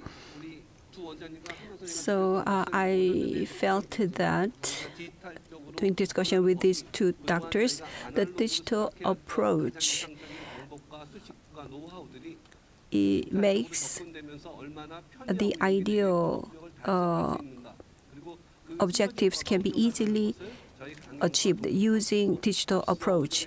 So all the speakers in the morning and during this discussion, I feel that one guide, the digital dentistry tool is quite powerful and effective. Do you have any further comments? It was my honor to be invited here, and it was a very interesting topic, and I had a good time. Thank you. And I feel the same. It is my honor, and I will learn more digital dentistry. So, analog master is entering into the digital world. That is the big achievement of this discussion. And Dr. Seung Lee and all the doctors, thank you very much. And all the doctors who joined us online and on this auditorium, thank you very much.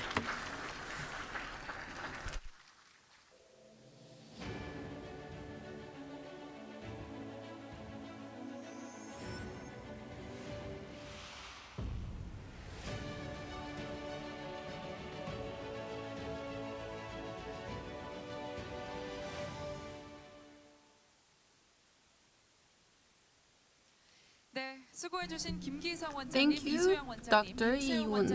Kim Gi-sung, Lee Soo-young, and Dr. Im Se-young. So it's the time we've all been waiting for. There's going to be a coffee coupon event. You get to win not just coffees, but also the delicious dessert. A total of 600 people will be able to win these amazing prizes. Let's do the lucky draw.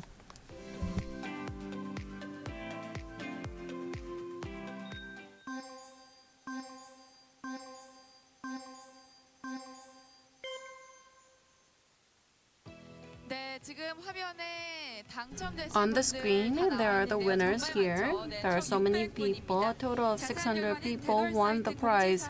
Please refer to the notice board on the dental site. Those of you who have won the prizes, coffee coupon will be sent via text. Now it's 2:35 right now. We're going to have a brief break for 8 minutes. The fourth session is live surgery done by Dr. Kim Young-jin and Dr. Son Young-hee. I look forward to your keen interest. See you soon.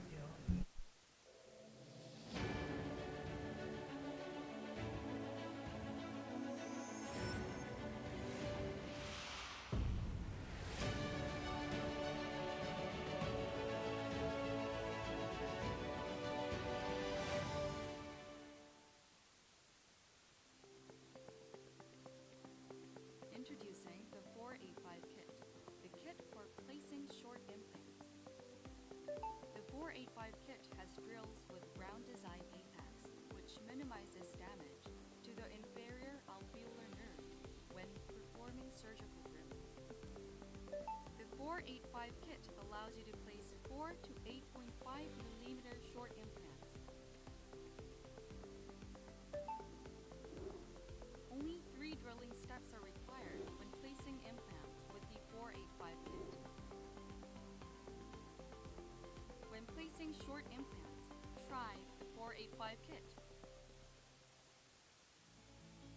Presenting the IM Cure Kit.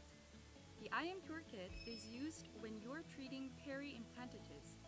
When you treat peri-implantitis, the two-step polishing technique uses a smart brush and a smart scaler can minimize damage to the implant and remove inflammation. Treat peri-implantitis with the IM Cure Kit. Introducing the MS Kit.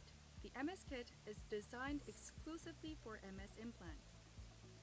The MS Kit is designed exclusively for MS implants, which are used in areas where the bone is narrow, such as the anterior mandibular region. With the MS Kit, you can place an MS narrow ridge, MS denture, or MS provisional implant with a quick and simple procedure. Try using the MS Kit when placing an MS implant.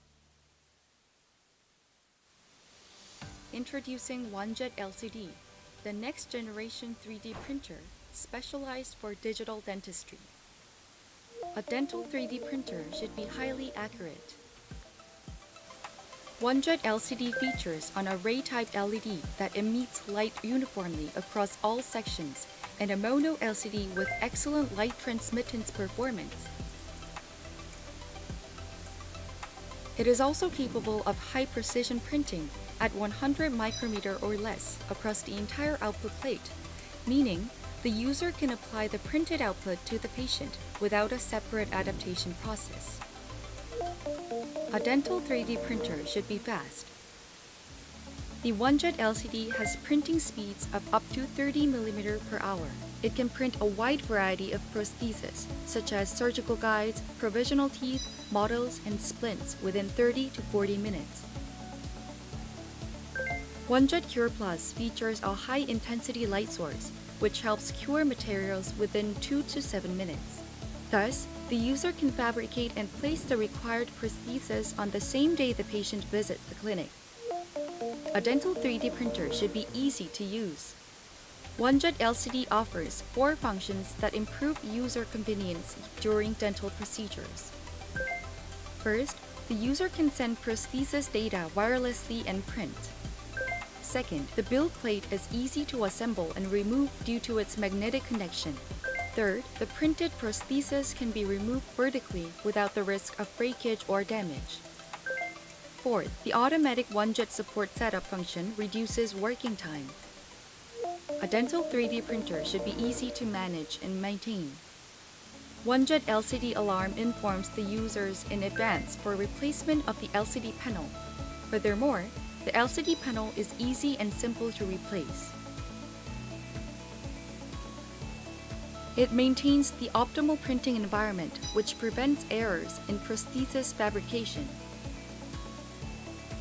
Introduce high-precision 3D printing at your clinic with a fast and convenient next-generation 3D printer, OneJet LCD.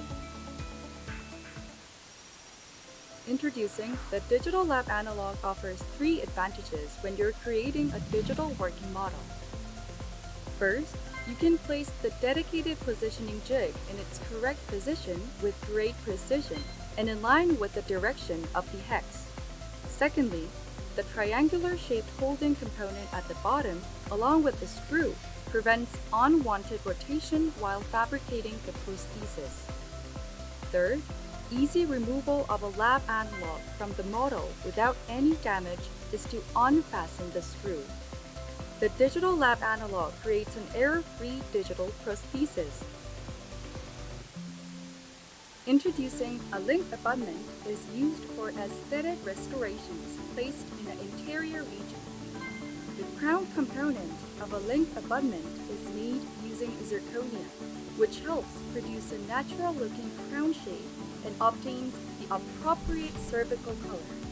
Even when you're placing a prosthesis in the anterior region where space is narrow, using an open-type base can help fabricate the implant without removing any structure.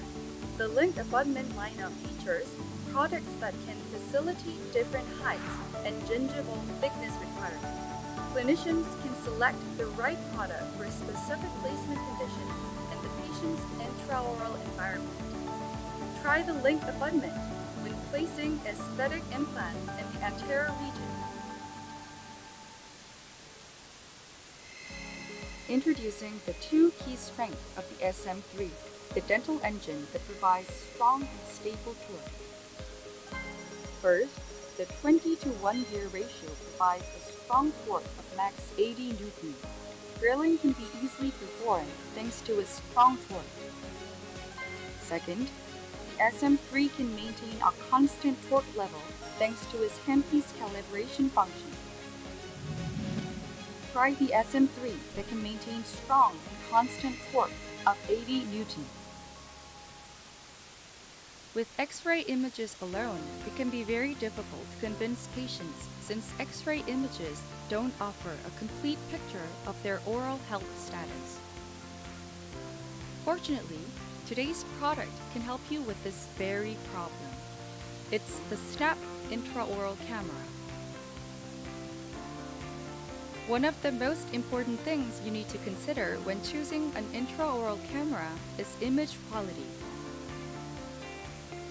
To help the dentist explain the condition of a patient's teeth and set the correct course of treatment, intraoral cameras need to take clear images inside the patient's mouth, even though it's very dark inside the mouth. Snap uses a 1.3 megapixel sensor, unlike other regular intraoral cameras that top out at 300,000 pixels. That's why it delivers clear HD images that can satisfy everyone. Another important thing of an intraoral camera, which has to take images as quickly as possible, is the focus function. Snap focuses in just 0.3 seconds when you press an image-taking button and snaps images automatically, which helps produce clear, in-focus images that accurately show the patient's intraoral condition. Some existing products do have an autofocus function, but they have 2 separate buttons, each for focusing and image-taking. However, Snap has a convenient 2-in-1 button. All you need to do is press the button once to capture fast and in-focus images of the patient's intraoral environment. And finally, an intraoral camera's head and neckline is very important since it has to take images from narrow spaces inside the mouth. Snap has a curved head and slim neckline that gives you a better angle for reaching the teeth with inserting into the mouth, which makes it easier to image not only wisdom teeth that are difficult to shoot, but also female patients and children who have small mouth. From the patient's perspective, this reduces any foreign body sensation and discomfort. while from the dentist's perspective, it reduces stress when imaging the posterior region and makes treatment easier. I was able to actually see which teeth require treatment, and that makes me have trust toward the dentist and left a better impression in my mind. I feel like I want to come back to this dentist in the future, and I'm going to recommend this clinic to my friends and family. Since I saw my teeth with my own eyes, I think I'd be more likely to consent to treatment without hesitating.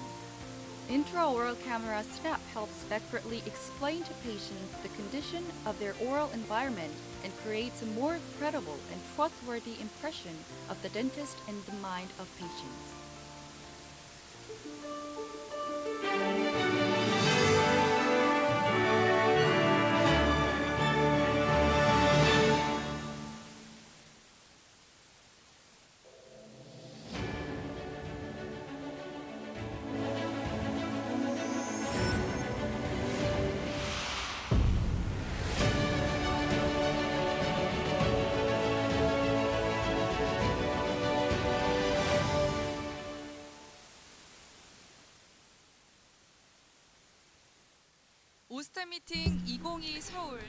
Osstem Meeting 2022, we will now start the fourth session. Now we will go to the first floor exhibit booth once again. We will look at the KS system and the newly launched, which is looking for a new launch of Trios 5. I look forward to the products. Let's call announcer Im Haneul. Miss Im Haneul, please come in. Greetings everyone, I'm announcer Im Haneul. It's currently 2:45. Are you enjoying 2022 Osstem Meeting Seoul? I'm sure you're looking forward to the products that I'm about to introduce. They're very special. The first is TS Systems upgrade version. It's the KS system. What is the difference? Let's look at it with team leader Seonbo of Overseas Implant PM team. KS system, can you tell us about it? KS system is a combination of Osstem's know-how. The internal design is the biggest that is different. Compared with the existing product, the connection is narrower and deeper with 2.4 times the strength. Below the abutment, there are 3 little components. This allows us for us to sense that implant and abutment has been connected. You can get the tactile sense, thereby minimizing connection error of prosthesis. If abutment is connected right, even before screw is tightened, the connection with the implant is held. Therefore, you can use it very conveniently. I believe you can use it on site. The next product is the last. It is absolutely the highlight of today. This is first shown in 2022 Osstem Meeting. Team leader Cho Sung-gun of Digital Implant Project, could you provide details? What product are you going to provide explanation of? This is Trios 5 of 3 shape. It is launched for the first time. I'm sure you've looked forward to it. We are now unveiling it in Osstem Meeting 2022 Seoul. This is a reveal for the first time. What is the difference? Compared with the product, it is 30% smaller and 20% lighter. Therefore, it's much more convenient. Via Wi-Fi, data is transferred between treating rooms. It has new LED vibration feedback function, among others. Come and check it out. The Trios, the renewed Trios, I'm sure it will meet up to your expectation. How did you enjoy Osstem Meeting 2022? If you come to the first floor, you'll be able to enjoy much more products and different events. We are here until 6 p.m. If you're intrigued, please come and visit us. This was announcer Im Haneul.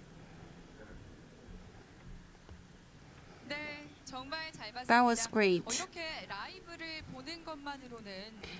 I think you should definitely go there yourself to check the different products out. I hope you go to the first floor and see the exhibit booth.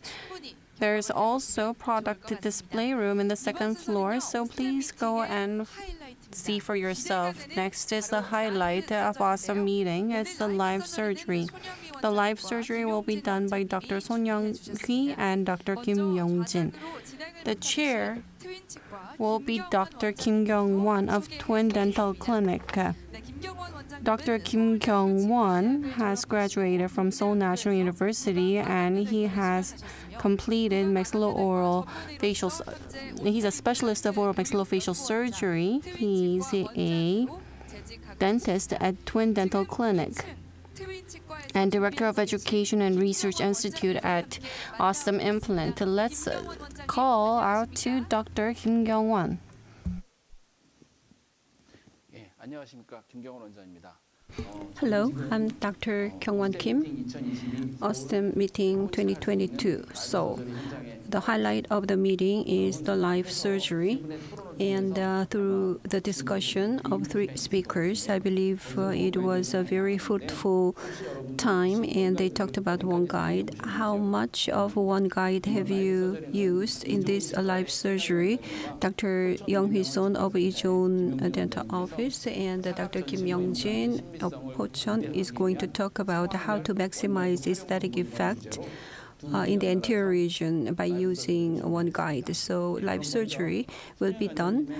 First, let's hear from Dr. Son Young-hee regarding the treatment plan.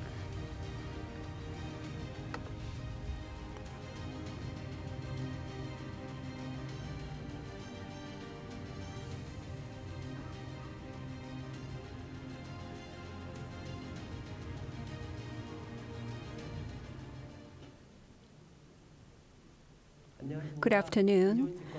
My name is Young-hee-son from Ijeon Dental Office. 2022 Osstem meeting live surgery will be done with this case. I will briefly introduce the case. First, I'm going to talk about information about the patient and treatment plan, and I will introduce a similar case in order to make you understand the case and the surgery better.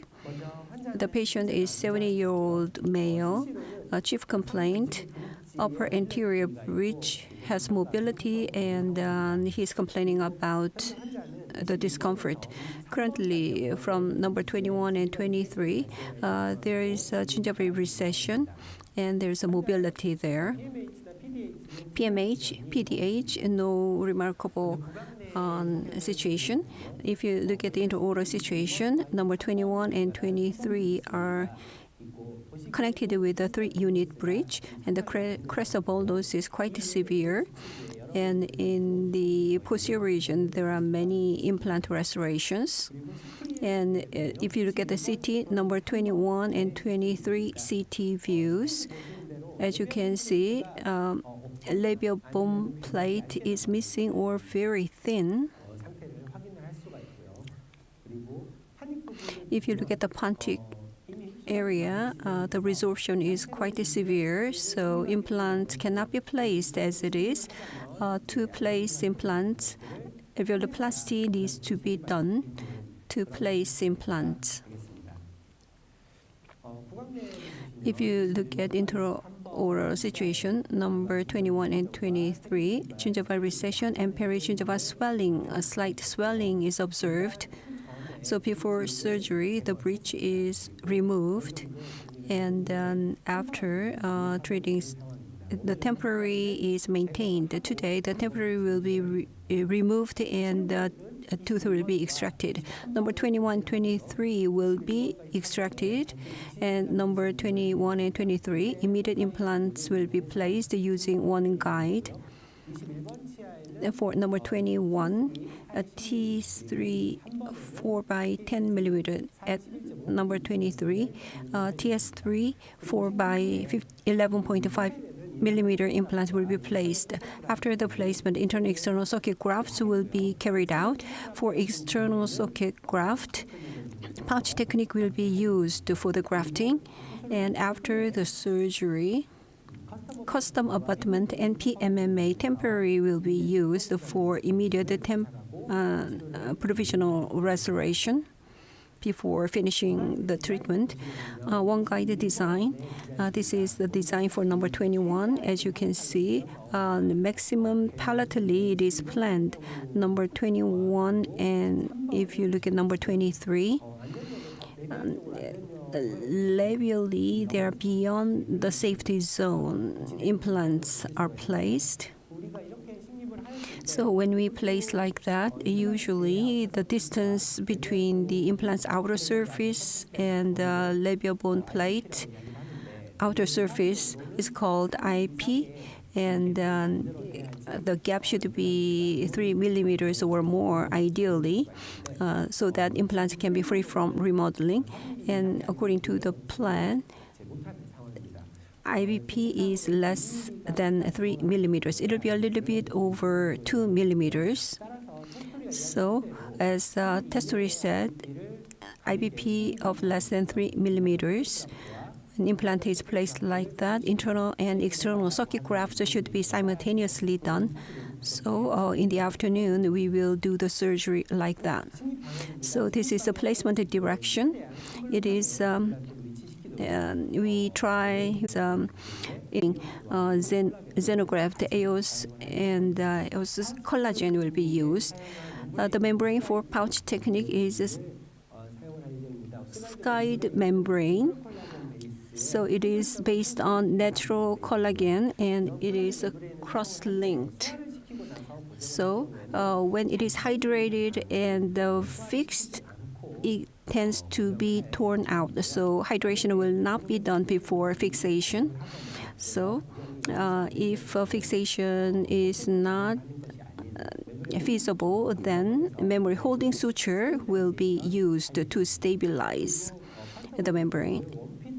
And 1 feet cuspal abutment, we are the supra-gingival margin would be most convenient, but aesthetically there will be a problem. So acute-gingival margin will be set for the provisional restoration. So this has been the introduction of the patient. Let's go into the surgery. Thank you.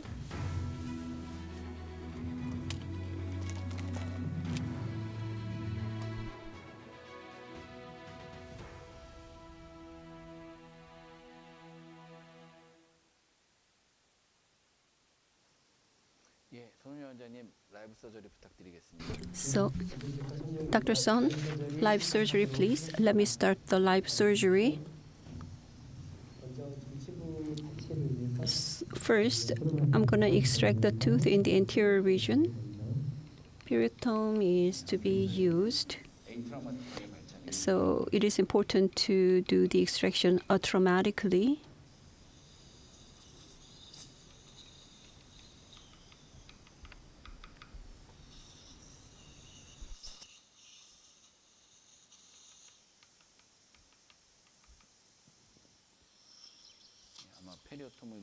Periotome is used.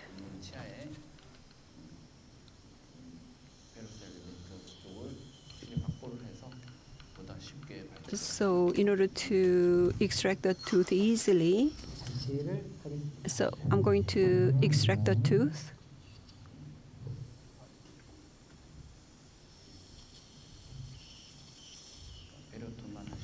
So using just the periotome, and the teeth are pulled out with the forceps. Extraction is very important in this case.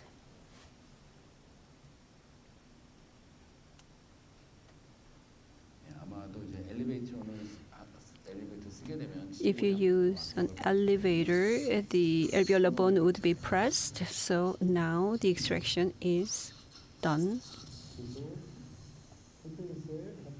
And template adaptation. So teeth remained, so the fitting could not be done now. It is fitted and it fits very well. When the teeth designing one guide, on the computer we did the extraction, so the one guide fitting does not always work perfectly, so we need to check. So in the extraction socket, granulation tissue or others are removed.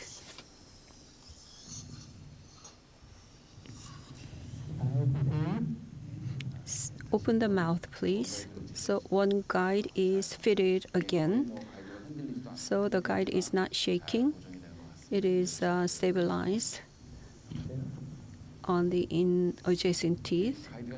So is the guide fitting? Yes, it's fitting very well. And I'm going to drill into the extraction socket, and the drill can slip in the inclined slope. So 4 by 10, 4 by 11.5 will be placed. So path drill is used right now.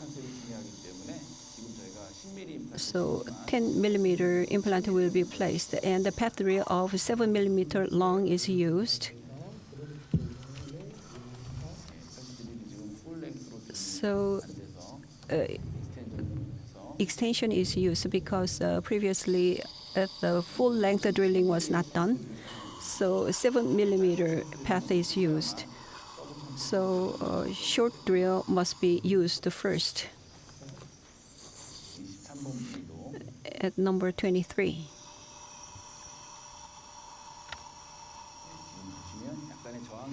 So there's a little bit of resistance.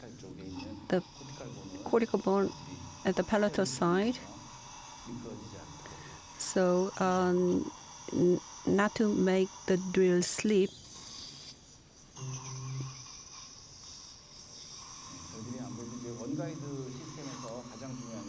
Important thing about one guided system is a double contact concept.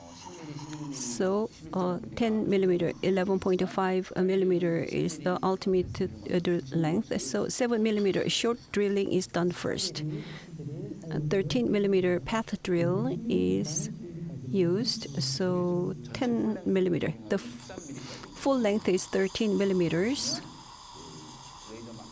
So according to the laser mark, up to the second line, 10 millimeter path drilling is done. Now up to 11.5 millimeters, that's the top laser black mark. Up to the laser mark, it is drilled. So the path drill is used to prevent the drill slip. One guide drill is a taper drill. So in the upper anterior, as we discussed during the discussion, path drill plays an important role. So 3.5 by 10 millimeter. So 3.5 by 10 millimeter one guide drill is used. And 4 by 10 millimeter drill is used to the full length.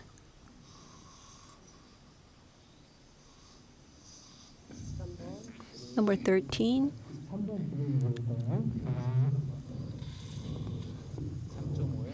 .5 by 11.5. So 3.5 by 11.5 full length drilling for number 23.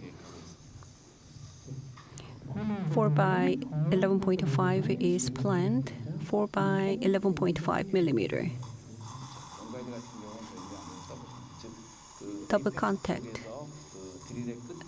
The end of the drill in the apex and the template need to be in contact. So double contact should be made to prevent the slipping.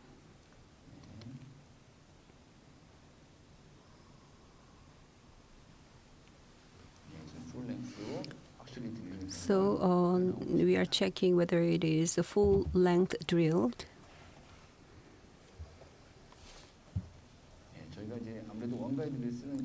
So when we use one guide drill, you may be worried about heat generation, but if you use the pumping action, according to our taste, the heat generation is not a problem in drilling. And the one guide drill that we use has very good cutting efficiency. So you do not need to be concerned about the heat generation, just to use the pumping action.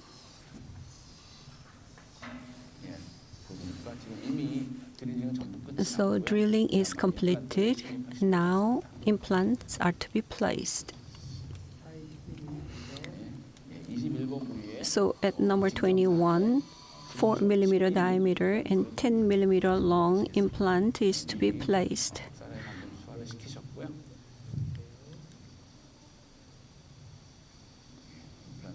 So the implant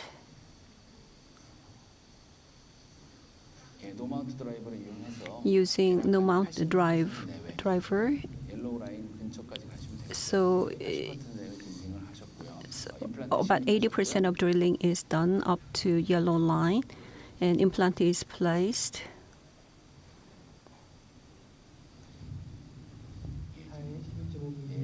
This is 4 by 11.5 at the position 23. So 80% of insertion is made. Looks like the stability is pretty good.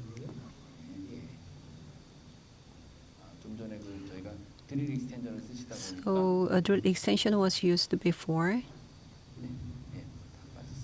Now it's all removed. It doesn't happen if we didn't have a drill extension. And it happened because of the drill extension that we used. Unlike one guide drill, no mount driver, there's some 2 millimeter difference. So implant driver is used. Torque wrench is used, and the tactile initial stability is felt to find the final position. So hexa positioning and depth control is enabled using this driver. So initial stability is over 30 Newton centimeter, pretty good. And number 23 position, implant driver is used. Please open the mouth.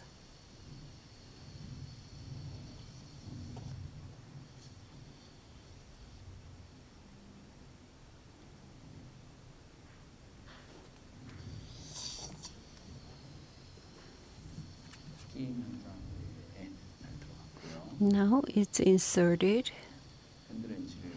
Hand wrench,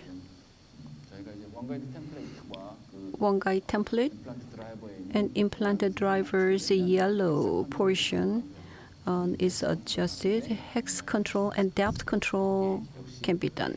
And now the initial stability is over 30 Newton centimeter, pretty good.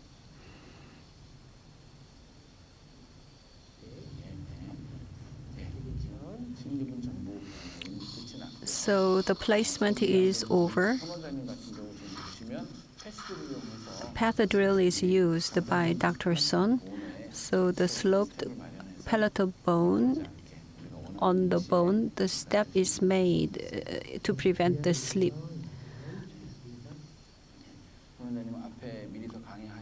As Dr. Son said before, for GBR, the flap is open.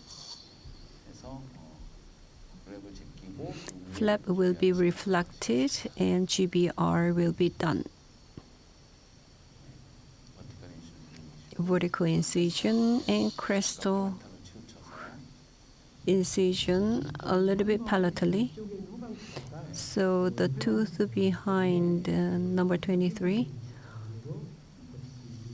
vertical incision for papilla preservation. So the distal tooth is implant. So to preserve a papilla, the incision is made like that. Vertical incision it can be made from top to bottom, but Dr. Son made the incision the other way around, and you can make the incision as you want. In full thickness,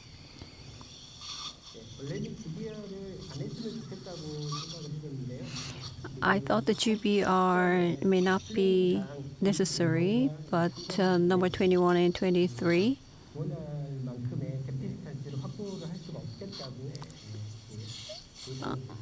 and the GBR was considered and decided to do it. So if it is placed, if they are placed in the palatal side sufficiently, it would have been okay, but there's just some deficiency. So we open the flap completely to do GBR.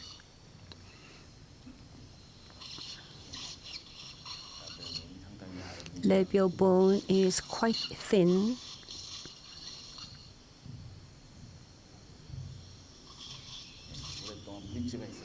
So there was a breach used for a long time, so the bone is deficient in number 21 and 23. Labial bone is very thin, and GBR is necessary. It can be okay at the beginning, but over time, resorption would occur.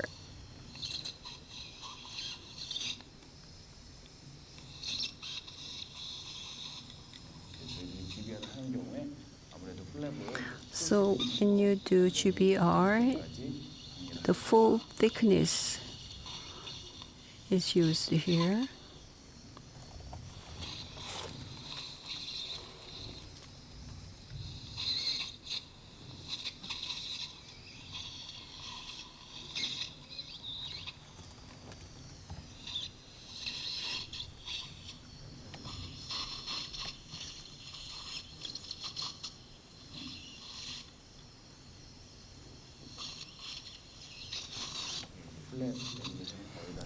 Flap elevation is almost complete. On the palatal side, partial elevation is being made.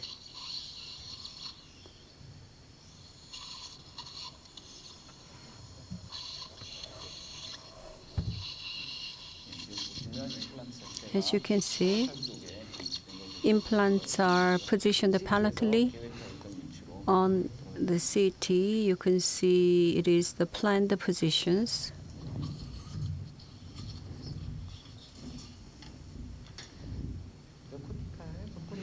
Cortical perforation is to be done before GBR for better blood supply to graft material. On the labial side, cortical perforation is made.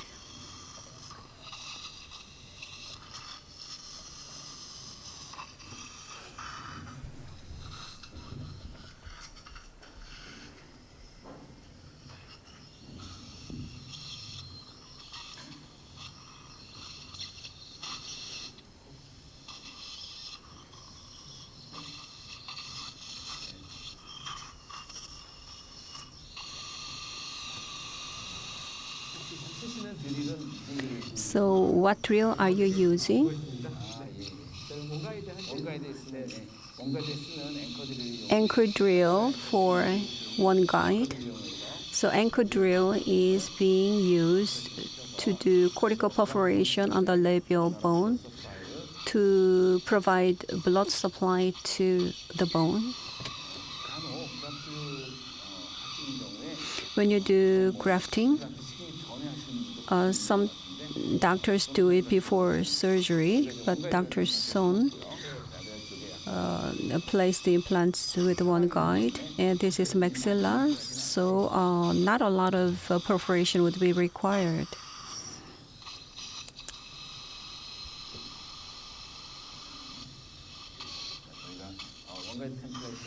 So one guided template.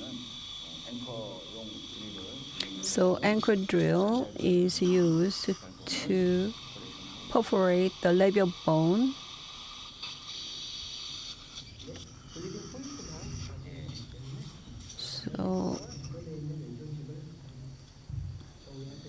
So let me remove the soft tissue here. For GBR, if soft tissue is involved in GBR, it's not good, so soft tissue is removed.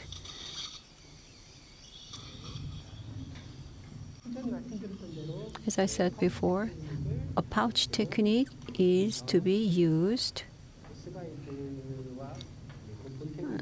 Guide and bone tags are used. A membrane is fixed first, and then graft material would put in.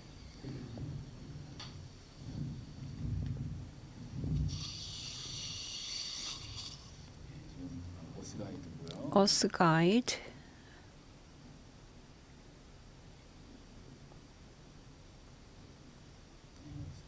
Os guide is positioned. You don't really need to trim it. Is it 2 by 3? Yes. 20 millimeters by 30 millimeters, and bone tag is used to fix it.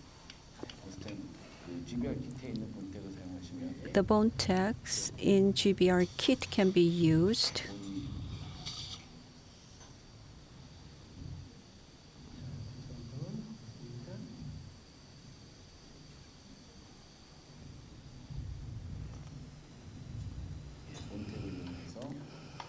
Bone tags are used to fix the membrane.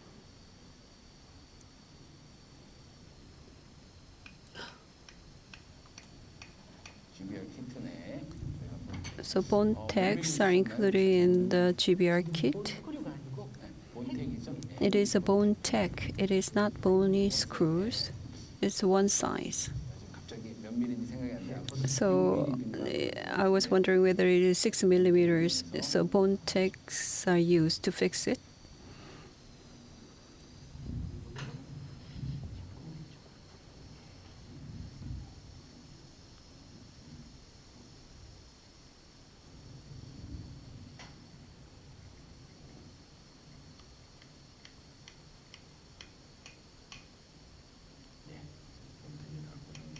So it is fixed. No, it's not fixed. It's my mistake. So it should go in perpendicularly, otherwise it will bend. So alveolar bone is sloped, where bone tag is applied. Usually I succeed. My success rate is quite high. So it is where nasal spine is located. So the position is not really favorable position. So I will do it again like this. Though it is near anterior nasal spine.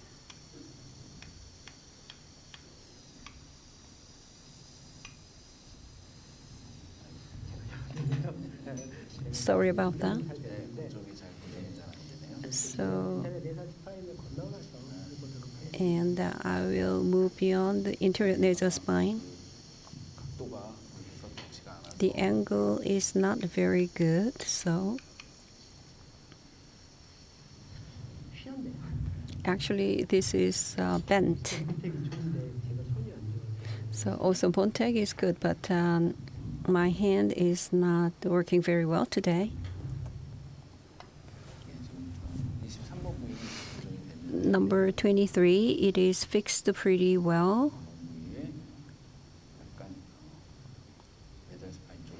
So beyond the nasal spine, it is fixed.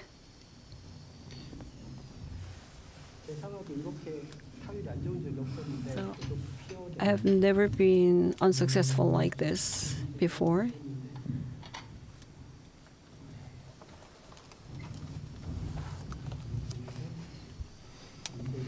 So let me do it again.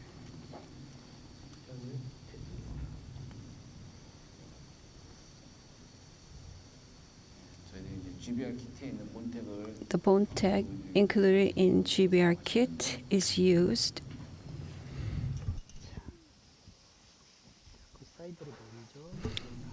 So it'll be fixed at the side.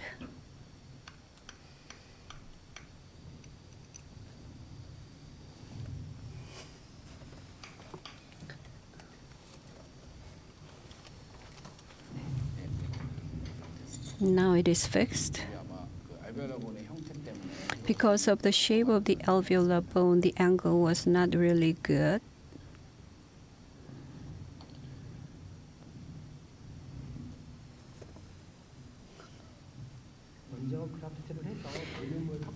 And we need to secure the volume by grafting. So membrane is fixed and a pouch is made.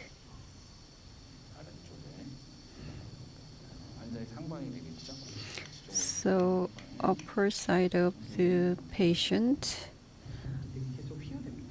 the bone tag keeps bent, and I've never had this kind of problem before.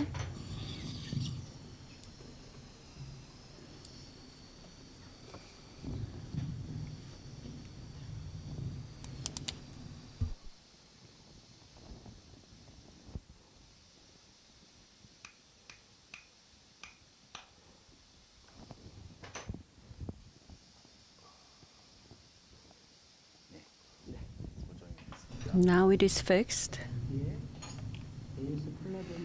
EOS collagen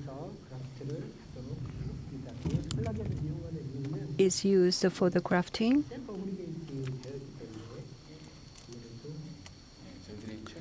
So it is launched recently, EOS collagen for socket preservation. This can be used to make a shape.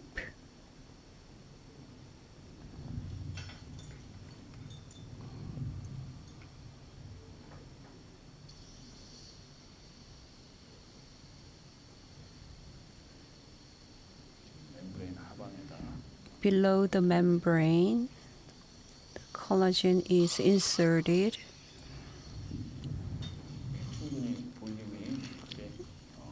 Looks like the volume is sufficient.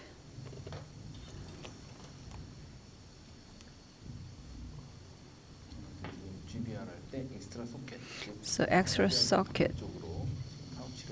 Outside of the labial bone, a pouch is formed, and EOS bovine bone, EOS collagen bovine bone is packed in. So outside is important to keep the shape. So bovine bone, which is slow to resorb, xenograft is used. EOS collagen is used here. So volume is sufficiently secured.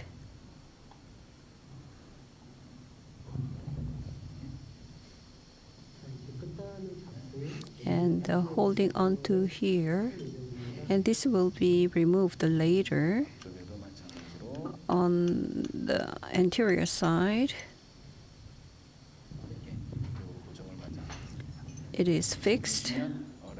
So on the labial side, sufficient volume is secured, and the volume is distributed. Using the collagen membrane, a pouch is formed, so the form is made.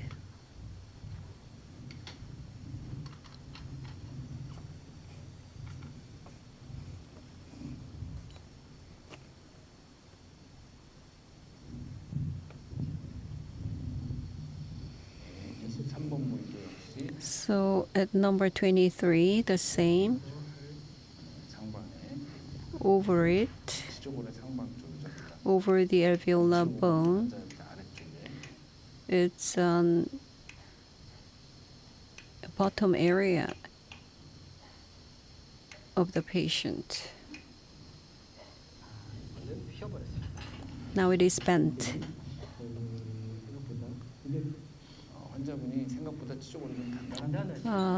It looks like the patient's alveolar bone is very hard.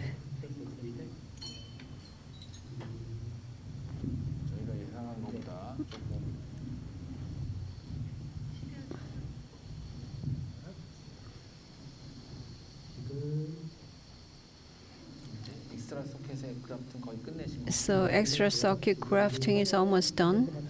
And now internal socket graft and temporary abutment will be mounted first. Please open your mouth.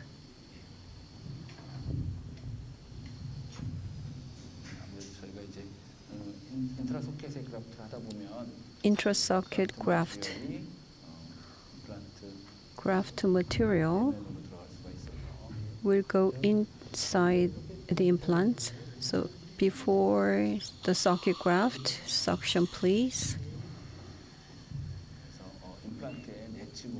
So inside the implants, we need to prevent graft material go into the inside of implants.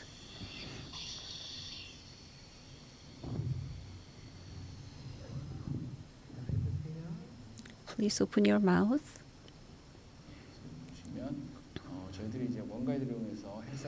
So one guide is used and hex is matched when implants were placed, and the prefabricated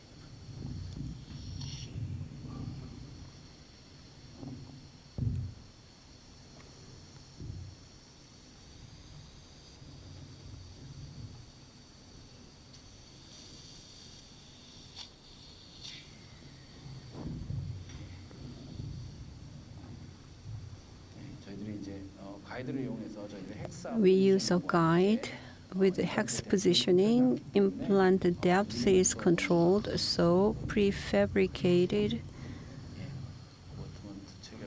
abutment is connected, and internal socket graft.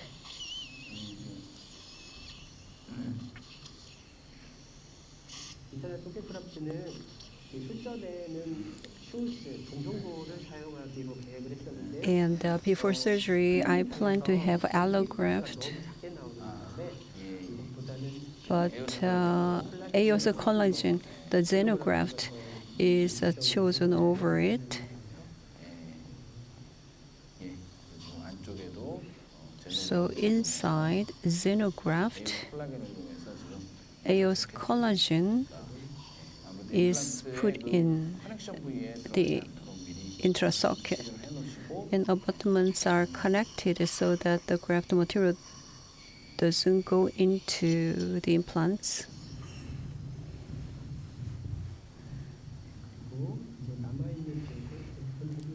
And the remaining area will be fixed.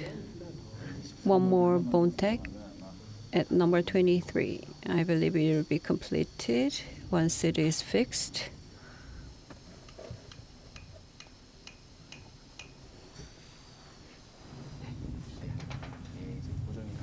Now fixation is completed. As you can see, there is some exposure. So one more membrane will cover it where bone is exposed. So Oss guide will cover it.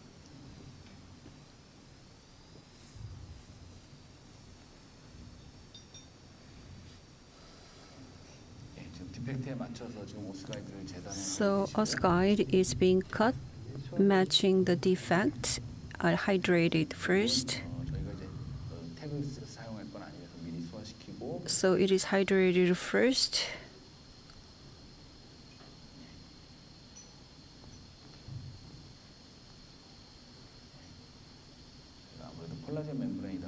It is a collagen membrane, so manipulation of it is easier. Open your mouth, please. And beneath the palatal flap, it doesn't require any stabilization. So for non-resolvable membrane, fixation is important, but this is a collagen membrane, so it is adapted to the form pretty well. Now the flap will be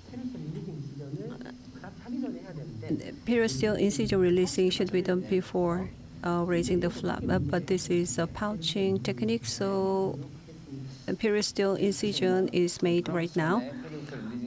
Before grafting, periosteal incision can be made, but I usually do it after grafting. If you use Osbuilder, you can identify the surgical site better. So after the grafting, you can make it more tension-free. Periosteum is released tension-free. The flap is adapted.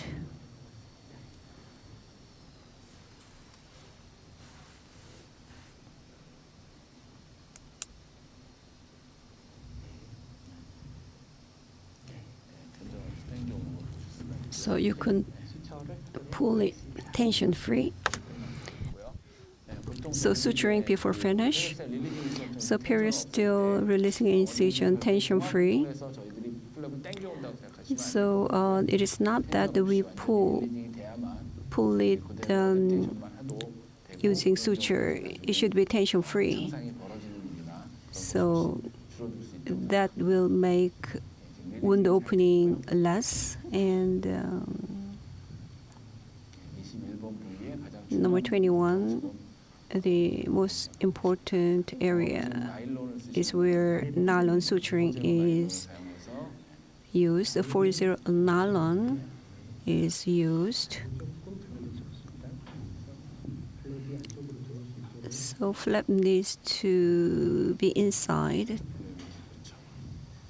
The flap should be inside. So it's where papilla is. Now it looks like it is positioned pretty well. Through tension-free adaptation is achieved, and interrupted suture is good enough in this case.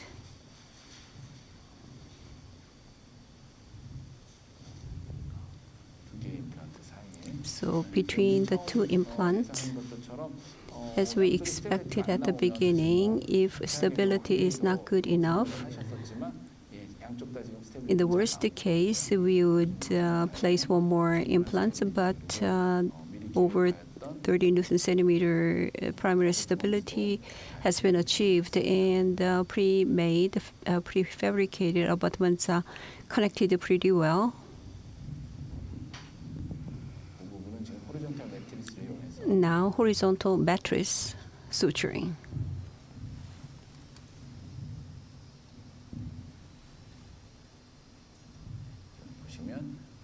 As you can see, the flap is tension-free.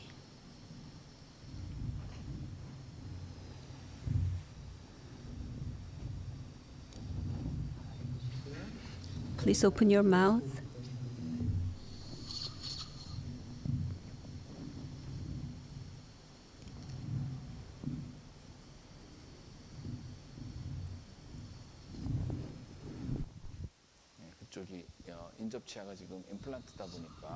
So adjacent tooth is implant. So I need to do it in 2 sutures.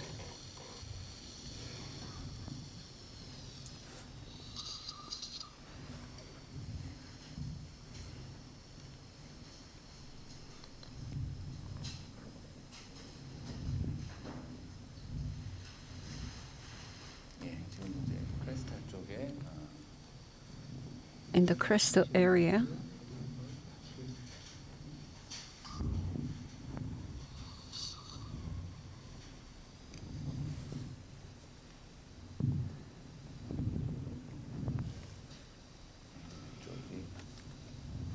임플란트 쪽에 조금 가깝게 인시전이 들어가 있기 때문에 The incision is near the implant. 지금 보시면 뭐 텐션 없이 As you can see, it is tension-free suturing.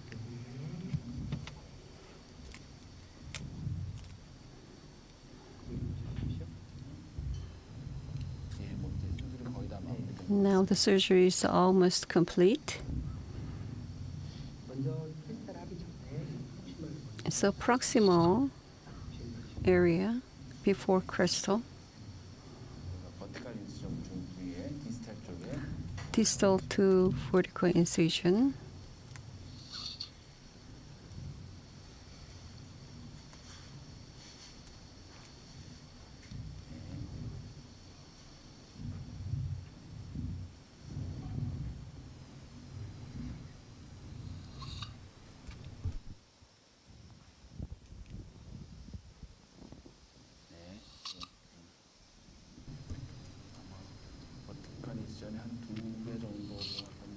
Maybe 2 sutures for the vertical incision.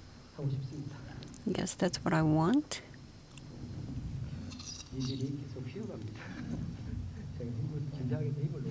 So I'm applying too much force because I'm nervous. Yes, when we do live surgery, we get nervous, but you're doing pretty fine.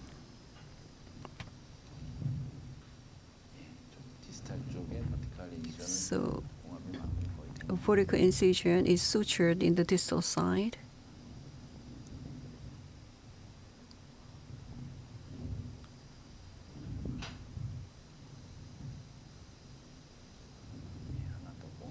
So one more suture.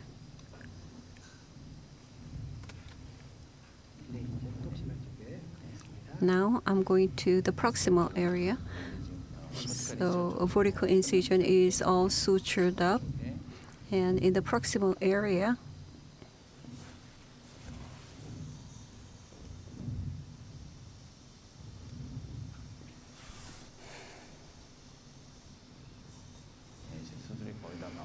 now surgery is almost complete. So when you raise a flap, so you can suture like this. We use a nylon these days. There's a reverse cutting. So in the attached gingiva area, suturing can be difficult, but he's doing pretty well.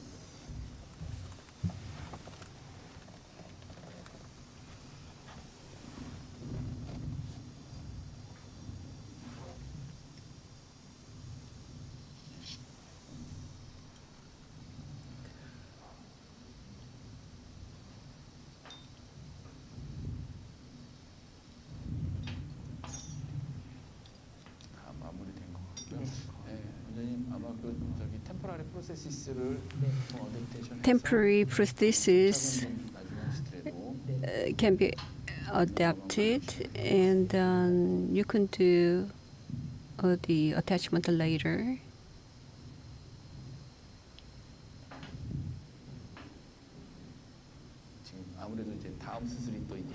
We have another surgery, so he's pretty nervous. If we can give you enough time, it'll be better. But in live surgery, sometimes unexpected things happen, but without a problem, it is being finished.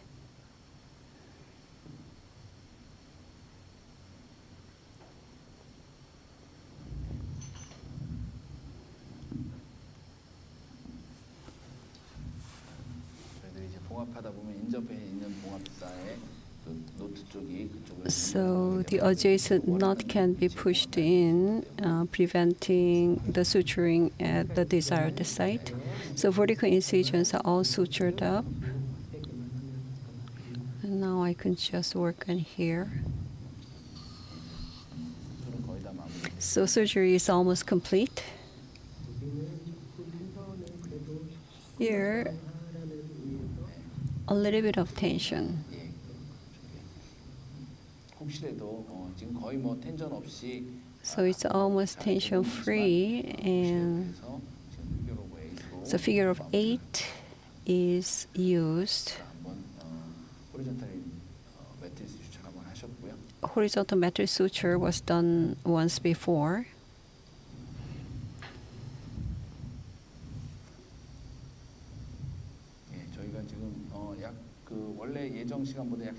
So we are running about, we started actually 10 minutes behind, so the surgery time is almost as planned.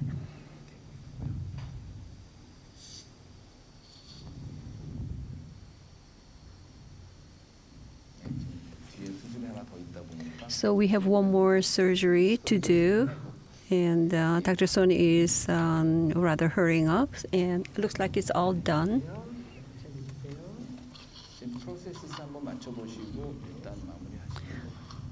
So you can put it in. This is rather low. Please bite on it. So the implants are placed according to the plan, and temporary prosthesis is fitting very well. Thank you very much, Dr. Son. You had a difficulty with the bone tech, but thank you very much. So this concludes the surgery. Thank you, Dr. Son. He did a good surgery, calmly. Live surgery Q&A will be done after Dr. Kim's surgery, inviting the two surgeons. Now, Dr. Kim is preparing another live surgery. And let's hear from Dr. Kim how he is going to do the surgery.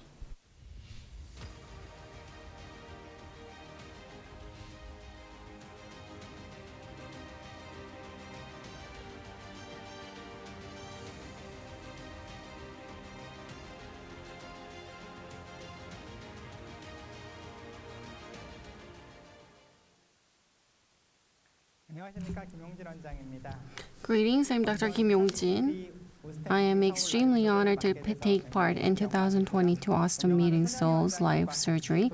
I'm honored to do this together with Dr. Son Young-hee, whom I look up to, and I promise I'll try to do my best. Before going into surgery, let me talk about the surgical plan. This is 55-year-old male patient without any systemic issues.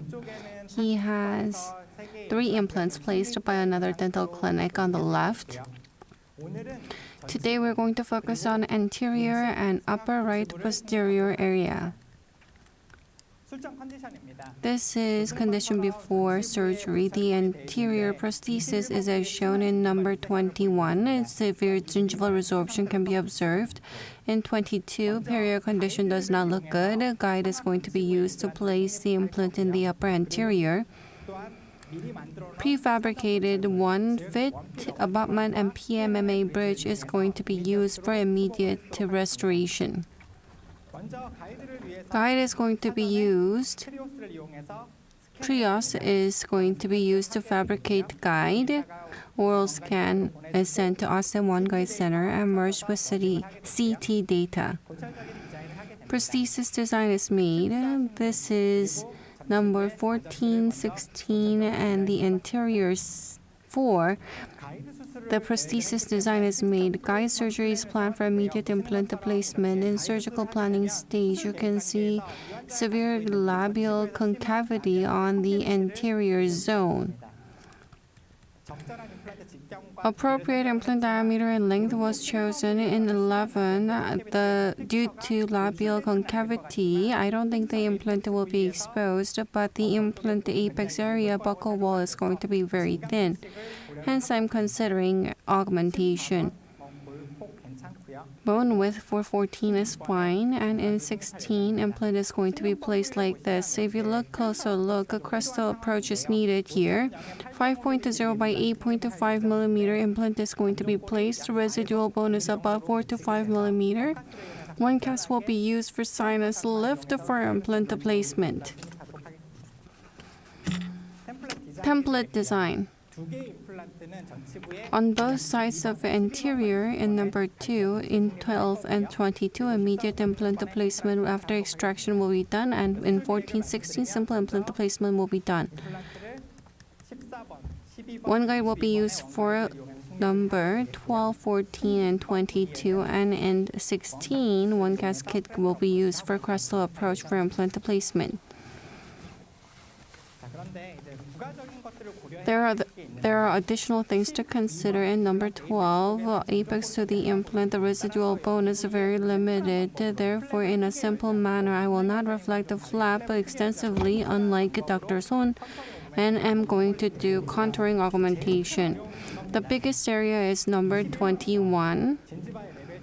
Because there's stark difference in gingival level, I'm not going to place implant here, but for aesthetic anterior prosthesis, augmentation is needed.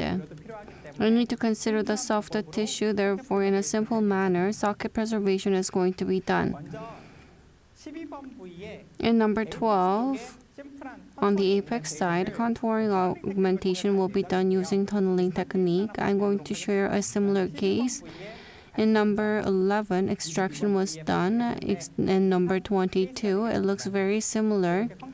Because there's concavity, guided surgery was not here. Implant was placed first, post-op panoramic image and PA was taken, but it looks fine. In post-op CT, it is partially exposed. In order to augment it, I could have opened a big flap, but a very small vertical incision was made distal to the vestibule, and the membrane was lifted. A pouch technique was used. Rather than granule type, I used a collagenated graft material, AOS, for contouring augmentation in the apex of number 12. I'm going to do something like this. I did not use membrane. I'm not going to. You may be curious of long-term prognosis. Post-op CT, 2 weeks, 3 months after final prosthesis delivery. As you can see on CT, membrane was not used, but the bone augmentation was done nicely in the apical area. Labial contour is nice. This is possible because AOS collagen contains collagen and stabilizes graft material. Even if you don't use membrane, such healing can be achieved. This is another smaller case. Number 22 is problematic. On the apex side, there is severe concavity. One guide was used. In planning stage, I assume the apex area is going to be very thin. Extraction was done very carefully. One guide was used to drill and place implant like this. Vertical incision was made distal to the vestibule like this, and I did a full thickness flap elevation. Collagenated graft material was used for augmentation.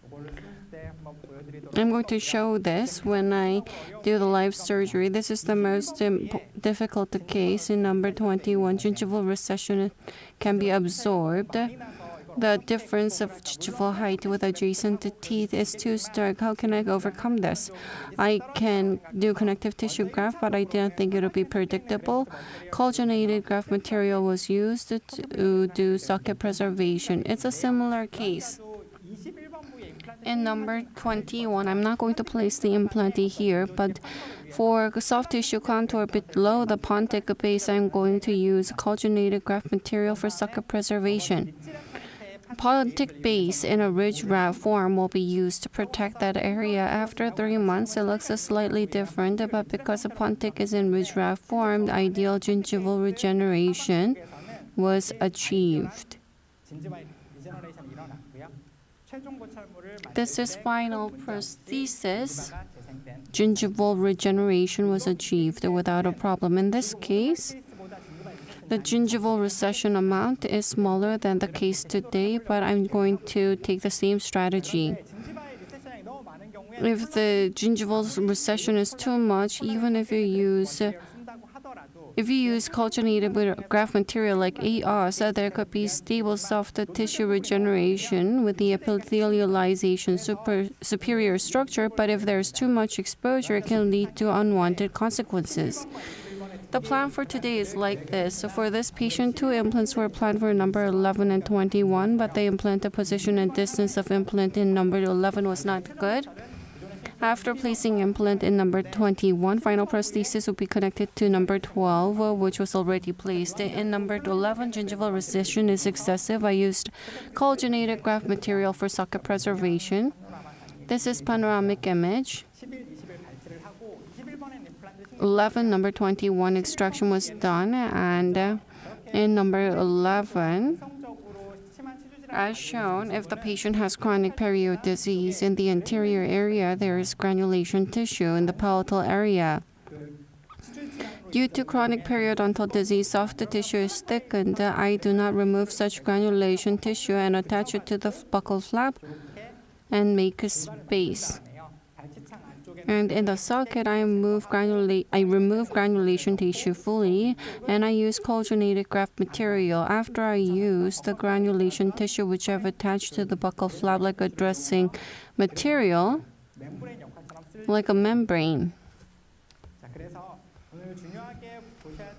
Today, major things to look out for is that I'm going to use 2 implants using a guide in an area where there's apex concavity. In number 12 and 11, AOS collagen will be used in a tunneling technique manner for augmentation. In number 21, where there is severe gingival recession, primary socket preservation will be done using AOS collagen and the granulation tissue on the palatal side for socket preservation.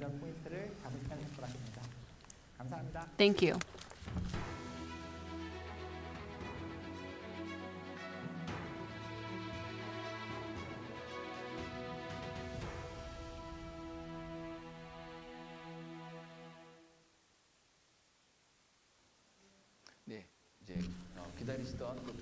This is the second live surgery. Dr. Kim Yong-jin. Let's begin the live surgery.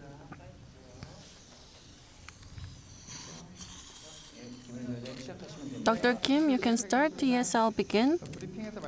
As mentioned in the briefing, I'm going to extract the anterior teeth first.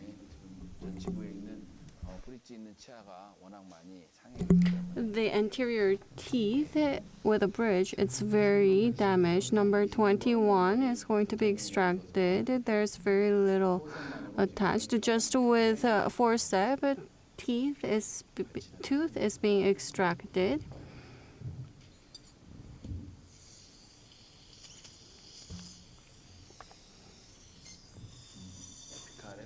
On the apical area, granulation tissue is removed. I'm going to adapt the template. Say as mentioned. We make a template before extraction. This is one guide, the template. I think it fits well. It's accurately adapted.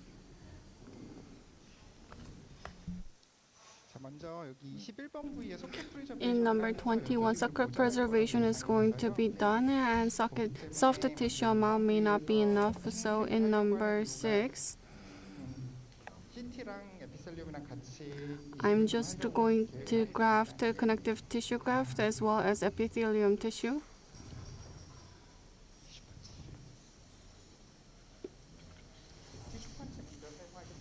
I'm going to use tissue punch first.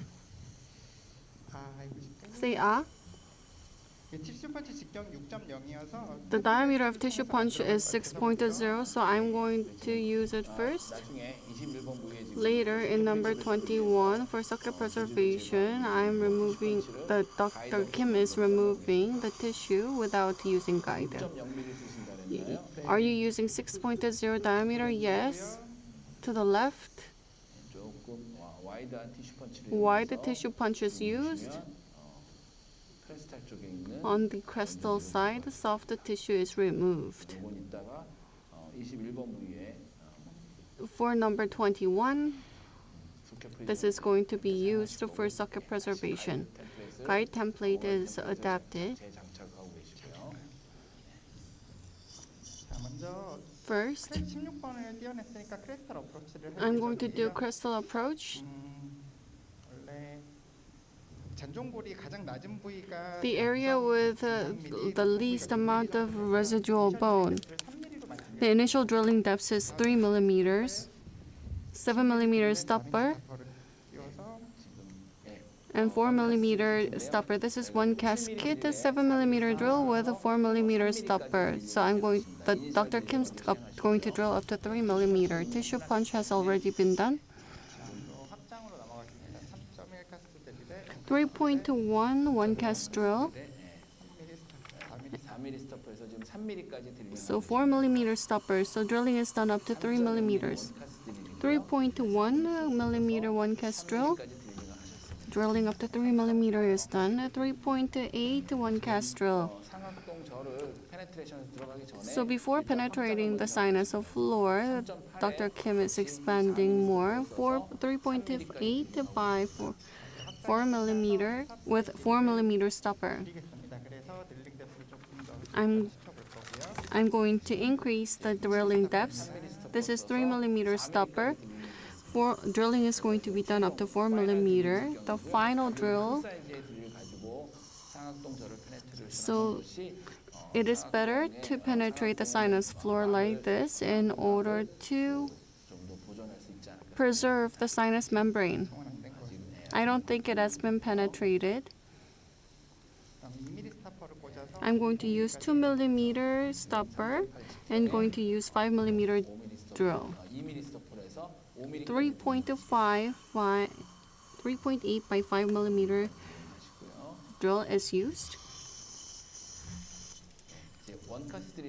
One cast drill. Unlike a cast drill, there is difference in stopper. It has not been penetrated fully. I'm going to use 1 millimeter stopper. The one cast drill is 7 millimeter one cast drill and 1 millimeter stopper is used. The drilling up to 6 millimeter. I think it may have been penetrated. Yes, it has been penetrated. Sinus lift is going to be done and implant will be placed. When you do hydro lift, you use a 3 cc syringe or 5 cc syringe. Dr. Kim is using 5 cc syringe. When you do aspiration, you need to make sure that the blood is coming out. The residual bone is about 6 millimeter, and I'm not going to do excessive sinus lift. The residual bone is about 5 to 6 millimeter.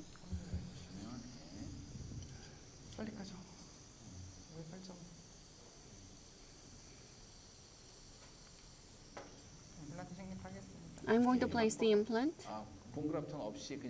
Are you going to do it without bone graft? Because residual bone graft? Yes, because I'm going to place 8.85 implant.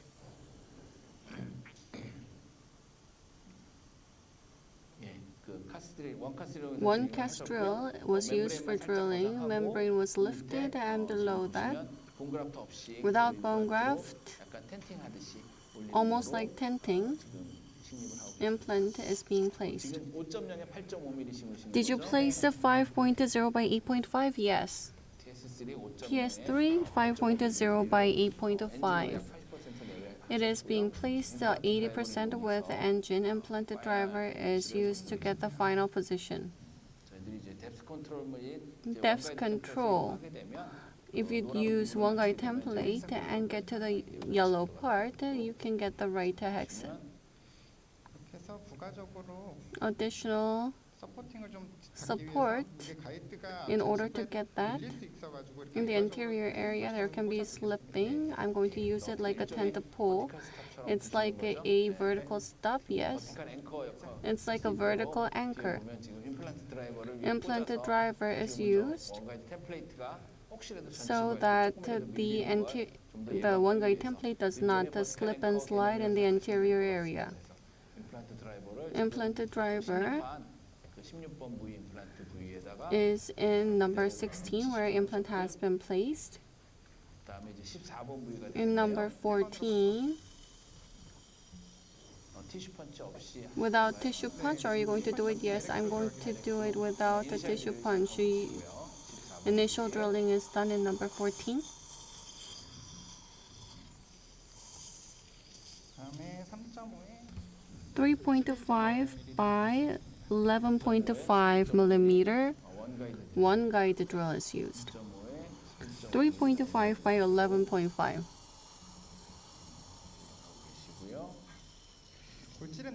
The bone quality seems to be okay, so I'm just going to do normal drilling. 4.5 one guide drill. Because 4.5 diameter implant is going to be placed and the bone quality looks okay, 4.5 by 11.5 millimeter drilling is done. The bone quality is good. In one guide drill, the amount of cortical bone looks very good. In number 14, drilling is done. Irrigation is slightly done.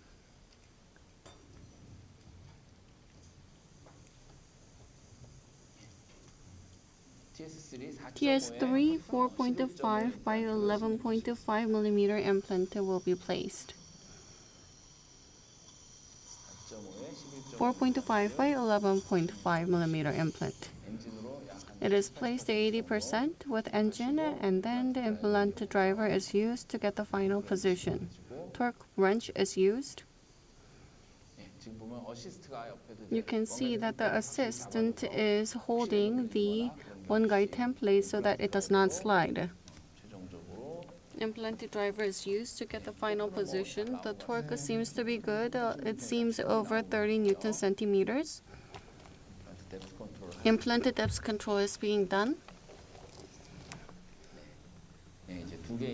2 implants have been placed. Now we're going to move on to the interior region. Implant driver is used like a vertical anchor. Using the placed implant, this is used to fixate the plate. On CT as shown, the patient has a apical concavity. I'm not going to use path drill. I'm going to use initial drill. For soft bone, I'm going to use straight 2.2 drill, initial drill for soft bone. It's a straight form. Initial drill is originally tapered firm, but the 2.2 initial drill for soft bone is used. At times, the full depth drilling is not done because of the palatal bone. In this case, you can use flattening drill. When you use, what is different with the path drill? If you use path drill, as Dr. Seoul, if the root is long, you can hit the palatal wall, but if there is concavity on the apical side, there can be over preparation, so it can be unfavorable to get the primary stability. In the Q&A session, we will revisit on this topic. If the cortical bone on the crestal side is thick, the drill may not go in full depth. You can use a flattening drill. So you can use flattening drill here like this to get more cortical drill. Initial drill, you need to check whether initial drill goes in full depth. You need to make sure that initial drill is not going in fully because it is hitting the bone, palatal bone. 2.2 by 11.5 drill. 3.5 is also for soft bone. 2.2 by 11.5 millimeter soft bone initial drill is used. I originally planned for under drilling because bone quality was suspected to be not so good, but it's okay. I'm not going to do full depths. I'm going to drill up to 8.5 on the apex area because the patient has a lot of concavity. I think this will be a strategy to prevent perforation. 3.5 by 8.5. So you're widening just the superior part. TS3 is a taper design, therefore just on the top of the prep is being done. Initial for primary stability, he has chosen this strategy. 오래된 노하우에서 나오는 Based on his experience, he has taken this strategy. 임플란트 직경은 Implant diameter is 3.5 by 11.5. For placing 11.5 millimeter implant, he has drilled up to 8.5. TS3 has sufficient self-taping capacity and it is sufficient for anterior use. Just with a 2.2 soft drill, it can go up to the apex area. I'm going to do under drilling in the apex side, so the primary stability is good. Primary stability looks good. 예, 지금 30뉴턴 이상 충분히 Over 30 Newton centimeters.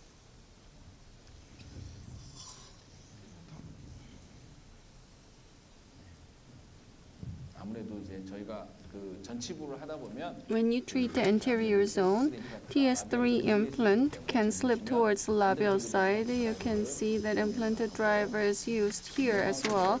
No mounted driver is used to place the implant about 80%. It is removed. Implant driver is used to get the final implant position.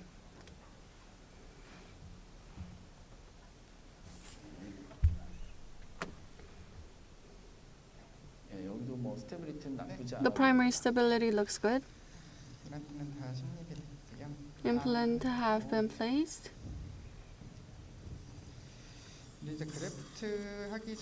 Before I do graft, before I do socket preservation, I need to adapt it first to see how the prefabricated prosthesis fits. In number 4, I used a transfer stock abutment. In number 14, stock abutment. Stock transfer abutment is used.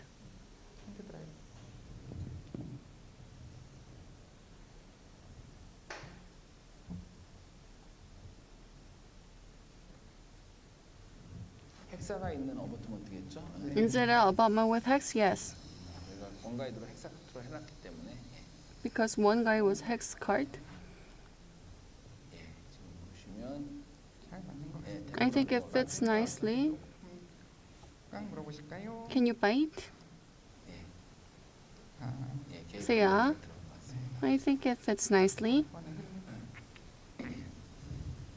지금 14번은 In number 14, immediate provisional was provided. Say yeah. In number 16, cast drill was used and it touched the sinus. Therefore, healing abutment is connected. 6.0 diameter healing abutment is connected. In the anterior area, in order to avoid the apical concavity, I made a 1/5 abutment. I think it fits nicely. Temporary provisional is being adapted.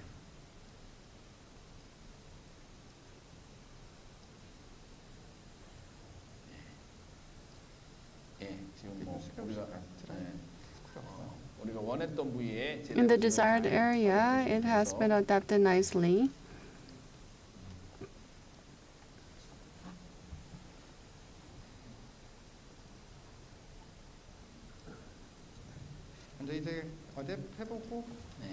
I'm going to do adaptation.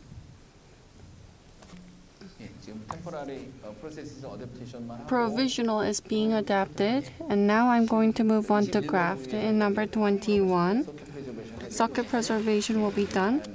It fits nicely. Say ah. As planned, the implants have been placed.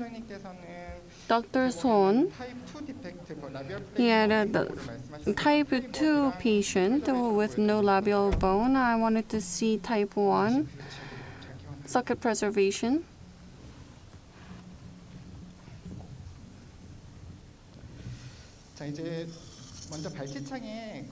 In the socket, I'm going to do graft. EOS collagen will be used. Can you close slightly? Say yeah. If you look here, 임플란트 내 측에 본그라프 머티리얼이 들어가지 in 않고 order to prevent graft material going in, the implanted driver is connected. In the cervical area, gingival contour is very important.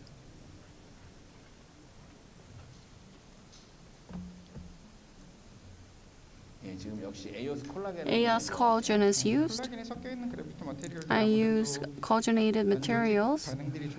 It has good soft tissue response even if it is exposed. Epithelialization can occur, therefore it can be favorable. When I use the AOS collagen, even if it is exposed, the epithelialization occurs very quickly.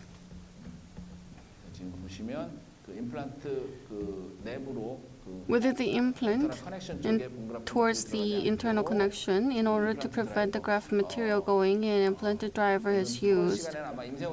During the morning session, cover screw was used, but now one guide the implanted driver is used. The good thing about implanted driver is that below the guide barrel, it is narrow, so it's good. It's a good tip. In general, at times you use a cover screw, but if you use this technique, unlike the general driver, one guide the implanted driver, the lower portion is narrow, so you can put a sufficient amount of graft material to the internal socket. In the case where there's mobility, if there's no gingival recession, in order to prevent recession, you can do dual zone graft to prevent the gingival recession. In that sense, collagenated graft materials can be more favorable. In the case of AOS collagen, soft tissue regeneration is very good. You do not use alloplastic? Yes, I don't. Because there's organic component, I don't really use it. It's unfavorable to graft outside the socket.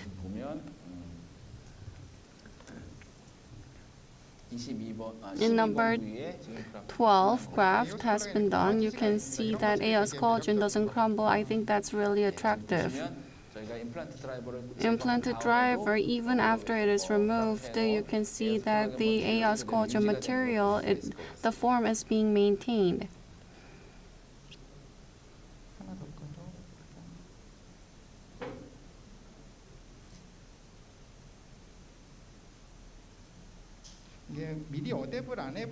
If you do not do adaptation and then do dual zone graft and then do adaptation, then it's very difficult to make sure that the adaptation is done nicely. So you do try in first, and because you have confirmed that it adapts nicely, you can proceed with graft.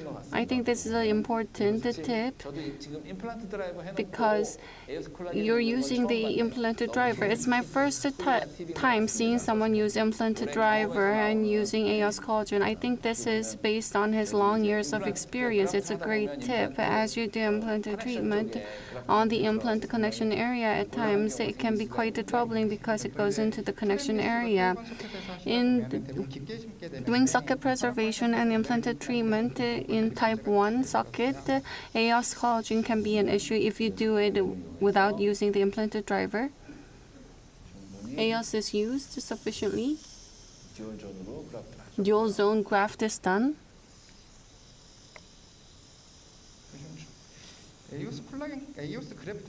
In the case of AOS collagen, porosity is good, so network is formed nicely. It's easy to handle. Recently, since AOS collagen has been released, I think it has gained a lot of popularity. I recommend you use it in your clinical practice. Temporary prosthesis is being adapted.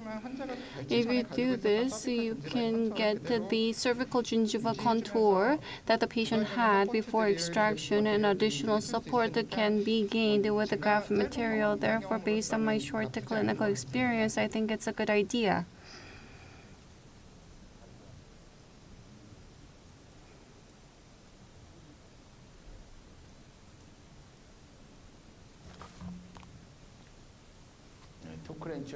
torque wrench. It's difficult to do it with your hands rather than a hand driver. The head is smaller, so it's not easy. I hope there's longer one available.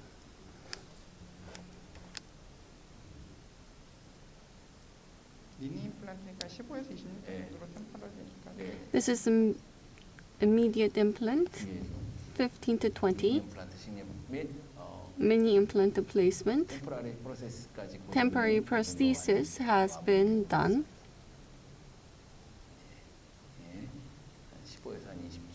15 to 20 Newton centimeter.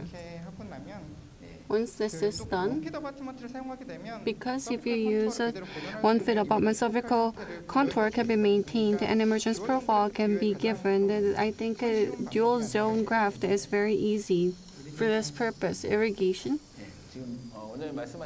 As you have mentioned, the AS collagen overriding mucosa covers very quickly. This area, because although it is below the pontic base, there's a lot of recession on the palatal side. There is a sound tissue here. I'm going to use that to secure space, and I'm going to put some AS collagen. After extraction, on the palatal side, granulation tissue will be used. You're going to move it to the labial side, yes?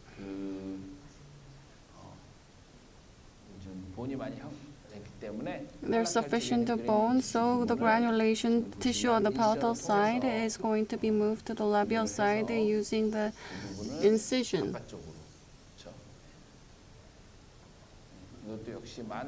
I think this is based on your long-term experience. Detaching the granulation tissue, it's not easy. So he's using a new method to detach for sure. Unless there's acute inflammation, I think chronic granulation tissue, because it has good fibrosis, I think soft tissue response is going to be good. If membrane coverage is not possible to maintain volume rather than a soft tissue, I think it's better to have bony housing. In this case, using collagenated materials can be of great help in this instance. AOS collagen is used. Moldability is very good. If you put in particle, it's not easy to put in like this. And if you do suture, it's gonna collapse a lot. If you can maintain this much contour, it's going to be good. Primary closure can be difficult. Therefore, I'm going to use the tissue punch material. In trying to make a bone intricately, but because it's below pontic, this is for aesthetics, it's okay. I think after doing guide surgery, all procedure needs to be simple.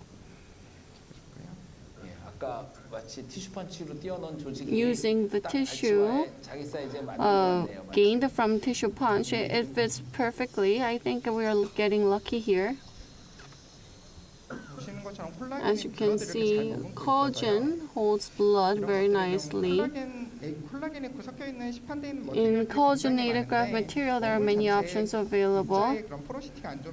If the porosity of the molecule is not good, the ability to hold blood falls. In that sense, AOS collagen is very good to be used clinically. Please go ahead and try. I think surgery is almost done. How many minutes have passed? I think we're almost right on time. Now you just need to close the case. You can see in the soft tissue gained from number 16 is now being attached. Because on the buccal side, the root was exposed, the soft tissue defect was significant. This is used.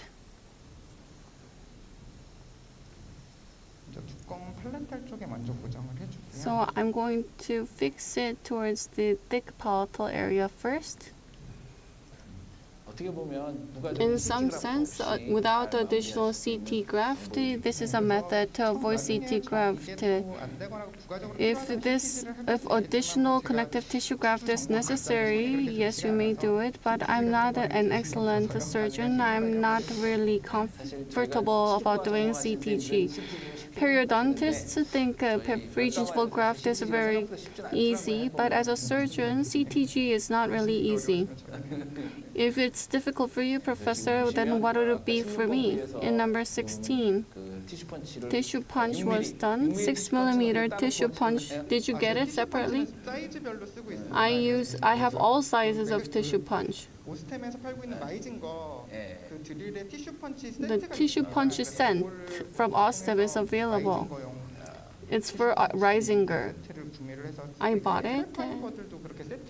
And there's also a trapine burr set for different diameters. 5-0 nylon is used. 5-0 nylon is used. Suture is almost complete.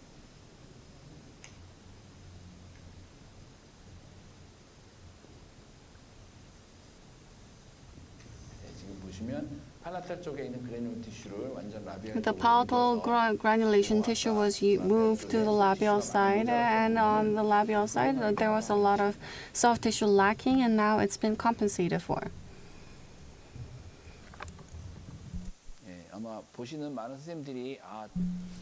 I'm sure you got a lot of clinical tips.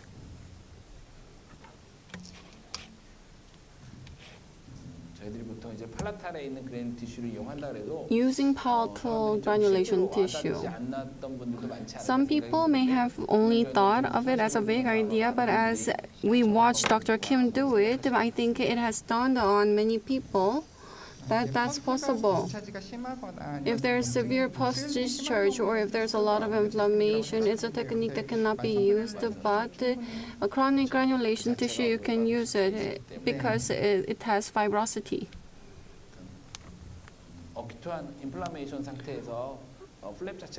Unless it is acute inflammation, and if the flap is flabby, you will not be able to use it. But if the patient has a chronic condition,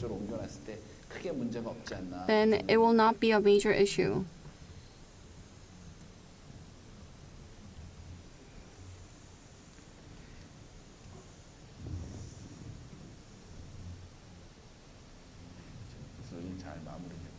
Now surgery is being proceeded nicely.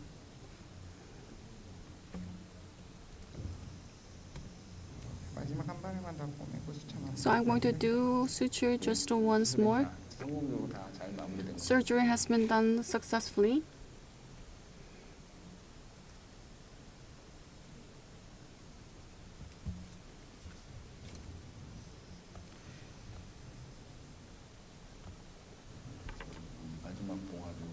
This is the final suture. I'm going to do adaptation once again. Can you give me the provisional?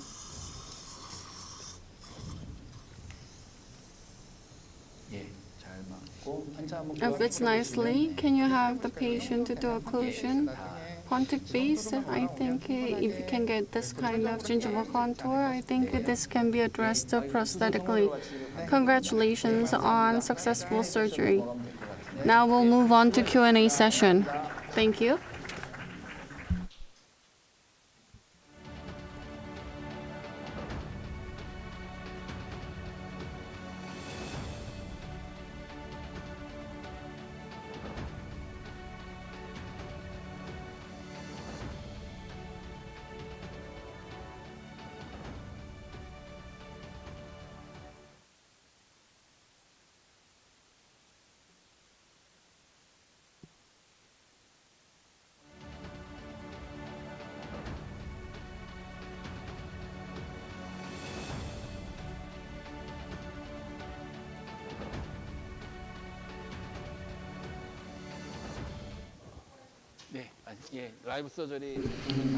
So we have successfully completed the live surgeries. Dr. Kim, may take time. He needs to take CT. So we will do Q&A first with Dr. Son. So this is your first live surgery, right? Yes. So it is your first time in Osstem meeting. You must have been nervous, right? Yes. So let's look at the questions that we received. And there are some questions to be addressed by Dr. Kim as well. So you used a pouch technique. So they could have been done flapless. So that is a question. Can you answer that? Flapless is ideal and best. In the planning step, the outer surface of the implant to the labial bone outer surface, the distance is important. If it is more than 4 millimeters, internal socket graft is good enough to respond to remodeling. But during planning, if it is less than 2 millimeters and the gap is very small, and the distance to the labial bone was very small, so external socket graft was a must. Therefore, from the beginning, from the planning stage, GBR was planned. So at the beginning, internal socket graft, the allogenic graft was considered, but the EOS collagen was chosen. So you use EOS collagen quite a lot? Yes. How do you use it? EOS collagen is a graft material, 10% collagen in it. By using it, there are many cases that can benefit from it. Internal socket graft, dual zone graft can be done benefiting from it, and it is not dispersed. And the collagen itself can have much more blood than its own volume, so it helps the blood supply, and bone regeneration can benefit from it. So for socket preservation, it is very good. So I use it really a lot. So I talked about it during surgery. One of the questions, cortical perforation is done with the GBR before placement. What about you can raise the flap? Yes, that's a good idea. When I originally planned, when I raised the flap, template can be less stable. So I decided to place the implant first, and after the placement, the cortical perforation was done. Usually, it is beneficial if you do it before placement. Non-traumatic extraction. For that, periotome and malleting. Regarding that, there is some question. Do you always use a periotome? And when you do it, do you always use mallet? Yes, I always use mallet for periotome, even though it can be just a small amount. In this case, number 23, and the treatment is done. So PDS space is very small in that case.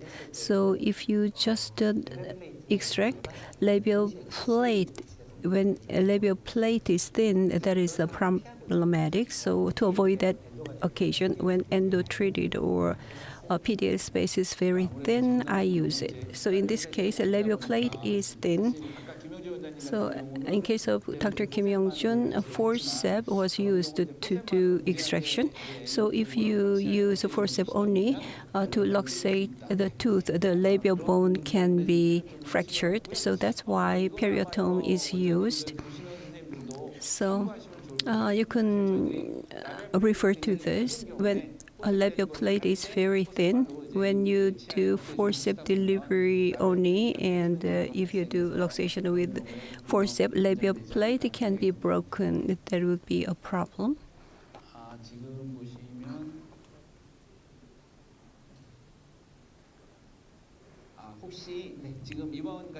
So in this case, a pouch is used. You already talked about it. So you remove the bone tech, only the upper one, and the rest remain there. So releasing incision is done. That can invite post-surgery swelling. Do you have any medication or know-how to address it? I don't really have it. There are many ways to reduce swelling.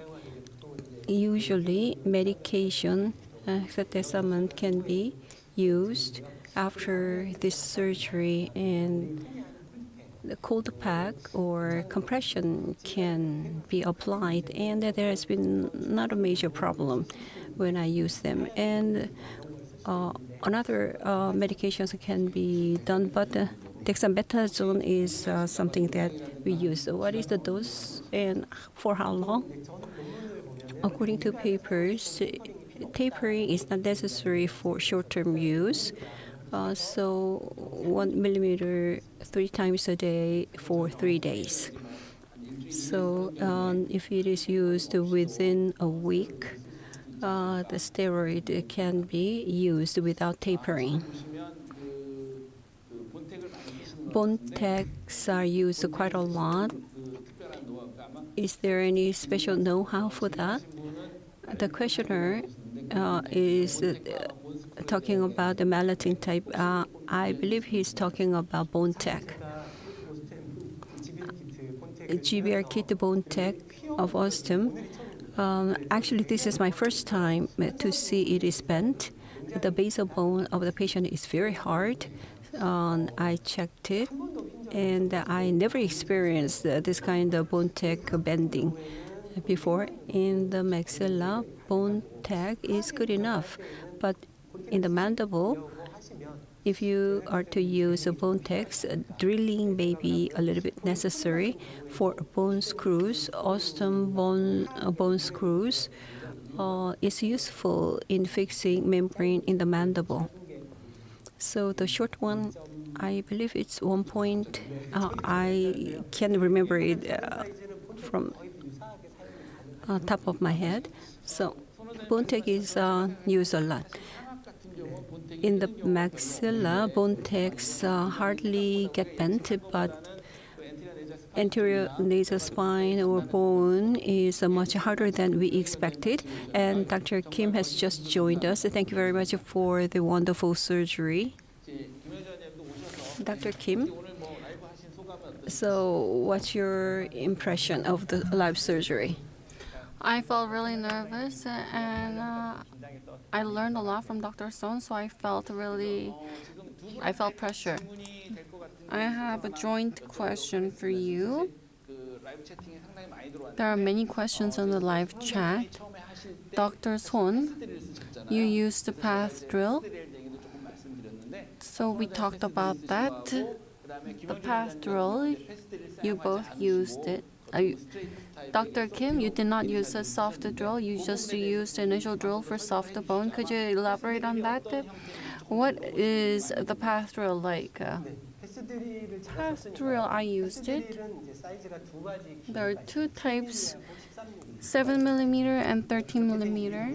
The reason is because Osstem One Guide's concept itself is a double contact concept. So when you do drilling, the template needs to be in contact with the drill as well as the bone to minimize deviation. In a sloped surface, you need to do initial drilling, especially in the case of immediate implant placement. We do not want the drill to drift. The path drill is shaped like a square so that it does not slip even in sloped surfaces. The reason why I use a 7 millimeter first is because of the double contact. If you use longer drill, the drill only touches the bone, not the barrel. Therefore, double contact concept I am using 7 millimeter and 13 millimeter in this case. That's how I used it. The final diameter was 11.25. 13 millimeter pastoral was just. Why didn't you use the pastoral, Dr. Kim? When we place the implant, the one guide drill is tapered form. In the case of twist drill, cutting edge is on the apex side. As I mentioned in the debate with Dr. Kim Gi-sung's lecture, side cutting is necessary, but in guided drill, side cutting drill is not possible. Therefore, path drill has been formed. The path drill has back taper on the palatal side. The strong hard bones are cut. The reason why I didn't use it because the patient has short root. In the case the patient has short root, if you do over preparation on the apex side and use path drill, it may be unfavorable to get the primary stability. In the case of Dr. Swon, the root was long and it was number 1. That's why path drill was used. But in my case, in order to get more stability on the apex side, I did not use the path drill.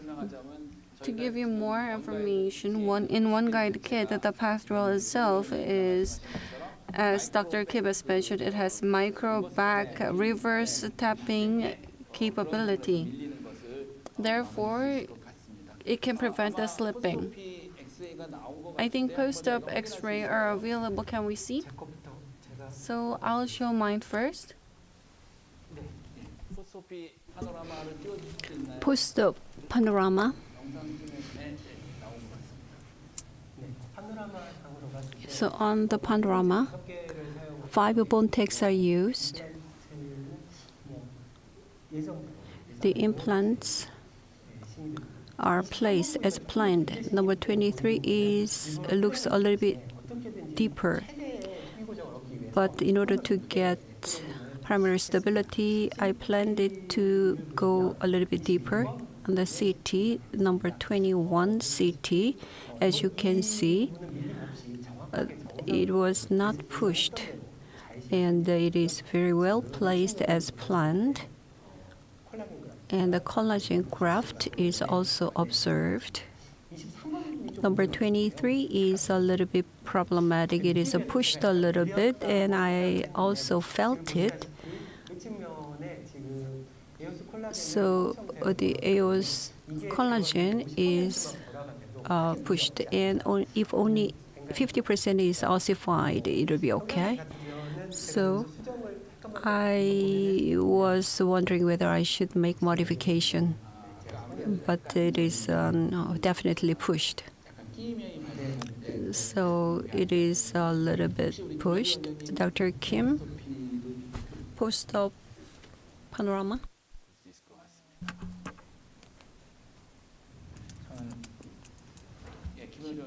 Dr. Kim? Implant has been placed and they determined the level in number 16. Sinus crystal approach has been done nicely. In number 14, hex type transfer above 1 hex, it seems slightly less in, so I need to adjust it. This is the CT apex concavity can be observed. Pre-op, when I was doing briefing, tunneling technique to do submucosal graft, I focused on number 21. In socket preservation, I think primary stability was okay, and the apex side, so I thought it would be fine. This is number 22. And this is number 12. On the apex side, I think fortunately I did not slip because I thought it would be more closer to the apex, but I think this is a cortical bone and it has good muscle layer. Number 14, it looks good. Number 16, I did a crystal approach. I just did sinus lift. I think bone formation can be gained. So you don't need to do sinus bone graft when you just lift by 1 to 3 millimeter. And with a new surface, I think you'll be able to gain bone graft material. We'll entertain one more question to Dr. Kim Young-jin. You mentioned it earlier during your surgery, but when there's a lot of soft tissue resorption, you used the granulation tissue to compensate for that. In type 3 socket, in chronic condition, chronic granulation tissue, if epithelium has been granulated, by using periodontal probe, you would be able to get a good sense. The pocket would not be bad, and if the palate wall is intact, you can use the gingiva in a general method. If you open flap, it will be lost, but if you do lingualized incision and make a slight vertical incision, the GBR process itself, the soft tissue condition is not good, but by using it as a dressing material, it serves its purpose. Therefore, if it can serve that purpose, the epithelialization and ossification can occur. Therefore, by using this, a simple preservation can be good. Did you use the number 15 blade, the 15C blade? I get these questions frequently. When you use it, I've heard it. I've never seen someone use it. Is it difficult to use clinically? I think it would have been. I think it was a good choice for this case because of time constraint. We'll now end the Q&A session. We will choose the best question related to past drill. How is it like using Lindemann drill? Stoli will be chosen as the best question. You've done a wonderful job. Thank you for the wonderful life surgery. You've done wonderful jobs. Thank you so much.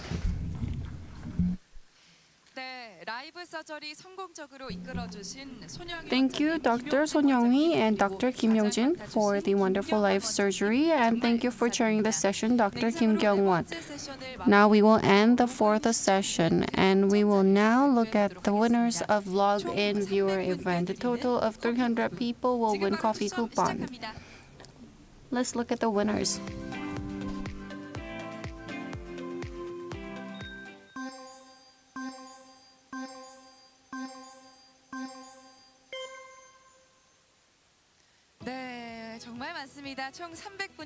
There are so many winners. Total of 300 people have won the coffee coupon.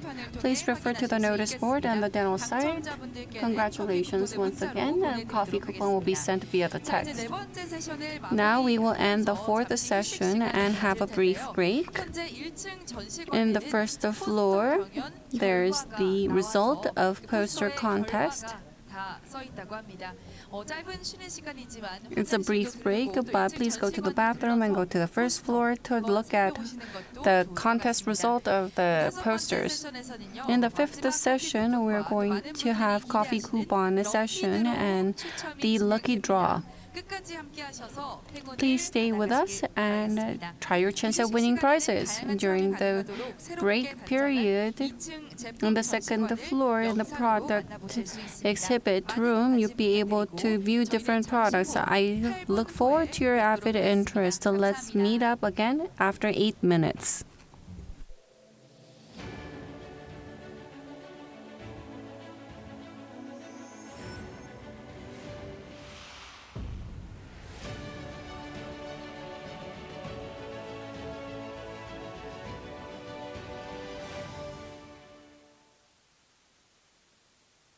Autobone collector makes collecting autogenous bone easy and simple.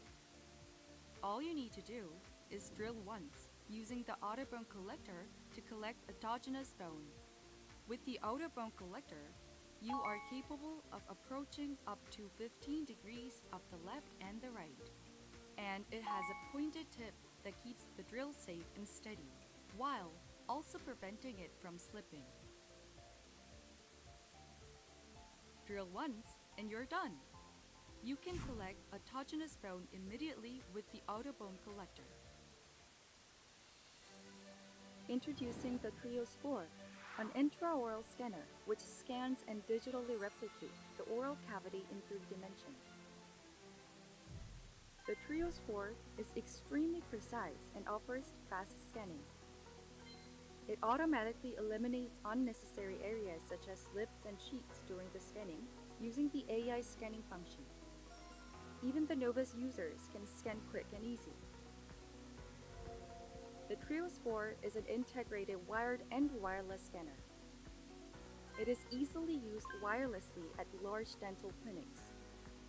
If the battery runs out, clinicians can continue using the Trios 4 by plugging in its power cable. The Trios 4 helps diagnose dental caries with its fluorescent scanning function. Also, the clinicians can track changes with dental caries over time. The Trios 4 can record patients' occlusal movement. The patient-specific motion function allows clinicians to record occlusion according to the movement of the patient's temporomandibular joint. Experience the Trios 4. It can be used in variety of treatments.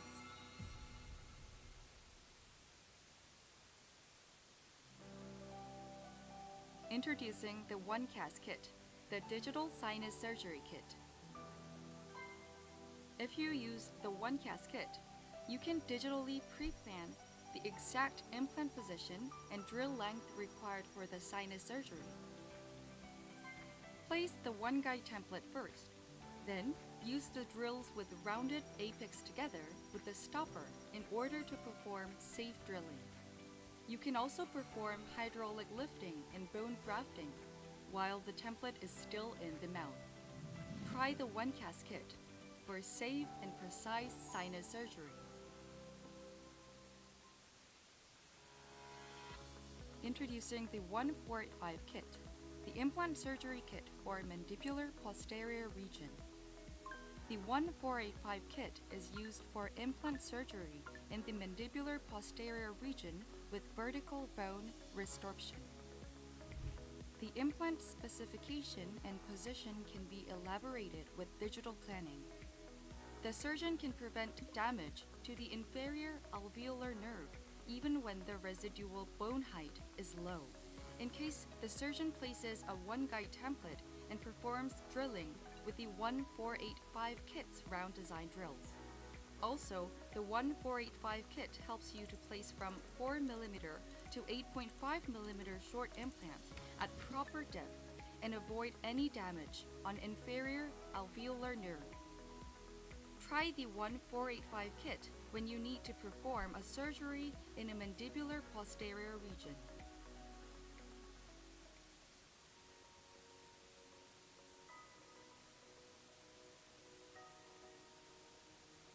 Introducing the S5T and S5L scaler, premium ultrasonic scalers made in Switzerland. The S5T scalers can be attached to the dental unit chair. A-tip, P-tip, and PS-tip. 3 tips are included, and therefore you may choose the appropriate tip depending on the patient's oral environment.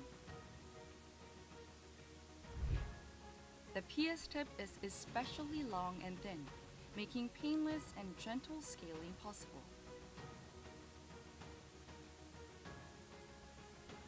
Scaling with the S5L scaler is easy, since it has LED light for better visibility.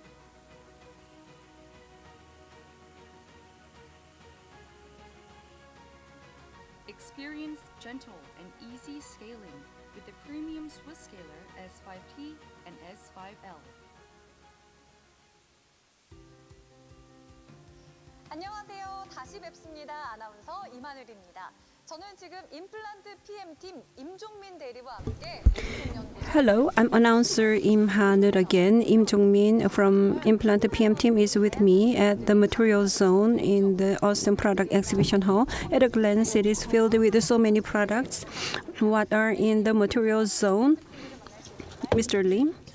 All the materials in this zone needed in dental treatment are displayed, including Osstem's representative GBR products, AOS, QOS, SureOS, impression materials, resin, and nighttime file. Oh, okay. We could have special experiences in each zone we have visited, so I get a feeling another experience is prepared first in the zone. Yes, you can discharge a high C plus in the material zone. Let me show you. Anybody can easily apply High Seal Plus to a tray. You can squeeze it and feel the soft discharging of it. High Seal Plus has very short setting time. It takes about 2.5 minutes for curing, half of the time compared to other products which take 4 minutes. Short chair time is good for both dentists and patients. Osstem R&D Center Product Hall. We are already at medication zone the last visit. What do we have here? Various products from prescription drugs to lidocago spray, high functional premium toothpaste. You can experience chlorhexidine oral disinfectant with good taste and fragrance, which does not discolor teeth. Can I try it? Sure. As you can see here, there's a difference of chlorhexidine, which is from Osstem. Can you guess? The viewers may not feel the difference, but there's a big difference in the fragrance. And I don't have to tell you which one is from fragrance, from Osstem. It is different. Very fresh taste and fragrance, very nice from Osstem. So I believe this can be used by users. They can really enjoy it. We looked around the product exhibition hall in Osstem R&D Center. Many people watching the broadcast may want to visit it. How can they do that? If you want to tour the product hall in Osstem, please contact our sales representatives or call the number on the screen that is displayed right now. So this concludes the Osstem visit. Stay with the channel. Enjoy the rest of the Osstem meeting 2022 Seoul. I've been Haneul Im, announcer, and my name is Jongmin Lim. Thank you.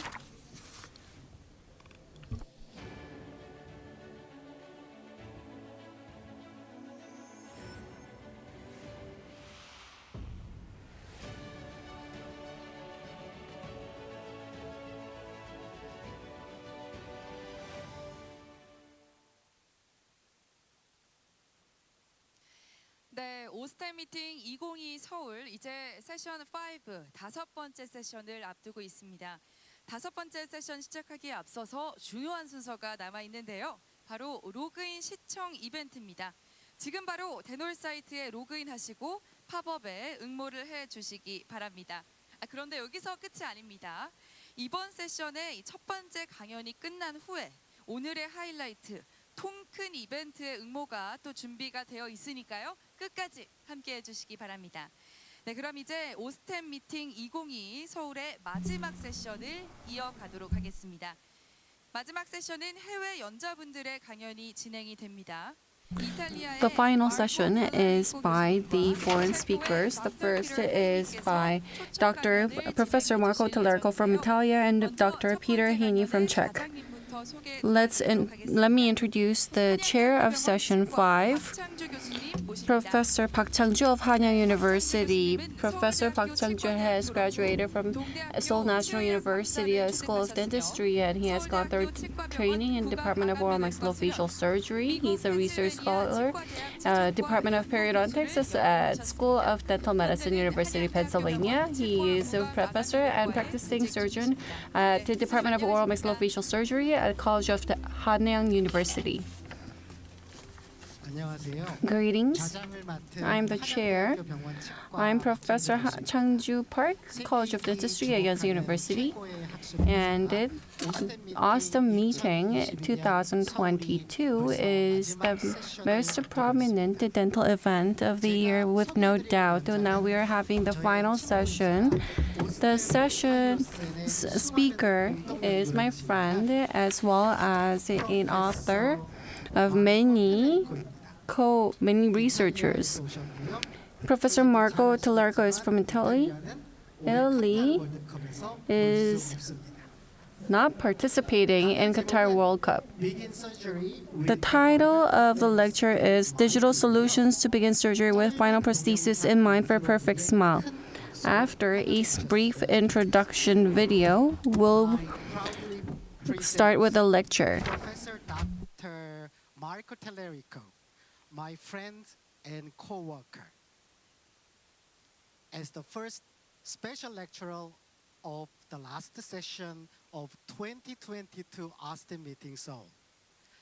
He is a world-renowned researcher, lecturer, and the current president of Osstem AIC Italy, and he's a real digital guy.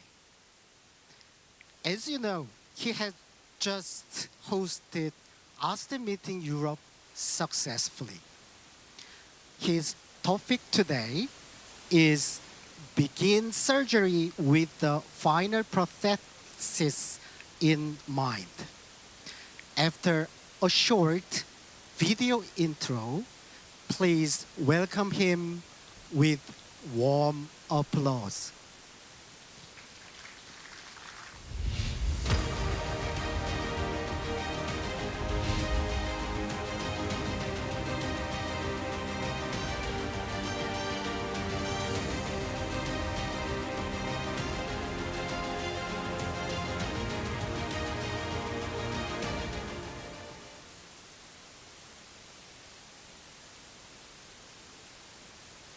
Dear Professor Park, thanks for the warm introduction. Fortunately, you translate because the first part I didn't understand nothing.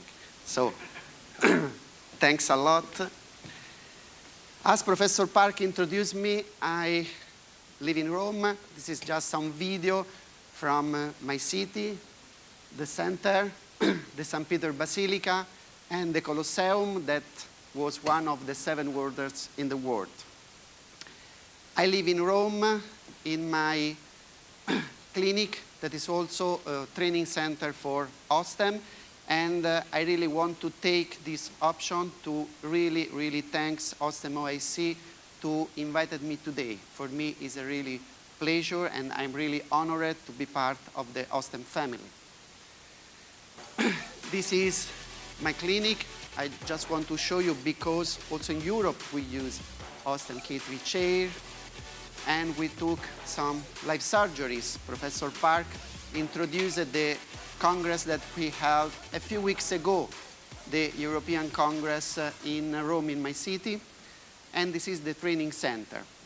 My passion is digital technologies, and the topic of today is digital solution to begin the surgery with the final prosthesis in mind. And I really hope this topic is on the target of the Congress. Look on my slide, the future of digital dentistry, and I would like to give my contribution. As a researcher, I like to speak my lecture following 3 steps: science, common sense, and experience. About the science, don't worry, I will not bother you, just a few minutes to introduce some concept. The present of the digital solution, speaking about implants, are the guided surgery.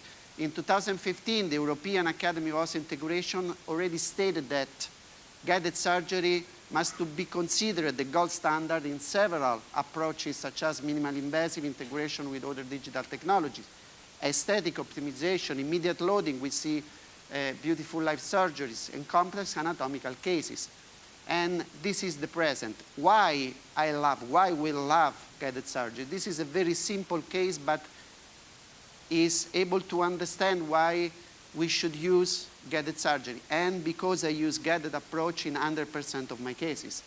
This is a cases with the problem on the canine. We have a root resorption and endodontic problem also in the lateral incisor.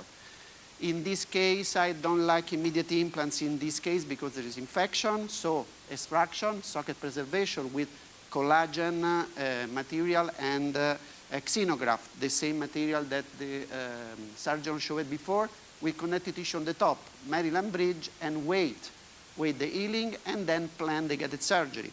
I also want to contribute with some tip the surgeon before speech about the double contact in the one guy kit, but the double contact is only for the drills.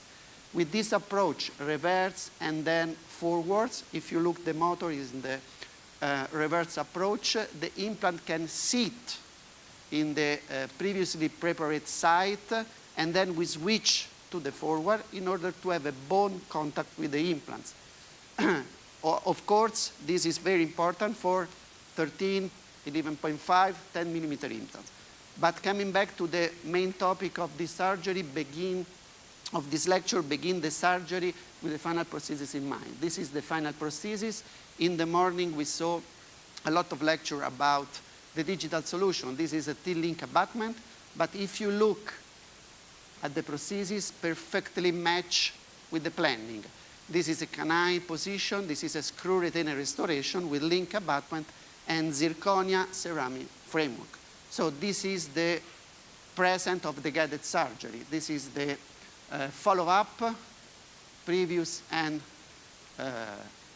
after control, and X-ray endodontic treatment on the lateral, and implants placement in the canine position. So, from a scientific point of view, I published several manuscripts with a couple of research groups. One from Professor Park, I'm really honored, and one from my research team in Europe. I just want to show you some manuscript. The conclusion from this randomized controlled trial are that with a guidance approach, we can expect less postoperative pain and swelling, of course, but most important is less marginal bone loss at the 5-year follow-up. And if we look at the 10-year follow-up, we can expect a very high implant survival rate, but mostly low prevalence of biological complications such as perimplantitis. I will show you, and also the previous surgeon and speakers show several cases with the one-guy kit. One-guy kit is unique because I have surgical template without metallic sleeves, and together with Professor Park and also Dr. Kim, congratulations again for the live surgery, we published several manuscripts, and we concluded that surgical template without metallic sleeves are more accurate than template with metallic sleeves. So this is the reason because we used. All of my patients it's been helpful for me to write this book. The title of the book is Diagnosis, Prosthetic-Driven Treatment Planning and Guided Implant Placement, the Key of the Success. And this is also the topic of today. But as I told you before, guided surgery is the present. I want to look at the future of the digital dentistry. So I want to level up speaking about the guided bone regeneration. The guided bone regeneration means CAD solution for predictable, prosthetically driven, guided bone regeneration and aesthetics. I don't know the microphone. Maybe okay. I can move there. Change side. Okay, thank you.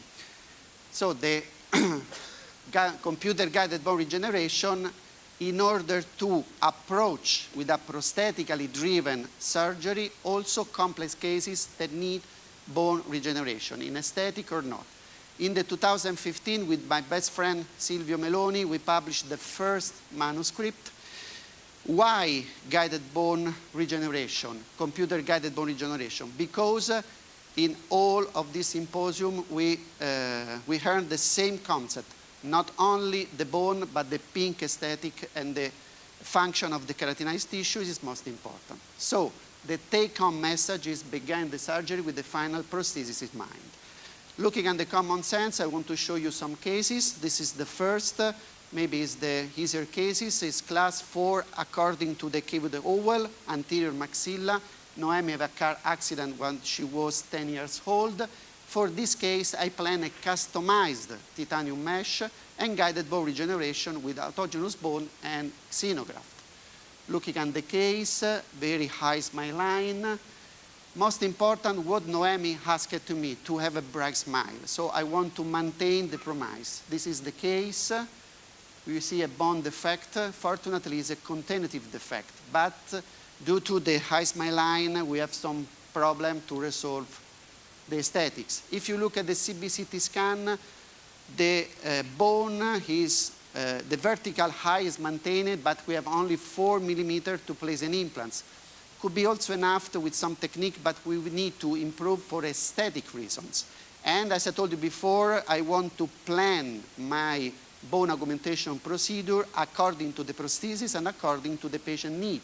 So this is a customized titanium mesh. It's very easy because I asked to my CAD design to copy and mirror, to copy and paste and mirror the shape of the contralateral bone. The same concept what you use to copy and mirror the shape of the contralateral tooth when we need to realize the prosthesis. And we publish with Professor Park this case and this technique with a customized titanium mesh. Look at the video. Unfortunately, we have not so much time. The concept is horizontal GBR. In Europe, we use a technique a little bit different, the technique that you saw before. The flap approach in the first upper left. In the upper right, you can see the implant position. Even if the implant is in the bone, we need bone augmentation. You can see right lower light, because we need to improve for aesthetic reason, to support the soft tissues. So we mixed 50% of autogenous bone and 50% of xenograft and put the membrane like you can see. 4 weeks later, 4 months later, we name this kind of GBR supported GBR because it's just to support the soft tissue. So we can reopen after 4 months because initially we have a good stability of the bone. So after 4 months, we just use PRF because the tissue of the patient was very good, and we reach our results to copy the shape of the contralateral area. Fully digital approach, digital scan abutment from Osstem, and the results from the soft tissues, but I really think that the most important is the implant position. We finished the case with a fully digital approach. And just to give you another tip, we use a zirconia abutment for the veneer and zirconia abutment bonded on a T-link with ceramic on the top for the implants. You can see the prototype model, but also the soft tissues. And we maintain the planning about 4 millimeters in order to give space to the dental technician to make a shape of the soft tissues perfect. And this is on the right of the patient, the implant, on the left, the veneer. And I can also show to you the surgery and a 3-year follow-up. And we reach the promise to the patient to give to her a bright smile. Looking at another case, another car accident, unfortunately, patient's a little bit older. In this case, we have the problem for 2 adjacent implants. But again, the philosophy is to start the surgery with the prosthesis in mind. So the workup is really, really important. After healing, we plan the surgery with the software. In this case, we just use the first drill approach because we need to check the vertical position according to the prosthesis, and we plan horizontal GBR with the same concept that I showed you before. So also for this case, just the first drill, the 2 implants from an occlusal point of view. But I want to stop a little bit here because it could be very easy to place the implant a little bit deeper and avoid big GBR. But the concept is I want to follow the prosthesis. I want to follow the cervical shape of my teeth. So if I want to reach a perfect smile, I need to believe in the workup, so the implant will be a little bit exposed, and classical horizontal GBR, as I showed you before, with xenograft and autogenous bone and collagen membrane was made. And I want to go, unfortunately, a bit quickly to the results. even if we have a good keratinized tissue, we want to improve a little bit the soft tissues in order to have the papilla, because you know that the papilla between two implants is not easy. And we have several techniques. I want to show you this, that is the closed technique, classical, and then I will show you an open technique to improve the quality and not the quantity. With this technique, we improve the quantity of the soft tissue between the two implants and the temporary. We wait for the maturation, the radiographs of the two implants. And here you can see the false papilla between the two implants, also from an occlusal point of view. Of course, it's not perfect like the contralateral, but I want to remember you that we leave the implants a little bit out of the bone. If we place the implant deeper, 1 to 2 millimeter, the papilla go deeper, because Tarnow demonstrated, and then other authors, that we can maximum reach a mean of 4.5 millimeter of the papilla between two implants. Again, the definitive prosthesis in the patient mount, the radiograph, and again, we need to copy the wax-up. This is already our starting point. We have another two cases, a little bit more advanced, because there are vertical defects, class 5 according to the Kaywood oval, one on the posterior mandible and the last in the anterior maxilla. Here the promise is different because the patient doesn't want bright smile, he wants to hit. So this is a complex case. I treated with some friend of mine, prosthodontist and perio. In this case, my colleagues asked me to treat the lower left sextant. So you can see the defect, vertical defect here in the middle area. The treatment plan started with initial periodontal therapy, implant placement and GBR, and perio prosthesis rehabilitation. So here I want to show you just in a few seconds the planning. The planning is complex because we have tilted implants buccally, lingually, close to the nerve, and this is just in the normal position. But I want to focus here. Prosthetically driven approach. In the morning, the authors speak a lot about, also in the discussion section, very interesting, about the screw retainer restoration. With a guided approach, even if we need GBR, we can plan GBR in according to the prosthesis, and we can deliver screw retainer prosthesis. I'm so sorry for this, but in my hands, 100% of my prosthesis is screw retained, and in Europe, maybe 95% of the restoration is screw retained. This is the reasons because we reach to plan in advance because we want to deliver screw retainer restoration.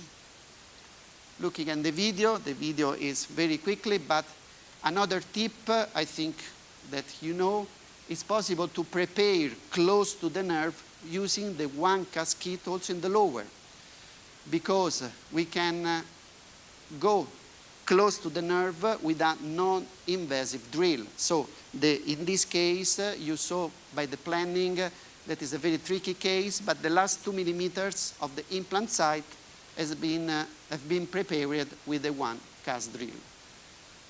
Smart build osmirdel membrane, the same 50% of autogenous bone, 50% of xenograft, and this is the post-op radiograph, also for a three-dimensional point of view. And here you can see a comparison between the pre and post results.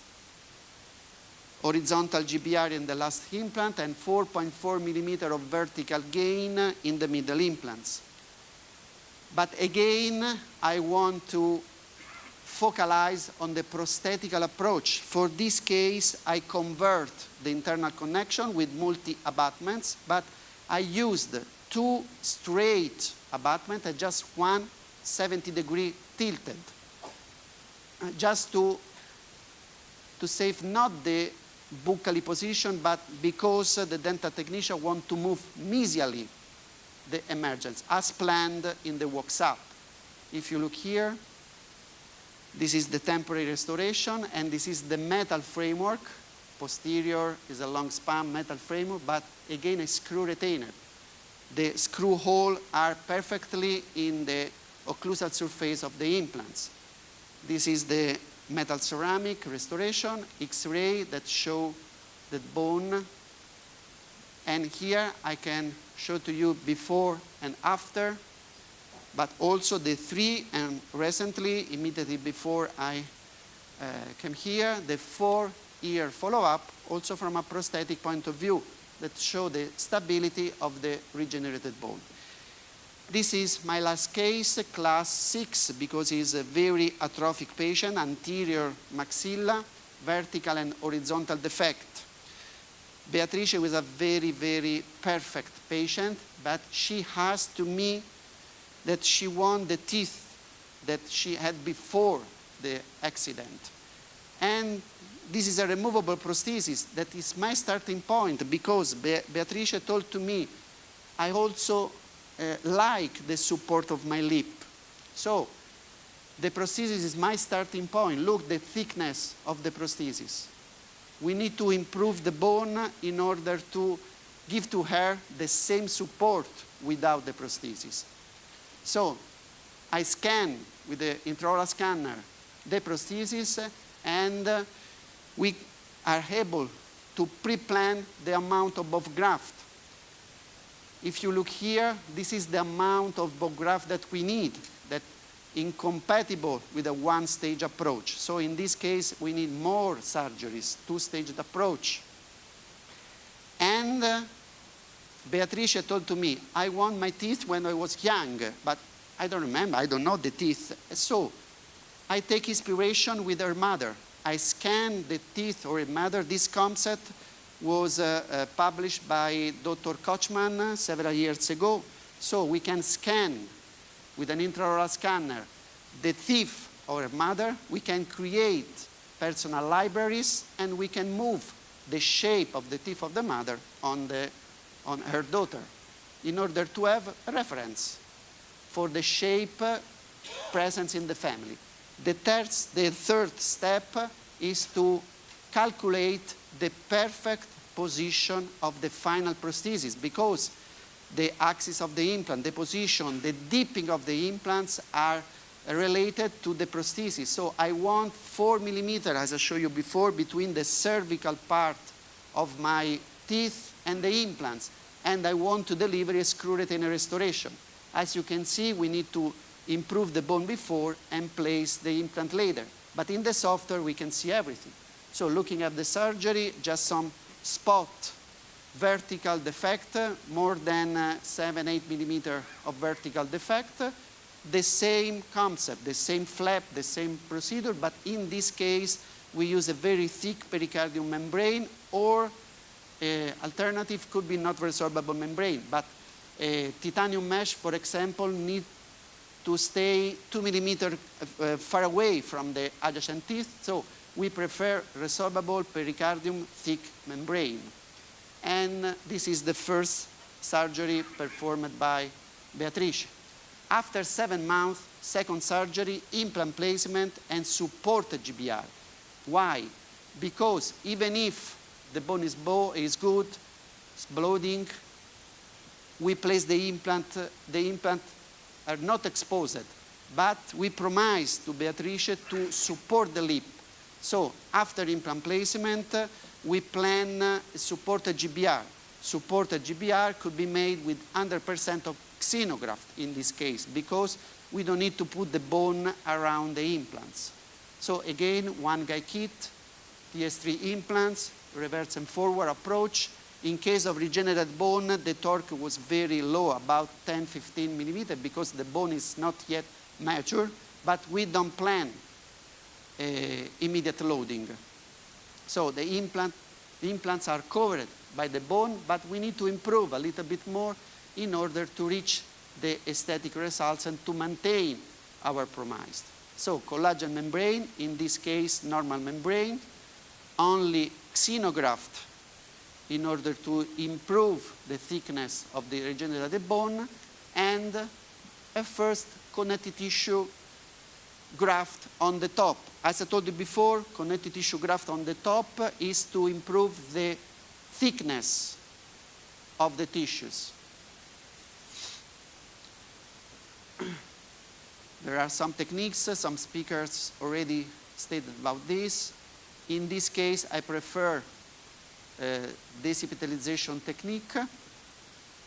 And to fix Eastern urban name sashimi, maybe because it's white and recall the sushi food.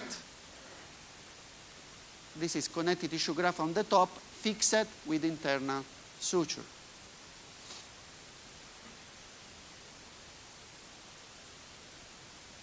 But you already saw 2 live surgeries, so I can skip a little bit.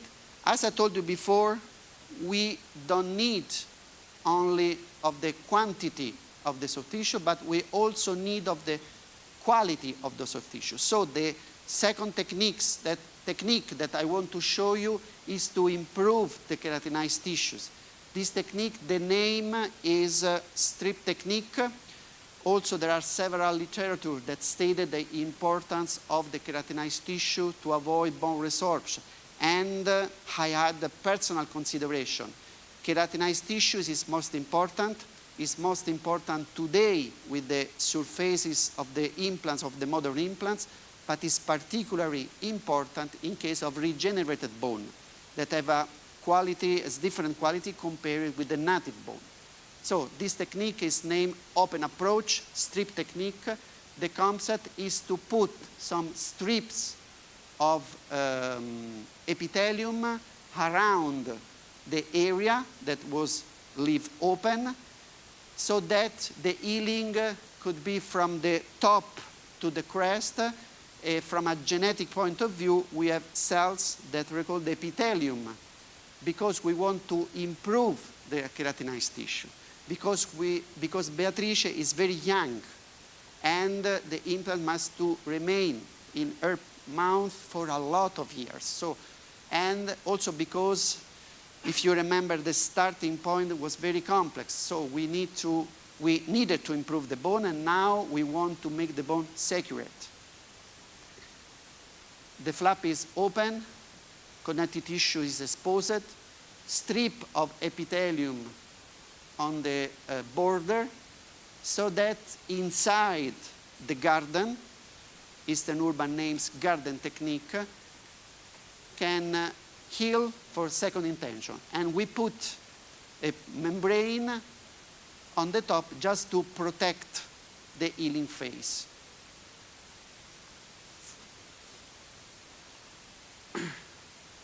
And this is the third surgeries.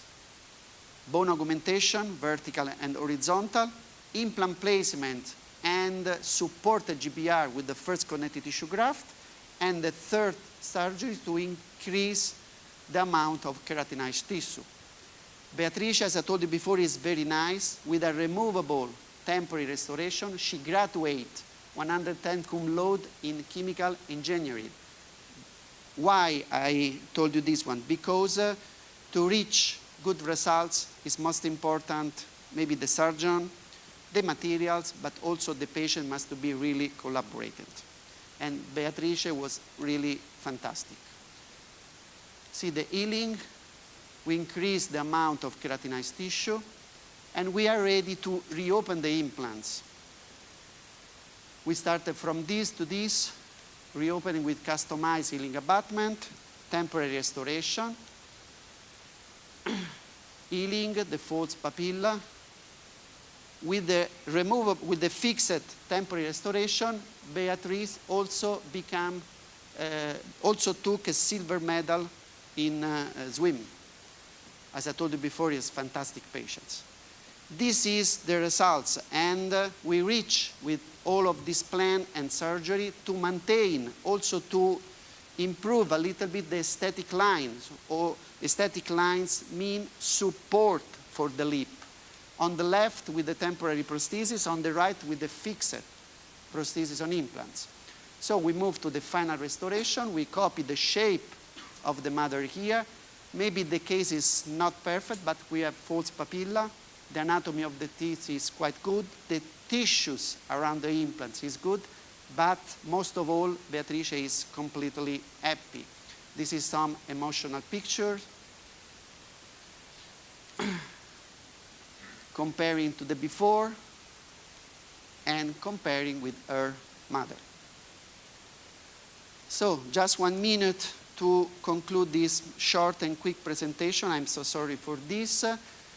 The conclusion is from two sides. The first is a personal conclusion. I'm really proud to feel part of the Osstem OIC community.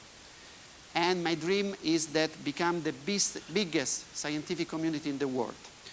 From the lecture point of view, the conclusion is the beginning. Begin the surgery with the final prosthesis in mind. As I told you before, the key of the success of the guided surgery is the prosthetic plan. Place the implants according to the prosthetic plan.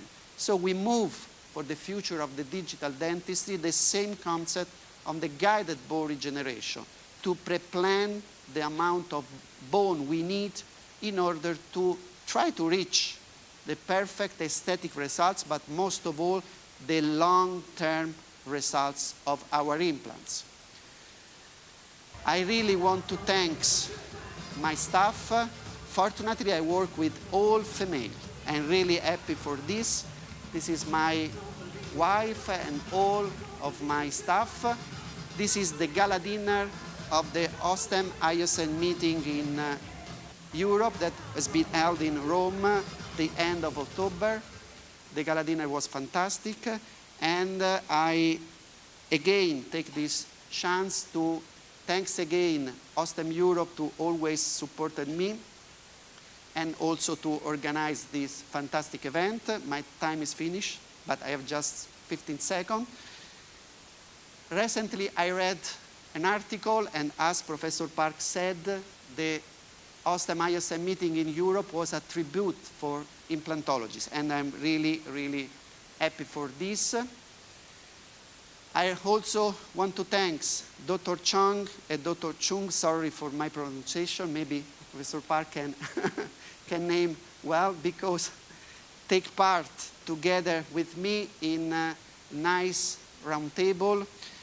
The take-home message of the roundtable is the same that I want to show you before. Osstem OIC, together as not limits. So thank you so much, and time for Q&A. Perfectly time. Thank you very much for your excellent lecture. And I'm very happy to see your lecture finally in the end of COVID-19 worldwide pandemic. And anyone who has a question to his lecture from the floor? Don't be shy.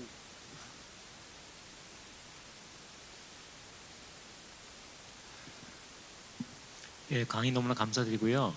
간단한 건데 전치부에서는 심리가 중요한데 그 엠브레저브의 파필라를 살리기 위해서 특별히 사용하시는 방법이 있으신지 여쭤보고 싶습니다. Now, Professor Park will translate, maybe.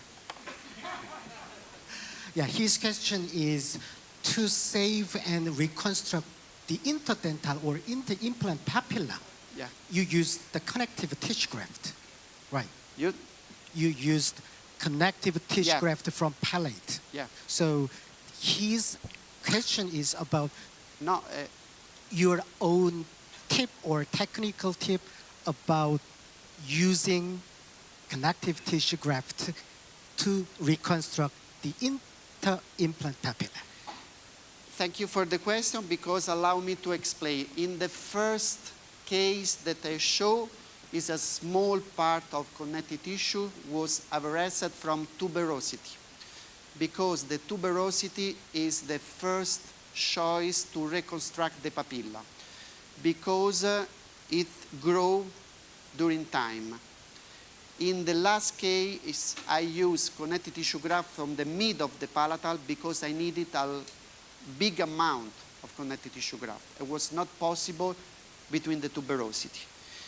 Finally, the patient, Beatrice, was satisfied. But if you need to reconstruct more, for the last case, you should need a first connective tissue graft during implant placement, as I performed. Then improve the keratinized tissues as performed. And if you want more, the third connective tissue graft from the palatal, from the tuberosity. So just to reassume, to reconstruct the papilla, tuberosity is the first choice. And I teach it on my skin that connective tissue grafts are never enough. So it's very common, if you want to reach aesthetic results, to perform 2 or 3 soft tissues augmentation. Usually 1 to improve the thickness, 1 to improve the quality, the keratinized tissues.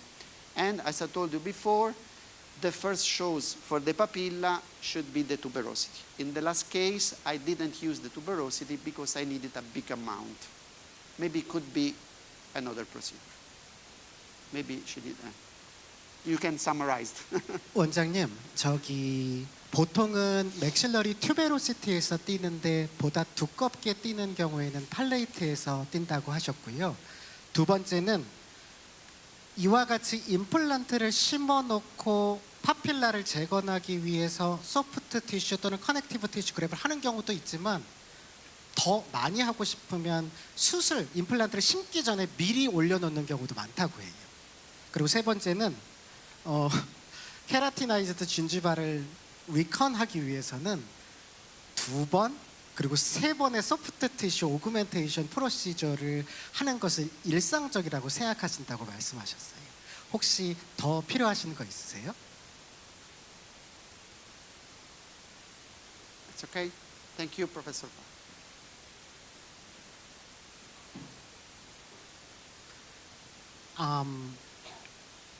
If you have no question from the floor, I'm going to pick up one question online from live chat in Korean. So 제가 읽어보도록 하겠습니다.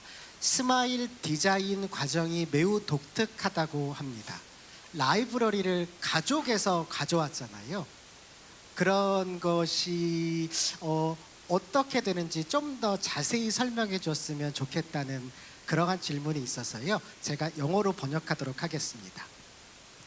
Professor Tellerico, you showed in your lecture the smile design from library from the patient's family. But if the patient wants smile design from library of famous actor or celebrated, there will be very complicated requests from the patient. So do you have any protocol to imitate the smile design from the library? This is the question. I have not any experience with famous people because except you, I didn't know any VIP person. But Dr. Kochman introduced this concept with the name of smile donator. As a researcher, I don't like smile donator because it's most from a marketing point of view. But the protocol is very simple because fortunately I have a perfect staff team in my practice with also some CAD designer. But it's just needed to take a scan with the software to make the outline of the tooth, to segment tooth by tooth and store it in a computer. The software make this procedure very easy. About the VIP person, the celebrity, it's possible, but the celebrity make to donate a scan impression. But it's very easy because the protocol is to segment the tooth one by one and store. Then it's possible to modify the shape starting from the original one. 선생님, 사실 카우치만이라는 의사가 제안한 스마일 도네이터라는 컨셉이라고 합니다. 하지만 문제는 의외로 쉽다고 하는데요. 치아를 각각 세그멘트해서 저장한 다음에 위치와 모양을 모디파이 하는 것은 디지털적으로 그렇게 어려운 일이 아니라고 합니다. 다만 이제 이것은 제 생각인데요. 스마일 도네이터에 따른 스마일 디자인을 하다 보면 정말 대량의 GBR이 필요한 경우가 있잖아요. 그런 경우에는 결국 타이타늄 메쉬 같은 것을 사용할 수밖에 없고요. 수술이 다소 복잡해질 수 있겠다는 생각은 들어서 이걸로 일단 이 온라인 질문에 대한 정리는 하려고 합니다. And this, I want the last person to have question to his lecture from the floor.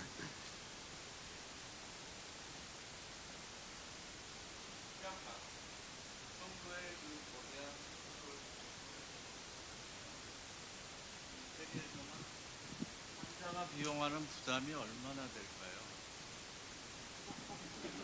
I'm a little bit scared.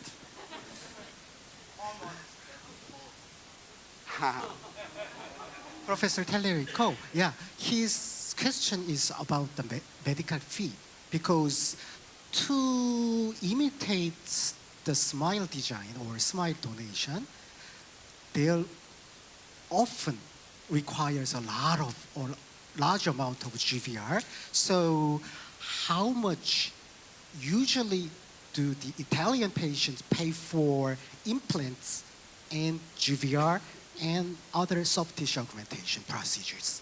Okay, regarding the smile donator, in this case, it's free of charge because it's the mother.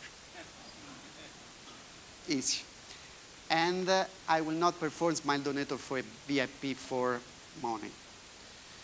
About the GBR, thanks for the question, because in my tour here in Seoul, I am really happy, and I realize that Osstem is the brand #1 in the world because maybe first of all is the best ratio between quality and efficacy.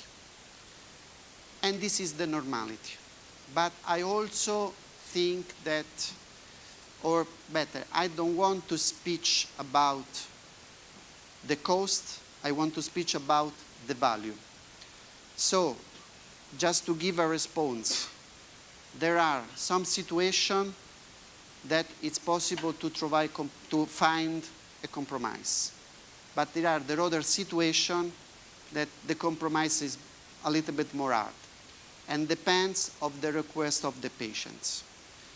For example, the last case maybe is the most expensive. The mother told to me, I will do everything for my daughter. Don't think that this is very, very, very expensive. Because always this case is less expensive than you think. But I teach in my skin that to maintain the promise, maybe I need to go a little bit more here, to maintain the initial promise to the patients sometimes is not easy and depending by the initial point. So I completely agree that GBR is a more expensive technique comparing with thank you. I completely agree. Doesn't work the same. Is working? Yes. I completely agree that GBR are more expensive comparing with, for example, narrow implants, for example, a dentulous ridge expansion, but there are some particular indications. And regarding the three procedures, implant placement, the same price. GBR is one more cost, but digital technologies are not so expensive as is possible to think because customized membrane, maybe the cost is quite similar to a conventional membrane. Sometimes connective tissue graft is not a cost in Italy because it's performed together with another cost. Connective tissue is free of charge. So I completely agree that the cost is higher comparing to other procedure, but the indication are for this kind of therapy, and I also want to speak about the value. So in my practice, I noted in the last year that even if it's more expensive, I improve the number of GBR procedure in my clinic, because improve the number of complex cases. But in order to reach medium long-term results and to reach aesthetic results, I think is mandatory. So it's most important to select the patients. As I told you before, the patient is most important. Not only because maybe need more surgeries and need to have a big collaboration, also because the procedure is a bit expensive. But believe in me, these procedures are not only for rich people. Beatrice is not a rich people. Are for people that understand the need of some procedure, more than one material, etc. So this is the real concept. Honestly, digital technologies doesn't improve the cost. Most of the cost is the number of procedure and the materials. Digital technologies, maybe, I'm not sure, could a little bit reduced, but I'm not sure. But of course, doesn't improve the cost. 원장님, 구체적인 금액은 언급하지 않으셨지만 요는 환자에게 필요한 수식은 어떻게든 하려고 하고 환자의 경제 상황에 따라 조금씩 조정한다는 그런 원칙을 해주셨고요. 원칙을 말씀해 주셨고 디지털은 특별히 따로 페이를 받지 않는 편이시고 특히 오스템 처음에 말씀하신 것처럼 오스템 하이오센 제품들이 비용에 비해서 굉장히 좋은 효과들이 있기 때문에 잘 사용하고 있다고 말씀하셨습니다. 괜찮으세요? Yes. Now I'd like to close the first part of the last session. Please, one more round of big applause to Professor Tellerico.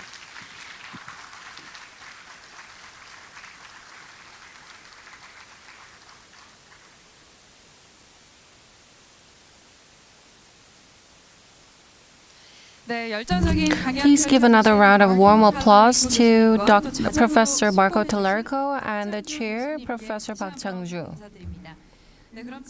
There's only the final lecture left.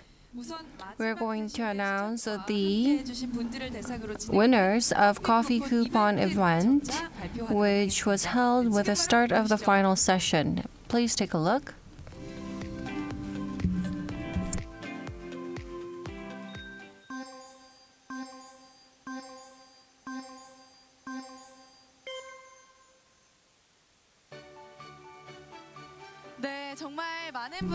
Congratulations again.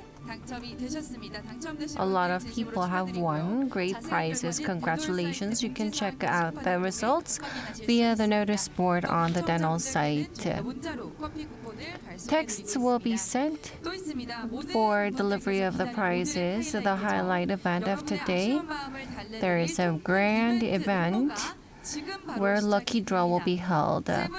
3 people will receive Galaxy Buds 2 Pro, and 2 people will receive Galaxy Watch 5. 1 person will receive Galaxy Z Flip 4. Please try your chances at winning these amazing prizes. The winner will be announced after all sessions have been closed. Next, I would like to introduce the next chair, Professor Lee Boo-gyu of Seoul Asan Hospital. Please welcome him with a warm round of applause. He has graduated from College of Dentistry at Seoul National University. He has been the Academic of Affairs at Korean Dental Association, professor at Asan Medical Center, College of Medicine, University of Ulsan. He's president-elect Association of AAOMS. Greetings. I am Professor Lee Boo-gyu, chair of this session. I would like to thank the audience for being with us despite today being Sunday. I hope you gain a lot from this experience. This is the final lecture. The lecture is going to be provided by Dr. Peter Heine from Czech. The title is Digital Aesthetics from Plan to Articulation. Please welcome the doctor with a warm round of applause.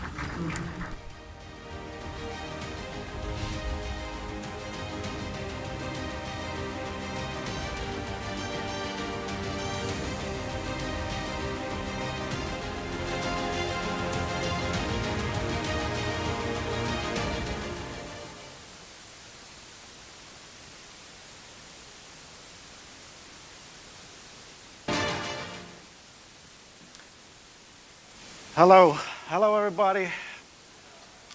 My name is Peter and I came from Prague, but I will not show you the Prague because I know that you know it.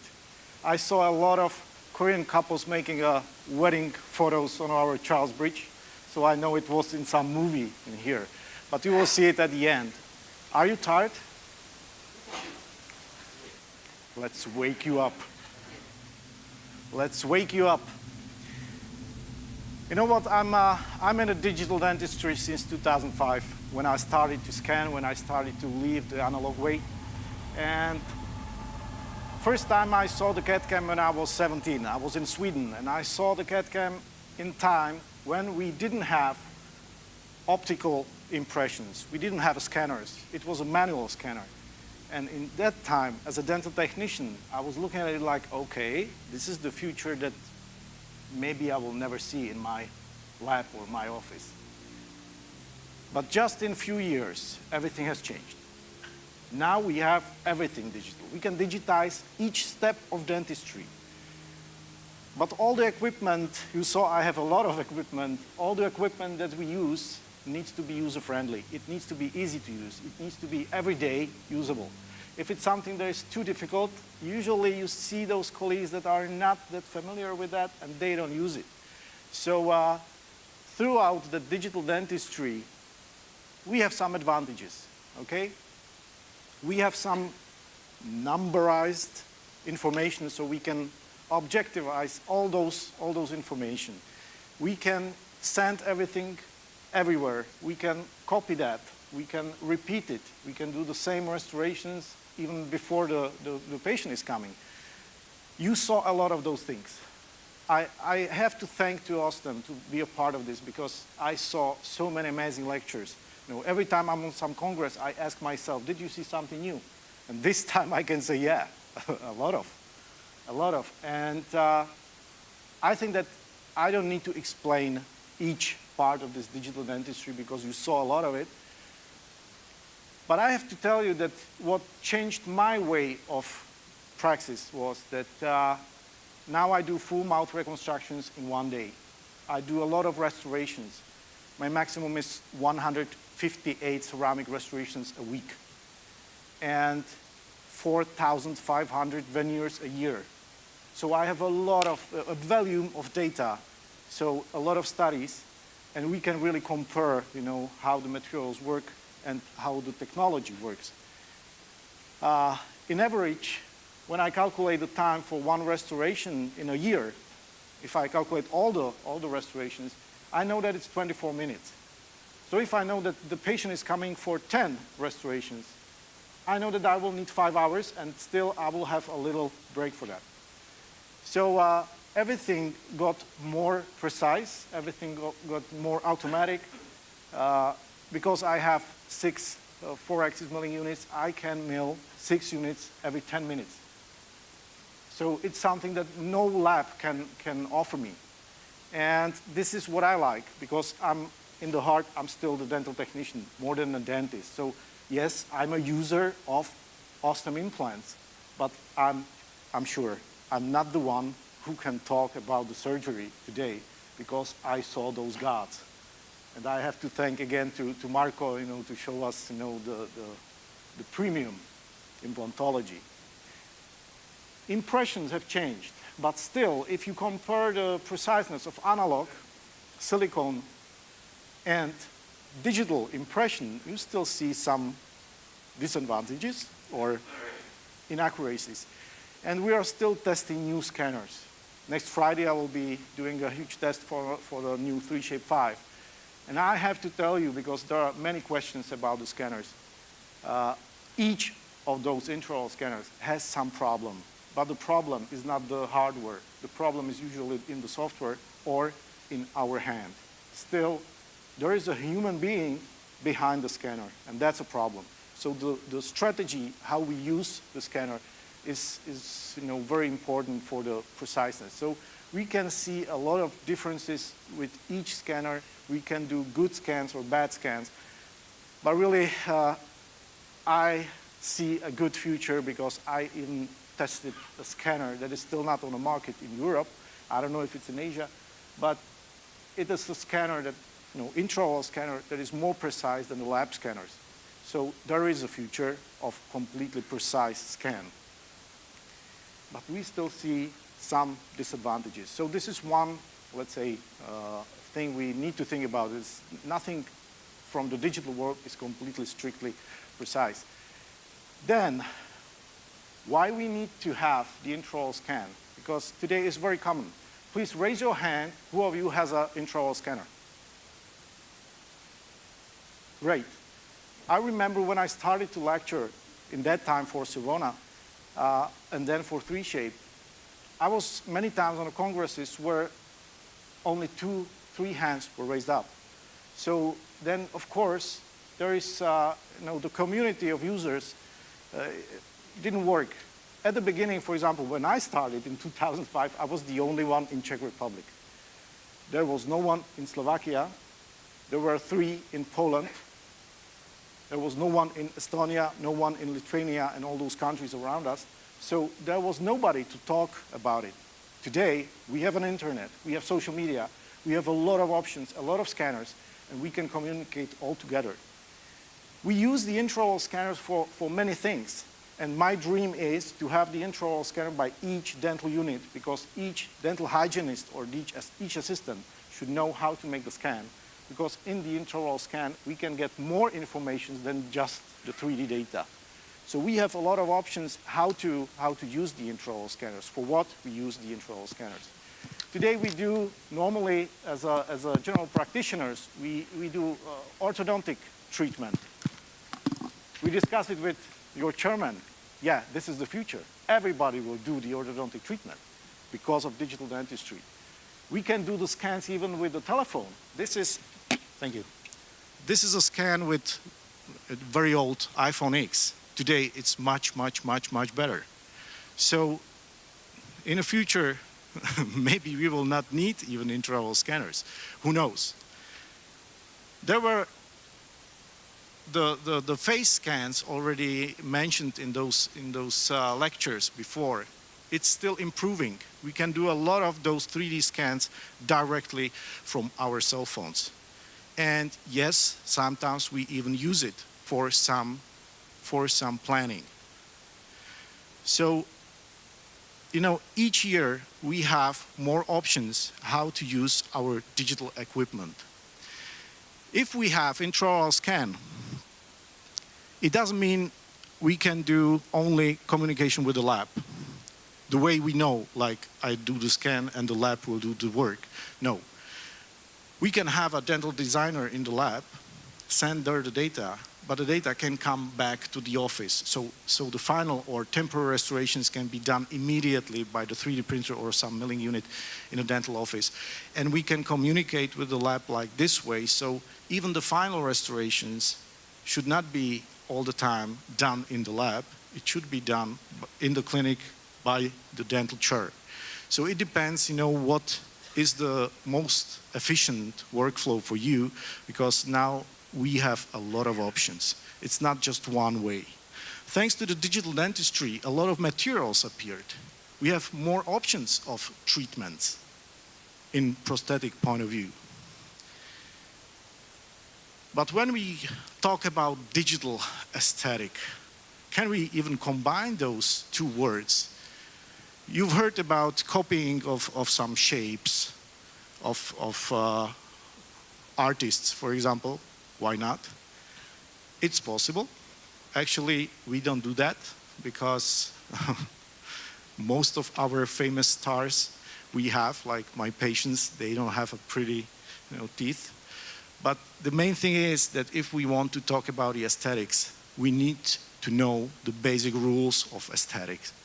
We need to have a lot of knowledge. We need to have a lot of skills. We need to have a lot of experiences. Because if somebody says, I know the morphology of the tooth, it's wrong. It's the lifetime problem. We need to learn from each case, from each patient. In a past time, every dentist using, so which microphone now for? Okay, thank you. Each dentist using some metal-free material thought that he's doing aesthetic restorations. And this is the result. Yeah, we had not metal crowns, but some crowns covered with something. But the basic thing is to learn how the tooth should look like. Then we can talk about the aesthetics, and then we can say we know how to prep or how to place the implant. That's what Marco was talking about. We need to know the future shape of the tooth and the position of the tooth to be able to plan. And if we are not able to imagine that, we need wax-ups, we need mock-ups, we need to plan. If we know how to do it, if we know the future shape, maybe we can make it in a shorter time without all those helpful things. But it needs a lot of time. When I started, I spent every weekend making wax-ups. I did all the wax-ups for my patients, but I spent all the weekends, at least for 2-3 years. And yes, then after those 3 years, I slowly stopped doing it. We can choose even the color digitally. There are many options, but it should not be expensive. We can do it very cheap. We just need some camera. Now everybody has a very well-known cameras in Samsung phones or anywhere else. It's excellent, so you don't need even those huge cameras. And if we know how to use it, if we know how to use the lights and how to use the filters, we can record the pictures that well that we can read the shade from the picture. I saw in some of those lectures today there was a ELAP, ELAP for the shade analyzing, but we can use even simpler way. Just make a picture with a shade guide and use some graphic software or even PowerPoint or Keynote, and we can just match the piece of a shade guide to match to the teeth. And when you do that, you will realize that not any tooth is same color like the other. And we need to learn that in today's aesthetic prosthetics, we have not even shades. We have a lot of options. We have many translucencies. We have many other effects in new materials. So it's not about a shade all the time. Yes, shade is one information, but we need to know something about the value, about the translucency, about opalescence and other effects. But there is even easier way with some equipment that does it for us. When we talk about the planning, when you say planning today, it means digital smile design. Okay, it's the way we did because it was very modern. But sometimes you don't have a time, and sometimes it's too expensive, regarding the time. So when the patient asks, just okay, I want new teeth, how it will look like, we can just use some simple softwares.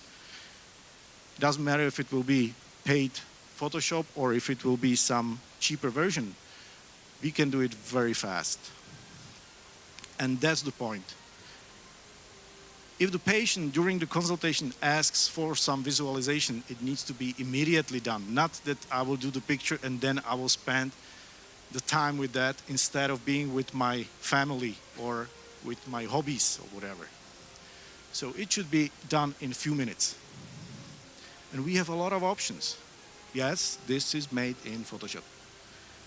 Instead of Photoshop, I sometimes use GIMP, which is even on a portable version. But we have also another options, classical digital smile design, when you can send the scans, you can send pictures to the digital smile design center, and it can be done for you, even with the models, with the mock-up, with everything, but it's expensive. It's fine, it's beautiful to have it, but not for each client. Sometimes we need to really to treat the clients that way that we will save them the money and save them the time. So yes, this is one of those options, but we have even faster. Do you know AvoSmile? It's available for the iPad or iPhone. You can set up the teeth, you know, about the shape, shade, size, whatever, and then the patient can look at himself in the selfie camera immediately. So even by the movement, can see the new teeth. And that's it. Immediate motivational mock-up, let's say. And if we compare all those types, and then we talk with the client, usually we finish with completely different shape than it was planned. That's the other thing. We need to understand that what we see in the plan is not the same what the patient sees. You know, they want a huge white smile, that's it. But they don't see those differences in a macrostructure, microstructure of the teeth and other things. So it's more just to communicate and to get the information. What I really like is the mock-up, the printed mock-up. So if the patient has worn teeth like this one and comes for the consultation, we can do just the scan and say, okay, we can set up another appointment, maybe for the final treatment. Until that final treatment, we can prepare several types of shapes. And I like this. It's easy, it's fast, and doesn't matter if I will print 6 or 40 teeth, it will be in the printer at the same time. So we can choose, different kind of libraries or record our own libraries. We can even buy libraries from other colleagues. And it can be prepared for the patient without any other losing of time. So it will take only that time of designing this. And you see how quickly we are switching in between the shapes. And of course, we do even the articulation. So then finally, of course that the patient is surprised, because if the patient will come and you will offer to him several types of smiles immediately, it changes his life immediately, so he trusts you.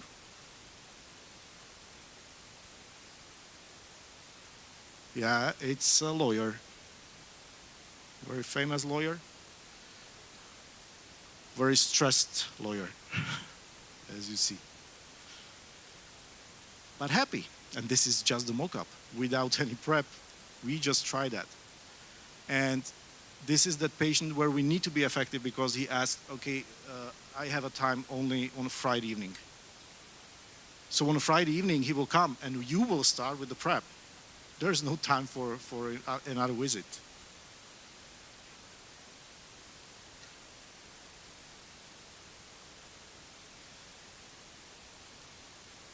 Simple cases. I like those copyings, and this is where I explain even to dental technicians how to choose the proper material for creation of such restorations. Because with the CAD-CAM, we can easily copy the shape. So it's done. It doesn't take too much time. But now, thanks to CAD-CAM, we can measure the thickness of the material, so we can exactly choose the proper translucency of the material, because now we have very dark tooth prepared for the thick crown and very bright tooth prepared for the very thin veneer. And if you will choose completely the same material, you need to choose different cement. And you have to play with that to achieve the final aesthetics. But even this is just monolithic, no layering, it's just shading, glazing. It's enough. Of course it's not perfect, but this, there is no patient who can see that. You can see that, but not the patient. And what is more important, 1 hour 47 minutes. The whole treatment from coming of the patient with a problem to payment. If you ask how much it costs, it depends which country. I like this movie, do you know it? We lost the sound maybe. Can you check it please? This is the movie where it's a science fiction, but they paid with their own time for everything. And if they didn't earn enough, they died.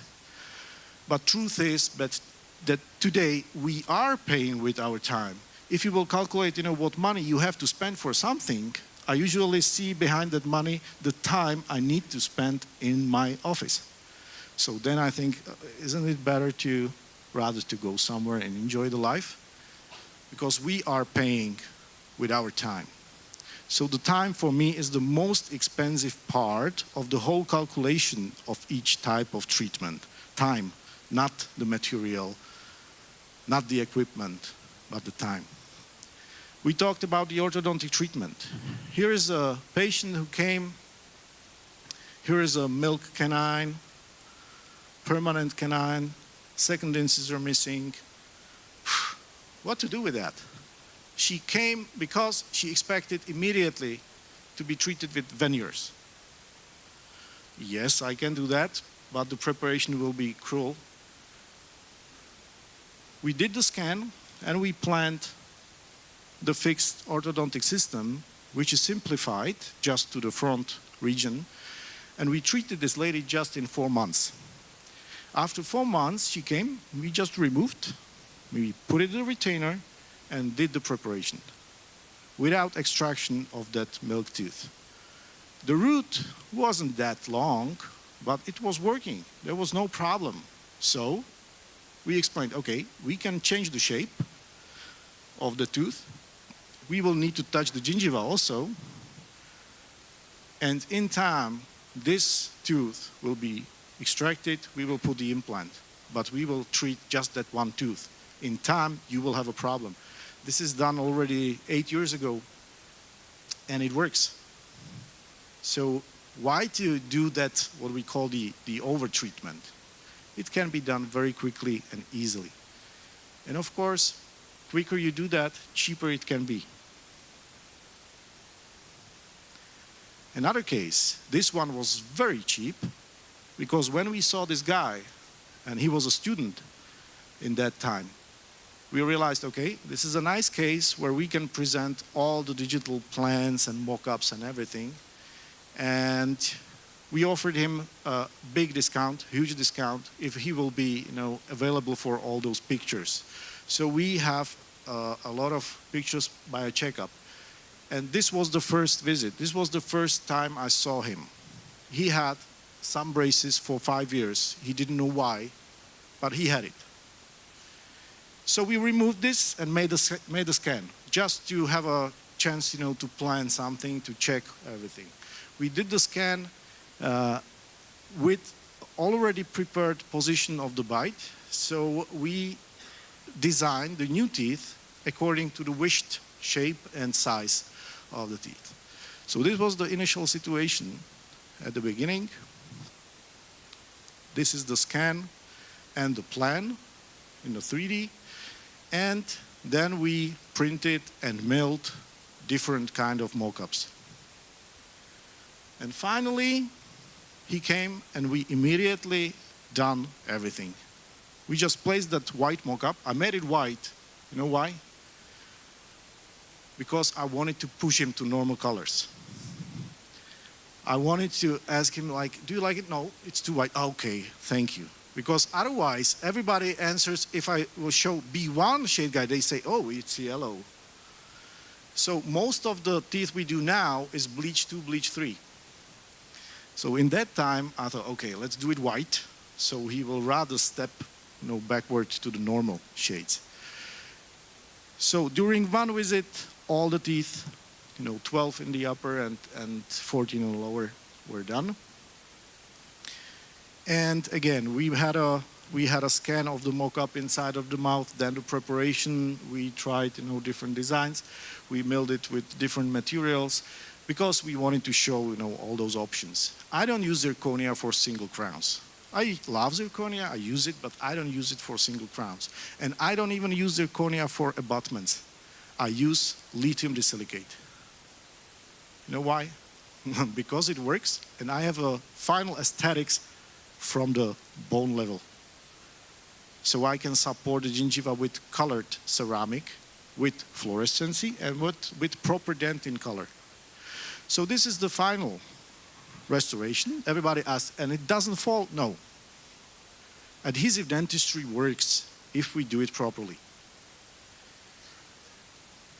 Of course, if I say one day, this means really the whole day. There is no break for lunch. Actually, it's not only a day. You are finishing in the evening or night. So yeah, it's a whole day of treatment. But this is what I like, because you can focus just on one case, on one patient, and you can do it even more comfortable for the patient. And what's nice by this patient that we can see him after years. So we can see the movement of the teeth. We can see how the translucency changed a little, but also how papillas growth. So there were no defected papillas. There was just missing tooth structure, and we changed it with ceramics. And in 5 years, it growed this way. So from my point of view, we did it wrong because there was not enough space in the interdental places. Next time when you see this, you do the morphology of the contacts a little bit different to leave more space for that. Okay, but we have to articulate such cases. And believe me, articulation paper doesn't work. In 80% of articulation with the paper, it's wrong. And 20% is a good luck. So now we are digitizing even those contacts. We can measure those pressures. We can see the movements during the articulation, and we can treat such cases. This is a simple case because I did already the articulation in the software when we were doing the morphology. But usually where is the problem, and that's why I'm telling it here, is a combination of teeth and implants. Because everything in the mouth has some movement. Bone is moving, joint is moving, tooth is moving, not the implant. Actually, even the implant is moving a little. It's about 10 microns. So we can divide, let's say, the pressure separately on normal teeth or on the implants, and we have to see it differently. Today there is an option to import the STL data to that scanner, so we can see even exactly where are those contacts on the teeth, not only in that graph. And I will show you one of my very old cases just to see what happens if we just do the crowns on implants and we believe to the patient that everything is okay. This patient was in my office just because of the veneers after some orthodontic treatment, okay? And then I visited the orthodontist because of another client, and I saw this lady sitting in the waiting room. And I asked her, "Are you okay? Is everything fine?" And she told me, "Yes, everything's fine, but sometimes, especially in the morning when I wake up, I have a problem. I feel like there is something, some pressure in front." And when we checked with the paper, it was there, yeah. And now I can just repolish that contact and she will say, "Yeah, it's better." And I will be happy, she will be happy, but the problem is not solved. Because instead of that, we took the T-scan and we measured this, and this is a problem.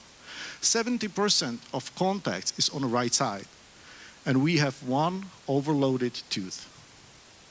31% is just on this contact. And where is it? Crown and implant. Because patient doesn't feel that. So we repolish that. Okay, first polishing. Just with the rubber polisher. And the result is better, but it's not solved. Okay, so we repolished even that premolar. And what happened?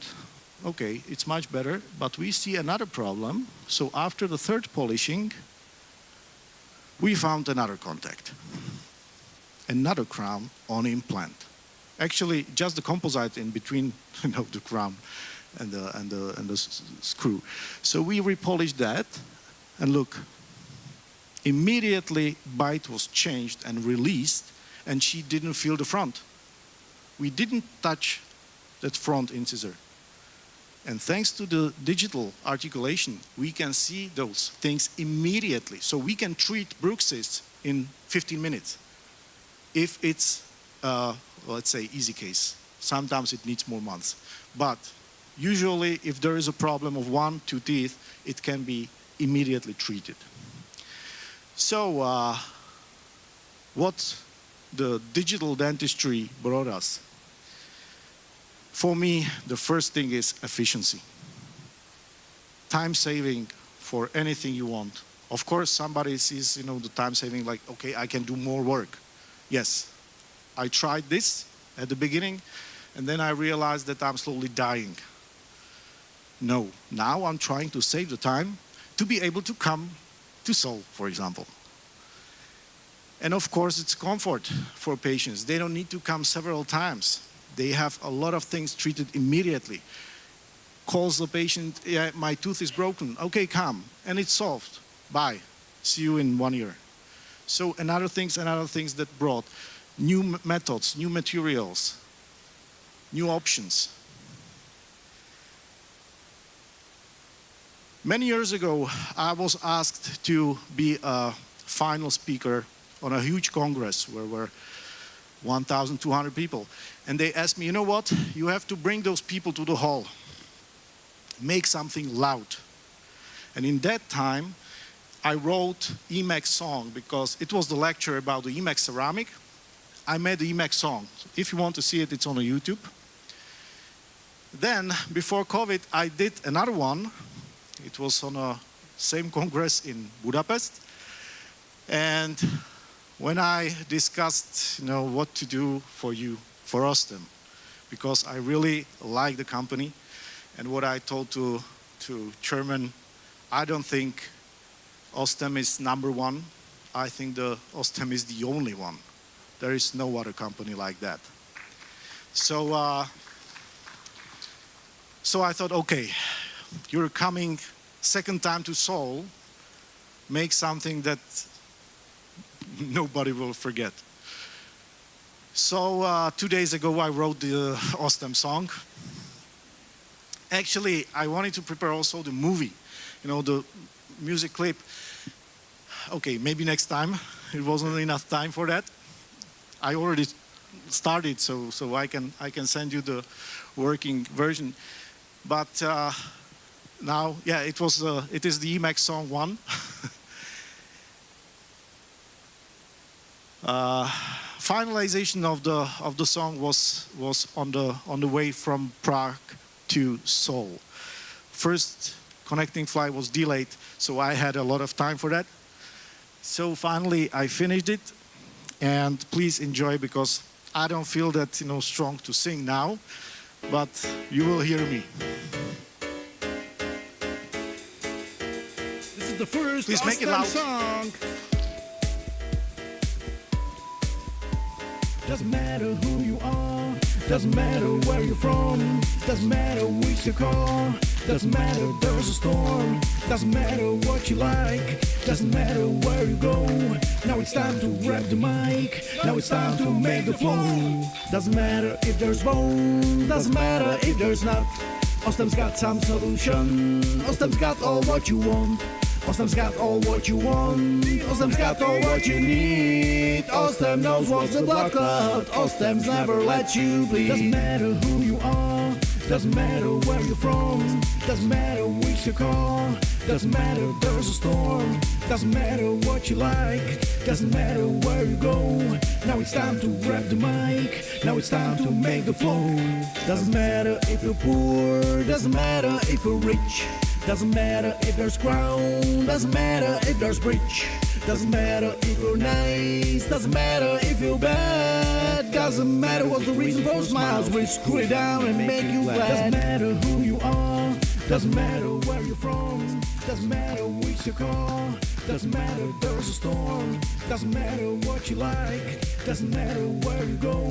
Now it's time to grab the mic, now it's time to make the flow. Doesn't matter if in Seoul, doesn't matter if in Prague, doesn't matter if in Rome, doesn't matter if in Hague. Everybody wants to smile, everybody wants to bite. Osstem knows how to save you while, Osstem knows how to make life bright. Doesn't matter who you are, doesn't matter where you're from, doesn't matter which you call, doesn't matter there's a storm, doesn't matter what you like, doesn't matter where you go. Now it's time to grab the mic, now it's time to make the flow. Doesn't matter who you are, doesn't matter where you're from, doesn't matter which you call, doesn't matter there's a storm, doesn't matter what you like, doesn't matter where you go. Now it's time to grab the mic, now it's time to make the flow.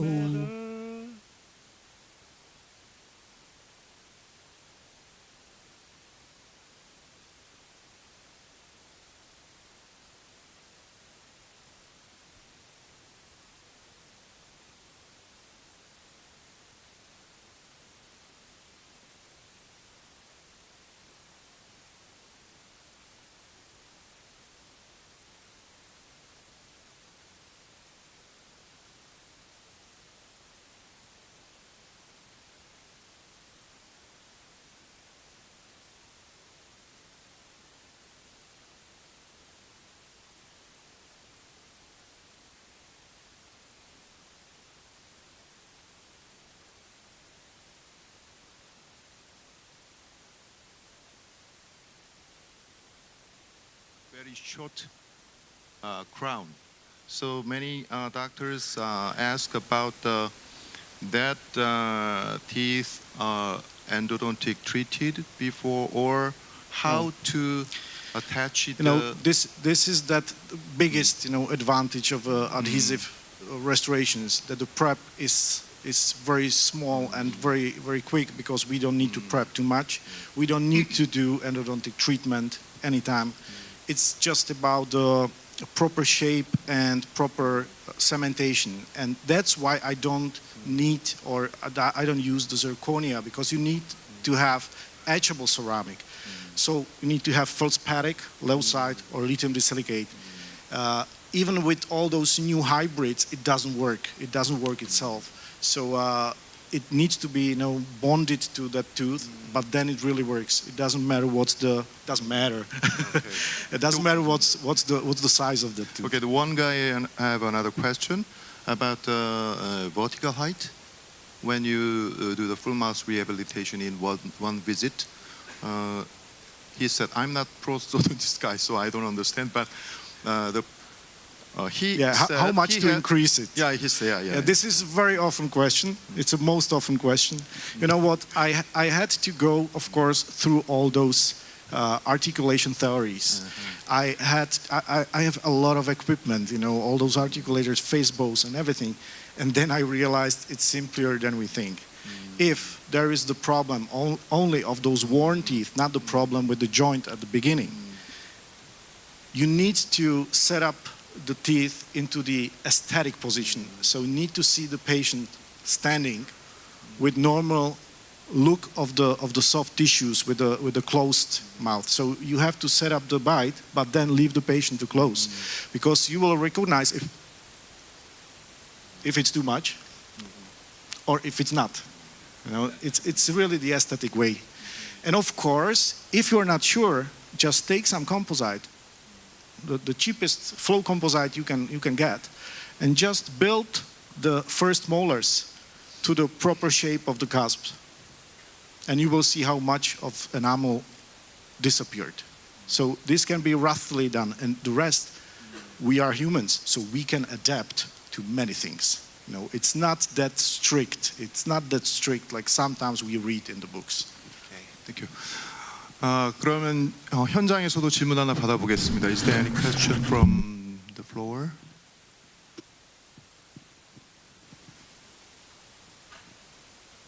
I got a question. When we can meet next time? I'm not the owner of Osstem. Sorry. Because I like Osstem, that much that really, it doesn't matter if it will be here or in Rome. But actually, I'm very close with him. Okay. Yeah, I can tell him. Okay. So thank you. Yeah, but the last question, I just got the very important question. The song you showed, that song is written, the lyrics and the melody? Yeah, I do. Whole actually, by yourself? Actually, I do everything. That's why I need to save the time, because, I have a lot of hobbies. This year, I recorded the first LP, because previously it was just the CD, but now it's not modern. So now we're back by the analog. I got a new LP. But soon I will transfer everything to the Spotify and Apple Music and all those, so you will find it. Actually, there is already my old work from 2001, and I wrote even the COVID song during one lockdown. So it's very depressive. It's very how to say that? You will feel like you can't breathe, really, when you will hear that. I can say it is really addictive. Yeah, I can dream that song today. Now, just try to find the COVID-19, and or maybe I will later send some QR code. Okay, you're a really good lecturer. I think you are the pioneer of the future dental clinic. So I hope, every dental clinic, as you showed, in the near future, every dentist do like you. So, 큰 박수 한번 부탁드리겠습니다. Please give Dr. Haini a warm round of applause.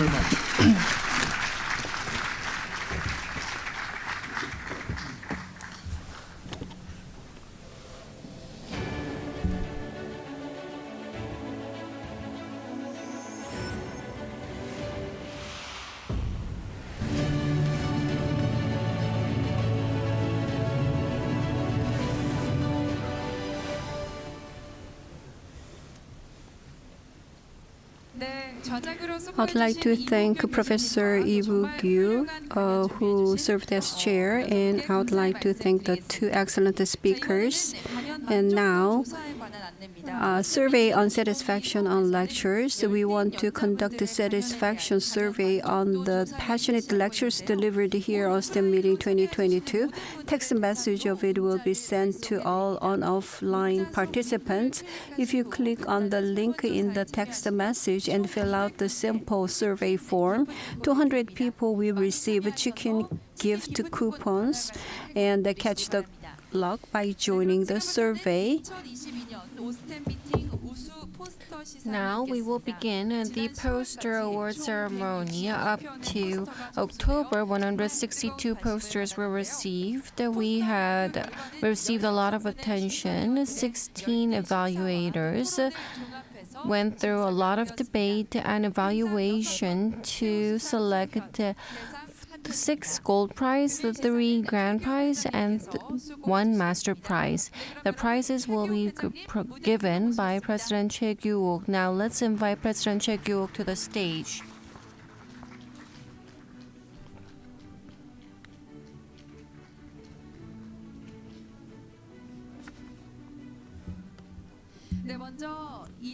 First, the gold prize of the poster contest at 2022 Osstem Meeting, 500,000 won, an award will be given to the winners. A total of 6 people will be named. Please come up to the stage. I'll call names. Dr. Kang Hyun-mo of Yonsei Dental Clinic, Prosthodontic Department. Dr. Yoon Si-won of Periodontic Department at Ide Mokdong Dental Hospital, and Dr. Hyun Jin-ho of Seoul Gaon Dental Clinic, Dr. Yoo Jae-young of Maxillofacial Facial Department of Jeonnam University Hospital, Dr. Moon Soo-in of Prosthodontic Division at Kyunghee University Hospital, and Dr. Lee Hwa-sun of the Classic Dental Clinic.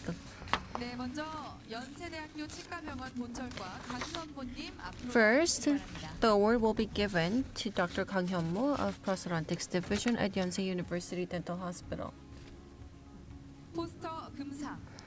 Gold prize for the poster contest. Dr. Kang Hyun-mo of Prosthodontics Department at Yonsei Dental University Hospital.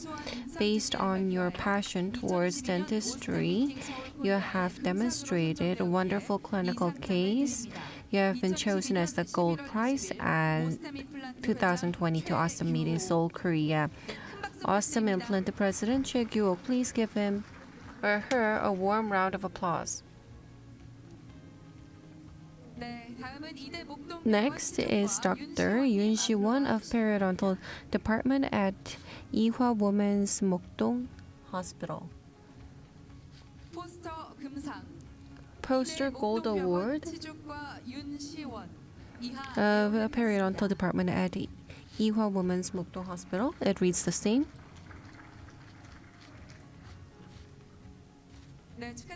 Congratulations. Next is Dr. Hyun Jin-ho of Seoul Gaon Dental Clinic.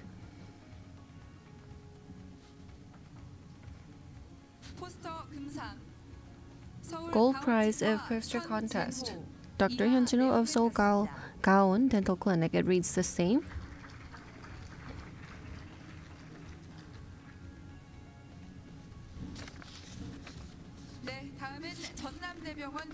Next, Dr. Yoo Jae-young of Maxillofacial Department of Jeonnam University Hospital. Mr. Ryu was not able to visit. Gold prize for poster contest. Dr. Yoo Jae-young, it reads the same.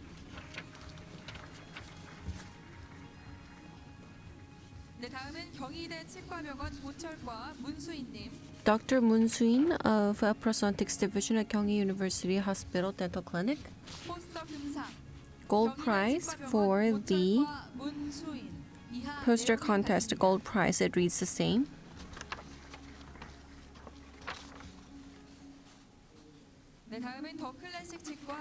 Next, Dr. Lee Hwa-sun of the Classic Dental Clinic. Poster Gold prize. Dr. Lee Hwa-sun, it reads the same.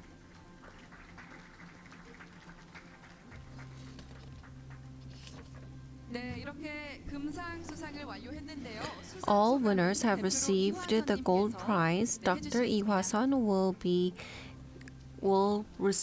make a comment on behalf of all winners. Greetings. I am Dr. Lee Hwa-sun of the Classic Dental Clinic. I'm really honored to receive an award following my previous award last year. Osstem has really helped me investigate into matters which I thought was whether it was possible or not.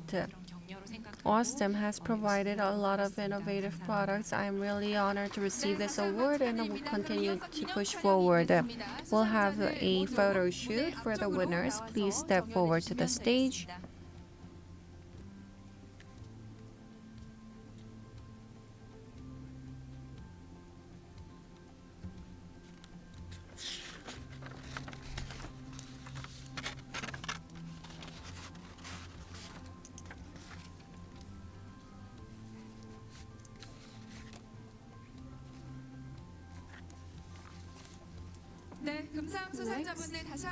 Congratulations once again. First award will be given to the winners. Along with 1 million won award will be given. A total of 3 people will receive this award.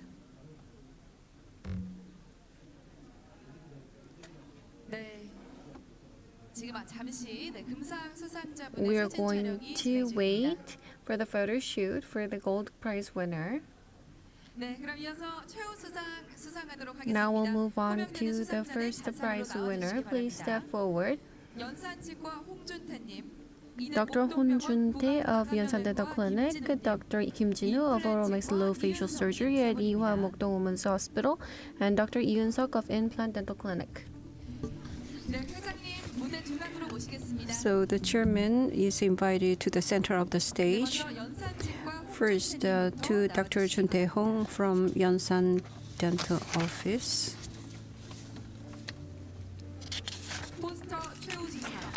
First prize of poster, Dr. Chun Tae-hong. The certificate of merit is conferred to you for your excellent clinical case presentation, as it is selected to receive the first prize in 2022 Osstem Meeting, Seoul, Korea, November 20th, 2022. Chairman Kyok-chae of Osstem Implant. Please give him a big round of applause. Next, Dr. Jin-woo Kim, Oromaxillofacial Surgery of Ihwa Women's University Mokdong Hospital. He is absent today, so Dr. Jin-woo Kim, Ihwa Women's University Mokdong Hospital, and on behalf of the doctor, somebody else is receiving the prize. And next, Dr. Eun-seok Lee of Implant Dental Office. Poster first prize, Dr. Eun-seok Lee of Implant Dental Office. It reads the same.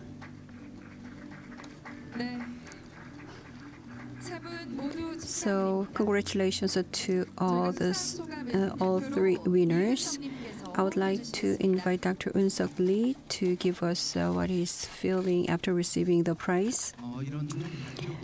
Thank you very much for giving me the opportunity to make the presentation and for giving me this prize. And I would like to thank the judges who have been working all day from morning. And today, this is a quite rich Osstem meeting with a lot of Osstem products, and we have many foreign guests here. And Osstem is moving beyond the local market, and I hope Osstem Implant would become a worldwide K-implant company. And I would like to thank my mentor, Dr. Park, Dr. Ho, and others who have guided me to this position. So let's have a photo session of the poster grand prize winners.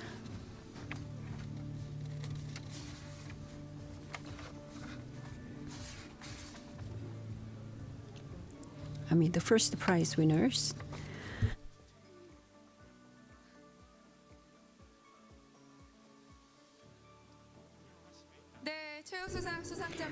First prize winners, congratulations again.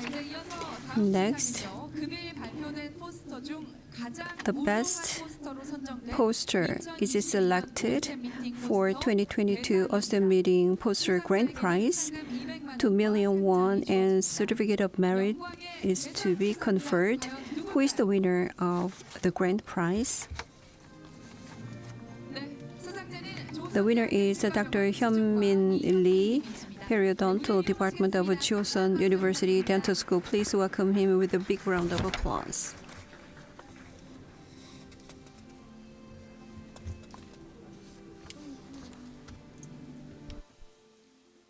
포스터 대상 조선대학교 치과병원 치주과 이현민. Dr. Lee Hyun-min of Chosun Dental Hospital.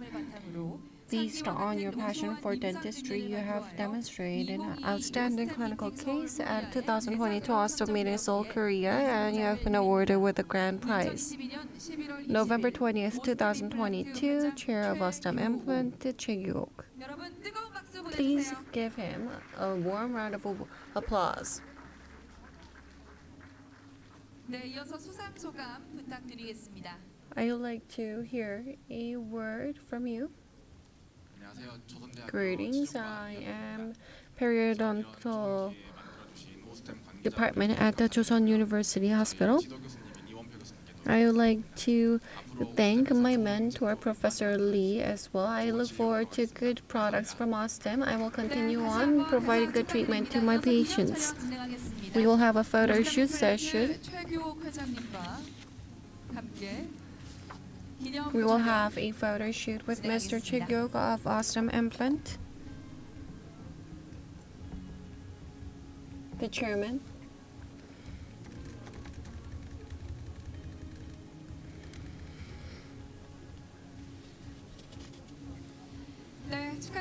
Congratulations once again. We will now conclude the poster award ceremony for 2022. I would like to congratulate all awardees once again, and I would also like to extend my gratitude to Chairman Chigyook for giving out awards. Digital Dental Technician Contest and Osstem Meeting 2022 Seoul have been with us following yesterday's event, and today we are towards the end of our wonderful ceremony. I wish it could last longer. In light of such feeling and sentiment, we have a fabulous event. I'm sure a lot of you have been waiting for this highlight event. Three winners will be given Galaxy Buds 2 Pro, 2 will win Galaxy Watch 5 Pro, and 1 person will win Galaxy Z Flip 4. Lucky draw will be done because a lot of people have 2875 in their phone number. We're going to go through lucky draw in the middle part of the cell phone number. If there are are overlapping numbers, another number will be drawn immediately. Let's start the lucky draw from the third prize. The third prize, Galaxy Buds 2 Pro.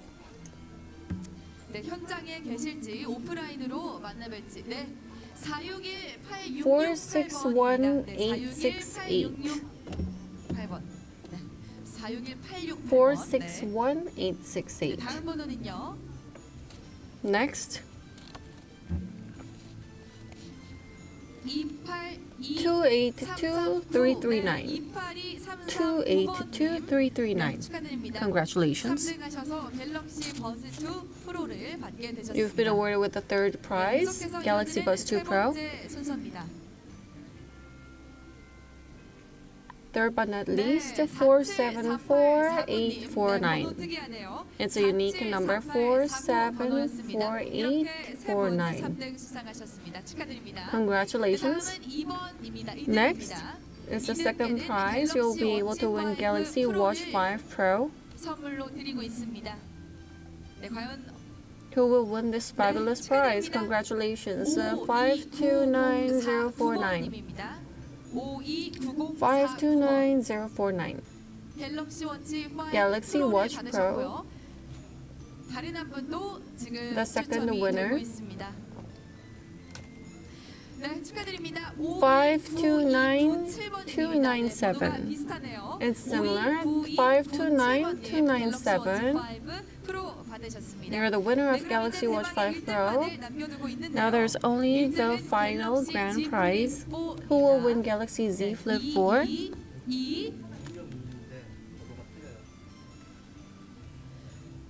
222620. Congratulations. You're the winner of Galaxy Z Flip 4.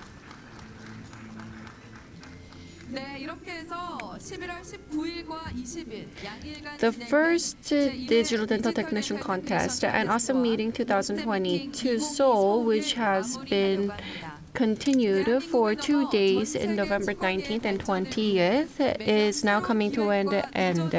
Osstem Meeting 2022 Seoul has continued to lead the development of digital dentistry along with other dental advancements in Korea and in overseas countries as well.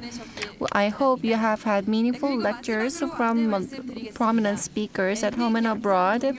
I'm sure you have learned about through the live surgery. We will now have a award ceremony and offline lucky draw after the ending video. Stay with us till the end and perhaps you'll win.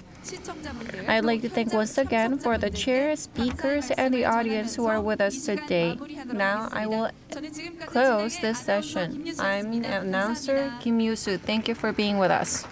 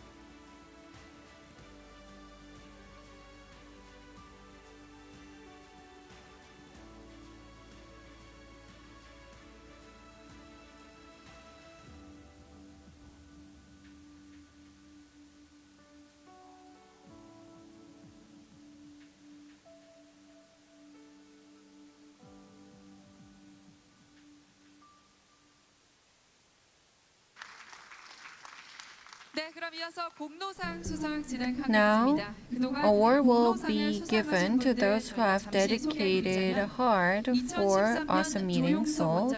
First, we're going to introduce the previous winners. In 2013, it was Dr. Cho Young-seok. In 2014, it was Professor Cho Chang-mo. In 2015, Professor Cho Kyu-sung and Professor Kwon Jung-jin. In 2016, Dr. Lee Kwang-hun. In